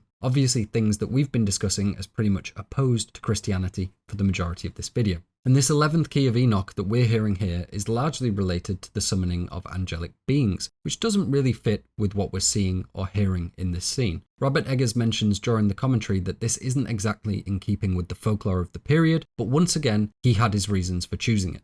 Now, I cannot say for certain what those reasons are, but I think I can take a decent guess. Enochian magic, this 11th key, it was used in ceremonial magic for a while. It had a very niche place at the time of its inception. It would certainly have been around, technically, during the period the film takes place in, but it would not have been any kind of widespread practice, really remaining in obscurity until it was later rediscovered by other groups more keenly interested in the occult side of ceremonial magic. The Hermetic Order of the Golden Dawn being one, and Aleister Crowley being another, and before long this Enochian language was linked to Satanism just as much as it was to Christianity, and these Enochian calls actually featured in the Satanic Bible, where they were interpreted by the author Anton LaVey. In the case of the 11th key, it was to be used as a means of heralding the coming of the dead and binding them to the earth. So a kind of necromancy, essentially. That's a very brief history of how we get here, but I didn't want to take you down an Enochian rabbit hole this deep into the video. Now, I don't think Robert Eggers is saying he used it here because there's about to be some raising of the dead going on. There might be, but the nearby dead bodies are Thomasin's family, and I don't think that's the look he's going for here. So I guess firstly we can say he used it because it sounds creepy, it's technically of the period, and it had a big influence on ceremonial magic. But I think it's more to do with the meta aspect of what it represents, the inversion of Christian mysticism into something satanic, because that's exactly what's happening on screen. We see it in the devil speaking scripture, we're about to see it very clearly in the final shot, and that ultimately is the influence behind the notion of a black mass. It's a satanic inversion of the Catholic mass. And I think that's what this final scene is all about, inverting the power that Christianity has held throughout the film and throughout Puritan culture and raising up the satanic in its place. And why not have a little bit of fun with that if you're Robert Eggers and use something that begins as angels communing with humans and turned into something used by humans for communing with the devil or the demonic at large. Moving on slightly, and we cut to Thomasin taking in the terrifying, gyrating scene in front of her. As she looks on, the witches begin to float up in the air. Very sorry for whatever censoring I've had to do here. For some reason, I exclusively explain films that are filled with naked people at the end. And these women of the coven who are absolutely selling this scene and deserve every commendation are actually a Japanese Buto dancing group out of Toronto. Buto dancing is very strange. From what I understand, it's often considered quite creepy. It's kind of writhing arrhythmic movements and contorting your body into strange forms. So we can see this final floating movement as sort of a Buto dance take on Witch's Flight by Francisco Goya. We then see Thomasin begin to become overwhelmed and excited by some sort of lower body feeling, before beginning to laugh maniacally as she raises into the air. This is unquestionably a reference to the alleged frenzied state witches may experience when using the allegedly hallucinatory alleged flying unguent. A lot of allegedlys there, ladies and gentlemen, but that's what's happening here. She's entering this almost drugged, semi-sexual, semi-euphoric state as she begins to fly. We can see this behavior in the other witches before they take off too. Again, probably can't show it on YouTube, but pay attention to how some of them are writhing or riding their broomsticks. I think it's hopefully all clear at this point why they're so excited. Now, I think when people generally talk about the final shot of the film, especially the influences of art history found therein, it's always Goya. It's always the Witch's Flight and the Witch's Sabbath. They're such enduring images, and the reference is so clear and so beautifully achieved that it's obviously going to be a point of discussion. But I think in focusing just on that part, the actual final shot is often highly overlooked. This image of Thomasin floating naked into the sky with her arms outstretched, this is of course inherently Christ-like, but the wider shot, which again I probably can't show you on YouTube, isn't so much crucifixion as it is her acknowledging the heavens she's being raised into. So yes, it's Christ-like, but it's more referring to what's known as the Ascension, or the Ascension of Christ into heaven, a hugely popular image throughout Christian and European artwork for a long, long time. And here, as with the other elements we discussed, it's being inverted. Thomasin's ascension isn't one towards heaven, it's ascension into the coven and the ascension of her acquiring satanic power. Again, it's a satanic mockery achieved through the inversion of traditional Christian imagery. And as well as that, I think there's a reasonably good chance this shot is also referencing a painting called The Batwoman by Albert Joseph Pinault. The only real difference in their pose is that Thomasin has her hands stretched up to allude to this ascension, but otherwise this is eerily close. Now, I think to a modern eye, these bat wings are going to seem inherently vampiric, and they likely would have seemed that way to the painting's contemporary audience too. But they're also just generally demonic. We often see winged demons, and we see a blurring of the two in things like succubi, bruxas, and so on. It's all very much within the territory of the night demoness archetype, whether or not we choose to see it primarily as vampire or demon. And certainly we can link this to witches through either of them. It is quite a clear representation of the night demoness, and again, very much in line with ideas of the fallen woman, exactly like we've just been discussing with Thomasin. And the artist, Albert Pinault, also painted Departure for the Sabbath, which I think is almost certainly something Eggers would be aware of. It's a relatively well-known piece of witch-related art, even if you're not researching a film that ends with a witch's Sabbath. And I think along with the work of William Mortensen, this was an early effort at sexing up the image of the witch in quite a risque way, which we see a little bit of with Thomasin. So maybe it's a coincidence, maybe it's just a nice parallel between these two images of fallen women, but again, if I'm aware of it, I'm sure Robert Eggers is too. And with that, we are at the end of the film, not the video though. As the film closes out, we get the ending text. This film was inspired by many folktales, fairy tales, and written accounts of historical witchcraft, including journals, diaries, and court records. Much of the dialogue comes directly from those period sources. And yeah, as I've hopefully demonstrated, he was not exaggerating. Absolutely immaculate work by Robert Eggers. He's certainly our new record holder for guide video length versus actual film running time. As for why this text is here though, I don't think it's a pat on the back, look how smart we are moment. I think it's very much here to drive home the reality of what people during this period endured in the name of religious paranoia. To remind you that while there weren't satanic witches stealing children away in the night, the accusations of there being satanic witches, the fear of living under that threat, and the horrendous violence enacted in the name of pursuing these witches, all of that was very real. This film may be an archetypal construct of many varied influences, but it is nonetheless grounded in history throughout. The things these characters feel, the fears they have, all of that was real. So I've said a few times the film is wanting you to blame religion for Thomasin's fall. It's wanting you to side with her satanic rebellion in a way that I think is far less divisive than, say, the ending of Midsummer. It's a very creepy ending. You might be slightly concerned for Thomasin, but it also feels quite triumphant in a way. She's escaped an almost impossible situation, and she's no longer living under the thumb of familial and cultural oppression. I completely understand different people will have different takes on it. For some people, her accepting any kind of satanic authority is the worst ending possible. But I don't think the film wants you to feel like this is the end of Thomasin, rather the beginning of Thomasin Unleashed. I don't think it brings the same dread and confusion that the ending of Midsummer does, despite the similarities. I think this case is much clearer cut. Again, it feels triumphant more than anything. And let's consider that alternative for a moment. What did Thomasin have to side with? Her family has been killed, so that's out the window. But even prior to that, they were going to sell her into servitude. Before that, she had her security ripped away by being banished, again because of religion. Religion hasn't been a safety net for her. It's been the language of her accuser, the cause of instability, and the reason her brother Samuel and maybe other members of her family are in hell. Religion hasn't been kind to her. It quite literally wouldn't be there for her if she had rejected the devil's offer. It's clear that without the devil's help, she will either starve at the farm or return to the colony and be tried for her crimes by the townsfolk. Thomasin doesn't have another alternative, and that to me is why it's very easy to say we're supposed to view this as a twisted form of liberation rather than wishing for her soul to be saved. Because that is a big deal. This is a world where witches exist in every supernatural sense. We can presume that souls do too then, but still we don't root for the church, for Thomasin's salvation, because she's not welcome in the fold. Because we've seen her endure enough for us to want her to rebel. And despite all the horrible supernatural occurrences happening to her family, the cruelty enacted directly on Thomasin has come from the word of God, not the devil.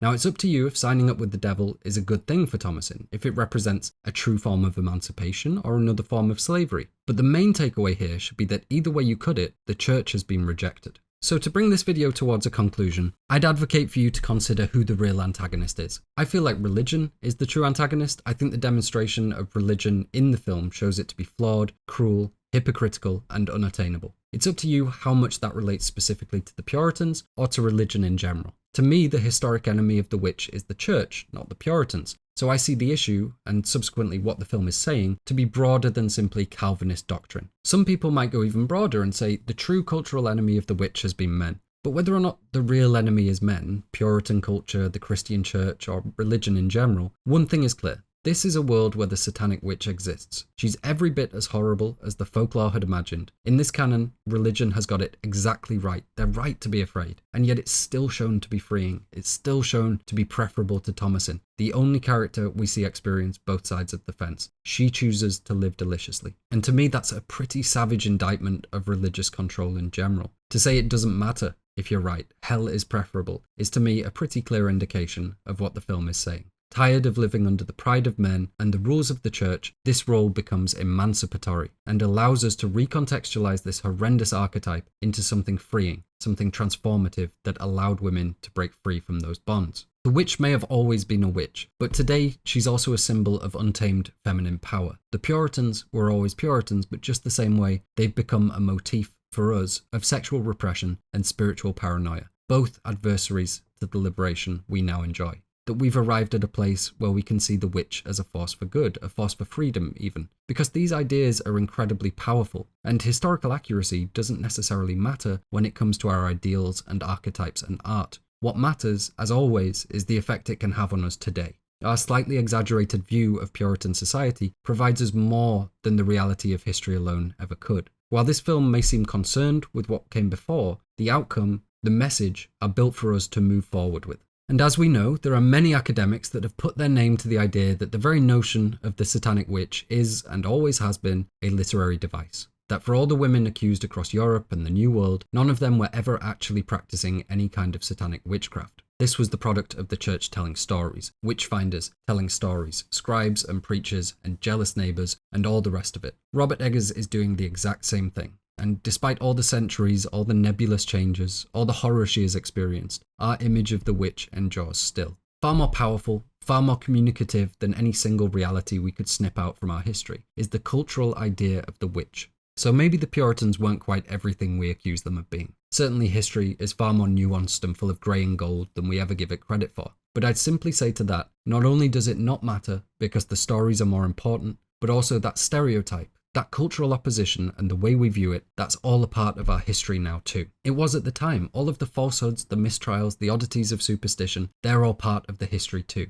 And ultimately, how we've decided to culturally view the Puritans, especially since our widespread Western decision to begin living deliciously, that's the truth we're left with. Something more than history. a millennia-spanning conflict finally beginning to heal, and an enduring cultural image that will likely never fade. And I see the film as the grand embodiment of that cultural conversation about the witch, something that has been built and added to over thousands of years, finally avoiding vilification and instead symbolizing a naturalistic freedom and a new mainstream acceptance, built on the bodies of her ancestors that died not out of justice, but out of protest, out of their steadfast and resolute decision to not bow to social pressure, to not lie their way out of false accusations, to not feed the patriarchal machine of accusation and supposed reformation, knowing what refusing to admit to witchcraft would result in, but sticking to their principles, holding firm to the truth, and when they could, pointing out the injustices they experienced. And while we have a tendency to see the victims at Salem and the witch trials in general as just that, victims, I think the one thing that has surprised me writing this is just how fucking badass they were. How convicted they must have been in their faith to not take the out. I think if the alternative for me was to be burned at the stake, I'd say just about anything you needed me to. And many of them did. Many of them took the out, agreed with the delusion, and walked away with their lives. But they didn't change anything. They didn't force people to reckon with the possibility they were erasing innocent lives. In fact, they emboldened the actions of those doing the accusing. But those that refused, they really did change history. I wasn't expecting such a moral quandary to come up, but knowing everything I do now, I find it impossible not to see these women, and indeed the men too, as heroes. Not just because they were resolute in their truth and their faith, but because this kind of religious paranoia never gets better without something coming along to change it. And watching your townsfolk admit to witchcraft to avoid the death penalty can only build fear. But watching them hang after lambasting your shared madness will build something very different. It forced accountability and rationality upon the accusers. For me at least, Thomasin is the poster child for all that. She's a character that couldn't comfortably exist until quite recently, certainly not one we'd be rooting for. She carries on her shoulders over 40,000 of the unjustly slain, honest people that we killed in the name of progress and safety. She's a mascot for their tragedy, an inversion of it, rising above a millennia of vilification to find a rapturous home amongst all that they were falsely accused of. It doesn't make any kind of canonical sense in the film, but that's what I hear in these screams and chants at the end. The rage and rapture of all that had to die for this film, this fleeting moment where we accept freedom in the satanic to make sense to us morally. And as I said at the start, it's sublime. A sublime inversion of right and wrong that exists solely because of the fears of religion and all the horror enacted in the name of it. It's a masterpiece. It's sublime. And now, to finish this guide off, we're going to do something a little bit out of the ordinary here, because I think Thomasin's decision, what it means to her, what it should signal to us, all of that we've got locked down. But one thing I've noticed more and more in your comments under these videos, you want to know what happens next. Now, for me, I think that's pretty clear. Thomasin lives deliciously as a witch, a hedonistic lifestyle based in self-serving delights. We can presume that if she isn't hunted down and held accountable, she's going to live a life pretty similar to the witches we see in the film. She might hunt babies to make herself an unguent. She's writhing naked under the full moon, and she's probably in some level of sexual servitude to the devil. She's the witch, so it would make sense that her life after becoming the witch is the very definition of satanic witchcraft and all that entails. But we could argue that a trial is a part of that image of witchhood too. So let's do something a little bit different. Let's presume that Thomasin is eventually caught. The witches don't live together. Presumably she's going to go back to the farmstead at some point as her base of operations. This mysterious woman living alone on the edge of civilization, prime fodder for a witch hunt when people realize the rest of the family is missing and she's somehow thriving amid this barren isolation. Let's say that does happen. What would become of Thomasin? Well, to figure that out, we're going to put Thomasin on trial.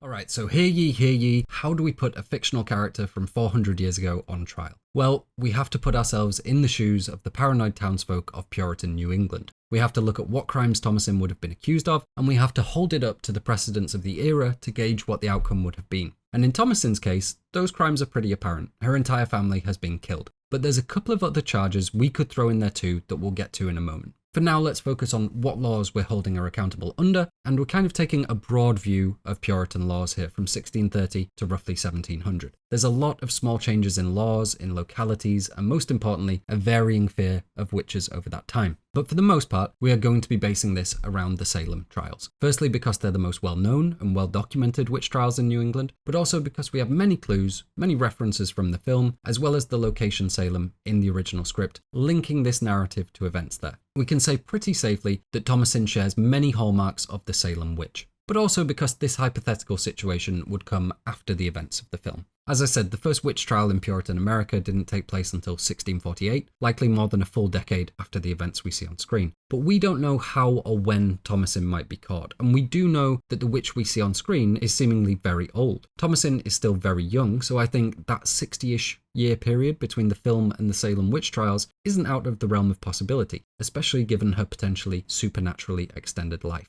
And I think we can safely make the claim that if she was caught, or if she were caught much later in life, Thomasin could have actually ended up being a Salem witch, which is to say a witch operating in the Salem area at the time of the trials. Not a misaccused parishioner, but the real thing. And if she is a Salem witch, then I really like the idea that her rebellion is long-lived, and she is perhaps a figure that leads the women of Salem astray some decades later. Her desires to live deliciously imparted to them in clandestine Sabbaths. I think you could even make a good argument that Thomasin was subtly intended to be a proto-Salem witch in a world where such witches truly haunted the town. And so for all those reasons, we're mostly focusing this around the laws and precedents of those trials. But we will variate from that period somewhat as the need arises, and I'll point that out as we go. As we know, Thomasin's rebellion takes several routes to sin, and so we need to make sure we're being sufficiently Puritan in our criticism to catch them all. What might they see if they were to stumble upon her at the farmstead? And perhaps the most readily apparent would be her desire to be free of the trappings of the puritanical lifestyle, mainly the clothing. This was most definitely a big no-no. So let's say at the point that Thomasin catches the attention of the townsfolk, she's in this state of dress we see here, or even this. Another pretty apparent issue is all the oddities around the farm regarding the animals. We know this type of animal-related maleficium could have provided grounds for a trial just on its own, and I think we can tentatively say that if any of those oddities were noticed by investigators, that could well be the outcome. There are other causes for concern too. She's clearly not attending any local church service, so she's not just away from any kind of patriarchal authority figure, she's not really confiding in or answering to any kind of religious authority. That raises the question, if she answers to no one, does she answer to God? On top of that, she'd clearly be subsisting on a farm that does not grow, not just subsisting, but living deliciously. We can presume that not wanting for food would be a ubiquitous part of that. It's a very basic concern, but it would almost certainly be a question. How is this lone woman surviving comfortably when nothing on her farm grows? And as we know, simply being a lone woman, existing away from social structures, safety, community, these would be huge red flags too. Clearly, there's a lot going on here before we ever get to something as serious as the disappearance or murder of her family. So now let's try and narrow all of that down into a list of charges for our hypothetical Puritan witch hunt, starting with the least egregious all the way up to the most. And first up would be her failure to attend church service. Now, depending on where in New England they are, this could have different answers. But at worst, if we were in Connecticut, then a failure to appear at church would likely result in a fine, as well as a good degree of suspicion as to whether or not Thomasin is a godly person. Maybe some chiding from local religious figures and neighbours and so on. But really, worst case scenario, we'd just be looking at a fine here. It's the suspicion this sows that would be the really scary prospect for Thomasin. That being said, given that her family were exiled and she may not have a church to attend at all, this one may not even register as a concern. Next is her not being dressed appropriately, and this both is and isn't a big one. There were strict codes of dress in Puritan society, as we've discussed the sumptuary laws that governed codes of dress and protected their notions of modesty. And now when we say modesty, we understand it's often doublespeak for making sure you have something to cover your naughty bits. The Puritans certainly would have wanted those bits covered. But for the most part, this idea of modesty was about demonstrating how egregiously devout you were by not dressing up in finery, bold colours, and so on. Thomasin isn't opulent as we see her, but if she was found in a state of less than dressed, she would definitely be breaking sumptuary law. At least she would be as soon as she had company. And actually, if this film had been set a few decades later, she would have been breaking them really the whole way through because her coif is pulled back with a band of hair showing. The hussy.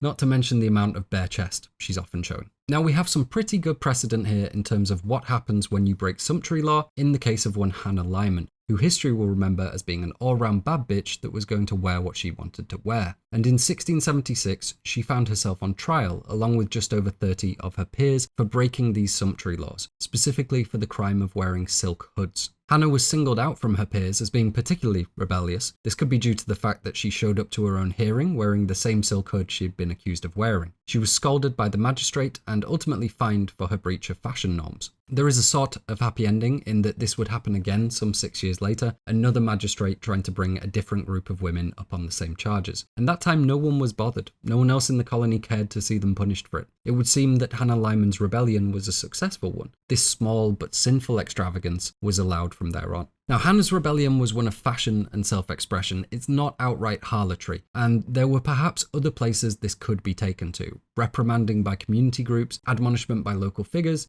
they could have been on the table too. So that's the good news. Sumptuary laws were laws, but primarily guidance, and they were constantly being iterated and altered to reflect the taste of the time. However, there is the bad to consider also. Firstly, that if this provocative dress we see Thomasin in was presumed to be evidence of promiscuity, or even worse, adultery, she might have much bigger problems. Adultery was a very big no-no, and it has a blurrier line than you would imagine. If you were dressing in a way that was deemed to be purposefully or even indirectly provocative to the married men in the community, then that would be a big issue. And you can very quickly imagine a whole spectrum of scenarios around that, which could see someone accused of adultery, all the way up to actual adultery. This was not a society you would want to be accused of promiscuity in. A case from 1644 saw Mary Latham and a male partner both executed for adultery. Mary had apparently been engaging in extramarital activity with several partners. Now that's a pretty severe case. You can't really get much more severe than execution. But there were a range of punishments for varying degrees of sexual immorality. Fines, public flogging, and imprisonment were all more likely outcomes.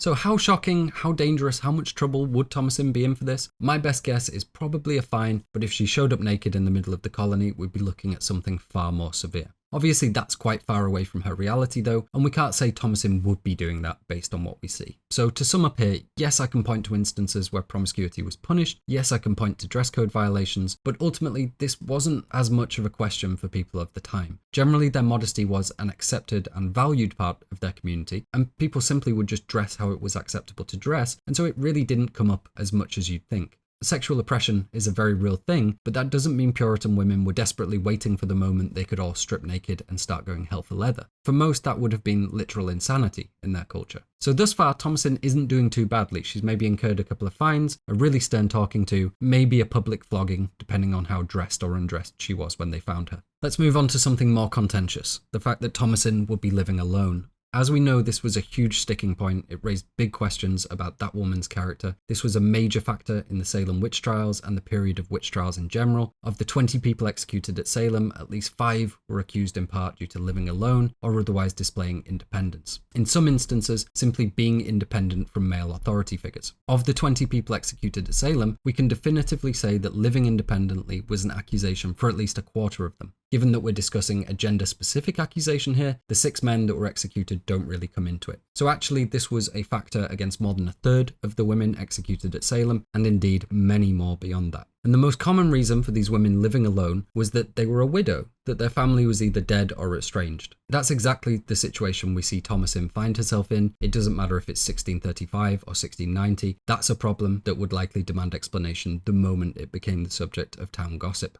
Now, simply living alone wouldn't necessarily be enough on its own. It usually goes hand in hand with the woman in question being assertive, outwardly independent, or demonstrating herself to be blunt or scornful. If a widow was in church every Sunday and did nothing but provide the town with well wishes, I think she might live a relatively safe but somewhat paranoid existence on her own. But I don't think that's Thomasin. She has a breaking point. We see it several times, in fact. She is independent. She will speak her mind. And unfortunately for her, I don't see a world in which she isn't accused of witchcraft based on that combination of factors. The only thing that could save her is that during the events of the film, witch-related hysteria hadn't quite hit full stride in Puritan society yet. But as the years go by, this becomes increasingly more likely to the point of almost inevitability. So while it may not be outright illegal, it's extremely likely it would have led to an accusation of witchcraft on a long enough timeline.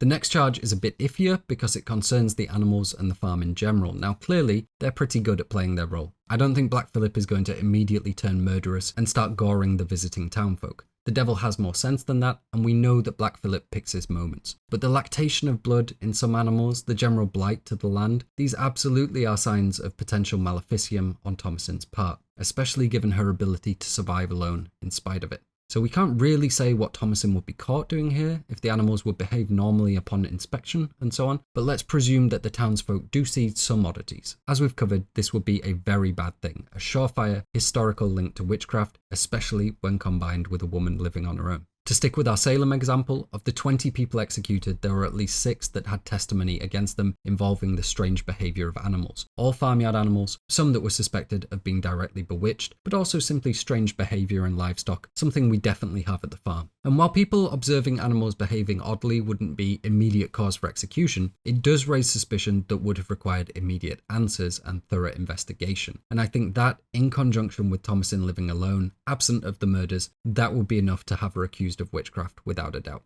And finally, probably the most obvious, the fact that her entire family is dead, or at the very least have all gone missing. And obviously any murder was a serious issue, but the killing of the father in Puritan society was considered especially grave given the weight they put behind patriarchal authority. Now, I know I said earlier that if you confessed to being a witch, you would ultimately be let go and reintegrated into Puritan society, but that almost certainly wouldn't be true if you were heavily implicated in the murders of your family. And make no mistake about it, if they could pin those murders on Thomasin, she would be executed. At the same time though, this is a harsh environment. Disease was an ever-looming threat, starvation was a real possibility, and families did suffer tragedies like this. The issue, I think, would stem from all of the other suspicions building into it. If they have very good reason to suspect she is a witch, and her family have died in mysterious circumstances, then for a spiritually paranoid society, it seems that's a leap that would almost certainly be made. And the real issue here is that because of these deaths, it would rob Thomasin of her ability to put her hands up and say she's a witch that has been led astray. There wouldn't be any reintegration for anyone committing such an ungodly act. Keep in mind that with most of these witchcraft accusations, the supposed crimes were things like neighbours feeling pinpricks on their skin and this woman was seen muttering. At the point we throw in the disappearance of 6 family members, the matter of witchcraft almost becomes moot. So if Thomasin wanted to avoid being accused of multiple murders, which would have absolutely ended in her execution, she simply could not confess to being a witch. And as we know, not confessing to being a witch was also an eventual surefire route to execution. In one case of torture at Salem, via the method of being pressed or crushed by stones. So she's quite literally between some rocks and a hard place. Now, we can't say for sure what route Thomasin would take. She seems quite keen on her own survival. She was willing to kill her own mum to preserve it. She was also willing to pretend to be a witch to frighten those who've scorned her. My guess, and it is a total guess, would be at the point she realises execution is likely either way, she would admit it, and likely curse those accusing her as many of those executed did. Just like we saw when she snapped at Mercy, but that's just my headcanon, just my version of who I think Thomasin is. Regardless of what she decided, it seems legally likely she would have been executed either way. And something so shocking would no doubt have been an extremely high-profile case, a reasonable cause for alarm among the pious. As I said, witchcraft infractions were usually very minor, but met with very serious consequences. This would most certainly be a major infraction, and I do not see Thomasin surviving it in any way, shape or form. So yes, as you might have guessed, Thomasin would almost certainly be found guilty of multiple murders, the practice of witchcraft, the breaking of sumptuary law, and likely other smaller charges related to maleficium, general heresy, and antisocial behaviour. The verdict is guilty, and the punishment would almost certainly be death by hanging. But that shouldn't be surprising. She absolutely is a witch, and in these trials, even the innocent were found guilty. I think we can say safely Puritan society would almost certainly have condemned her to death. But we wouldn't. We aren't, in fact, and the film certainly isn't. And luckily for us, I think it's far more likely that Thomasin gets to live her life of deliciousness, potentially for a very long time. We know she's got at least a decade before any witch trials begin in the area. I like to think she might have gathered her power, learned to become a formidable witch, and then perhaps influenced, maybe even led astray, the women of Salem over half a century later, showed them what it's like to live deliciously. And that's almost everything for this video, guys, but I saved something special for the end that I need your opinion on. That's right, this motherfucker has more endings than Return of the King. Before that though, I'd just like to say I really hope you enjoyed watching it as much as I enjoyed putting it together. If you want more from me and you don't want to wait until the next video, go have a look at my Patreon. There's some rambles on there about movies I haven't discussed on YouTube. Suspiria, True Detective, Longlegs. There's me reacting to the cinema sins for Hereditary and Midsummer, and following the release of this video, there'll be one for The Witch too. I'd just like to say thank you again to everyone supporting me there, and another special thank you to Jonathan Ferguson and the Royal Armouries. It really meant a lot to me. They were willing to get involved, and I'd really encourage you to check out the museum. Check them out on YouTube if you can. It's a really phenomenal resource. But I actually want to close out with a fun little mind bender, a bit of an end credit scene, something for you all to decide on. And that involves me first telling you about my friend. We'll call him Jack because that's his real name. I was out at dinner with Jack recently and he was asking me about YouTube, how it was going, what I was working on. He mentioned he had enjoyed The Witch and asked me if I was going to discuss the hidden faces found within the movie. To his mind, satyr or fawn faces. And I replied, I don't think there are any, Jack. I've been staring at this film for a while and I certainly haven't seen any. And in my head, I'm saying, please don't be right, please don't be right. And having flashbacks to staring at every frame of Midsummer, verifying that this devilish fucker hadn't slipped another one in somewhere. And the next morning, Jack sent me some screen grabs of what he was talking about, and I ruled a couple of them out as coincidental pareidolia. But this one, I'm like, damn, maybe. So here it is. In the shape of this white frock we see Jonas sleeping in. Can you see it? A sort of satyr-like devil face? Here it is in motion, just in case you think this is a really specific freeze frame. I get the feeling this will be divisive. Please let me know in the comments if you think Jack is right or if we should get him a psychological assessment. Now, the reason this is at the end is that I still wasn't going to include it. It could be a coincidence, and that's something I generally leave out. Fan theories, Easter eggs, and so forth, they need some kind of precedent within the work for me to include them. But right as I was finishing up the script, I came across this, which at first glance is a pretty innocuous painting of a woman. It's a well-known Welsh painting by Sidney Cyrnow Vosper, entitled Salem. This being a Salem in Wales, not the Salem in New England. And it's generally viewed as a depiction of piety and modesty. But what's really caught people's attention over the 100 or so years since its painting is that in the folds and patterns of her shawl, there appears to be the hidden face of Satan there. I genuinely couldn't find a higher quality of the image other than this one, but hopefully you should be able to make out this bearded, horned side profile of Satan. And this has been the subject of some controversy. The artist never admitted to it, but they did admit to hiding a ghostly face at the window, which I really doubt you'll be able to make out at this resolution. But it would seem like an enormous coincidence that the artist was hiding spooky faces in the painting, but not the one everyone seemed to recognize. And these notions of modesty, old women working for Satan, the fact that this is painted somewhere called Salem, the red shawl, even though it's not directly to do with the Salem we're concerned with, it's all very close. And this image is reasonably well known, certainly well known enough for Robert Eggers to be aware of it, given the depth of his research. And when I started considering them side by side, I don't know. I really don't know well enough to say. And so I'm throwing it out for you guys to be the judge. Did Robert Eggers hide the face of Satan in Jonas's nightshirt? And that, I think, is everything for now. I'm sure there will be some updates and extras coming along in a month or two, but for now, I'm calling it good. If you're still listening, thank you so much for sticking with me through all of that. I sincerely hope you enjoyed it. This has been the hardest one of these to date, and I had to miss out explaining my research like I usually do, because there was just so much. But that's not going to slow me down. I'm pretty much going to get straight onto Beau's Afraid, but maybe I'll have a day or two of living deliciously beforehand. Stay safe, and remember not to talk to any strange goats before we next see each other.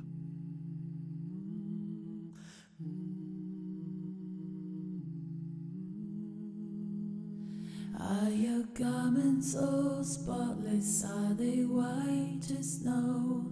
Are you washed in the blood of the Lamb? Is your soul all spotless? Is it clean as the snow?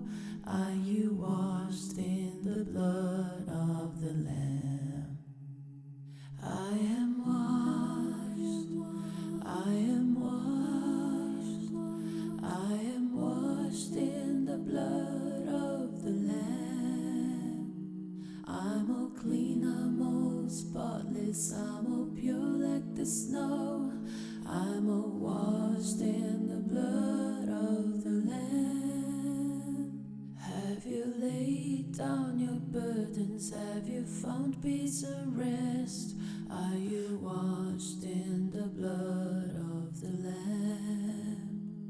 I've laid down all my troubles, I've found peace and rest. I'm all washed in the blood of the Lamb. I am washed, I am washed, I am washed in the blood of the Lamb. I'm all clean, I'm all spotless, I'm all pure like the snow.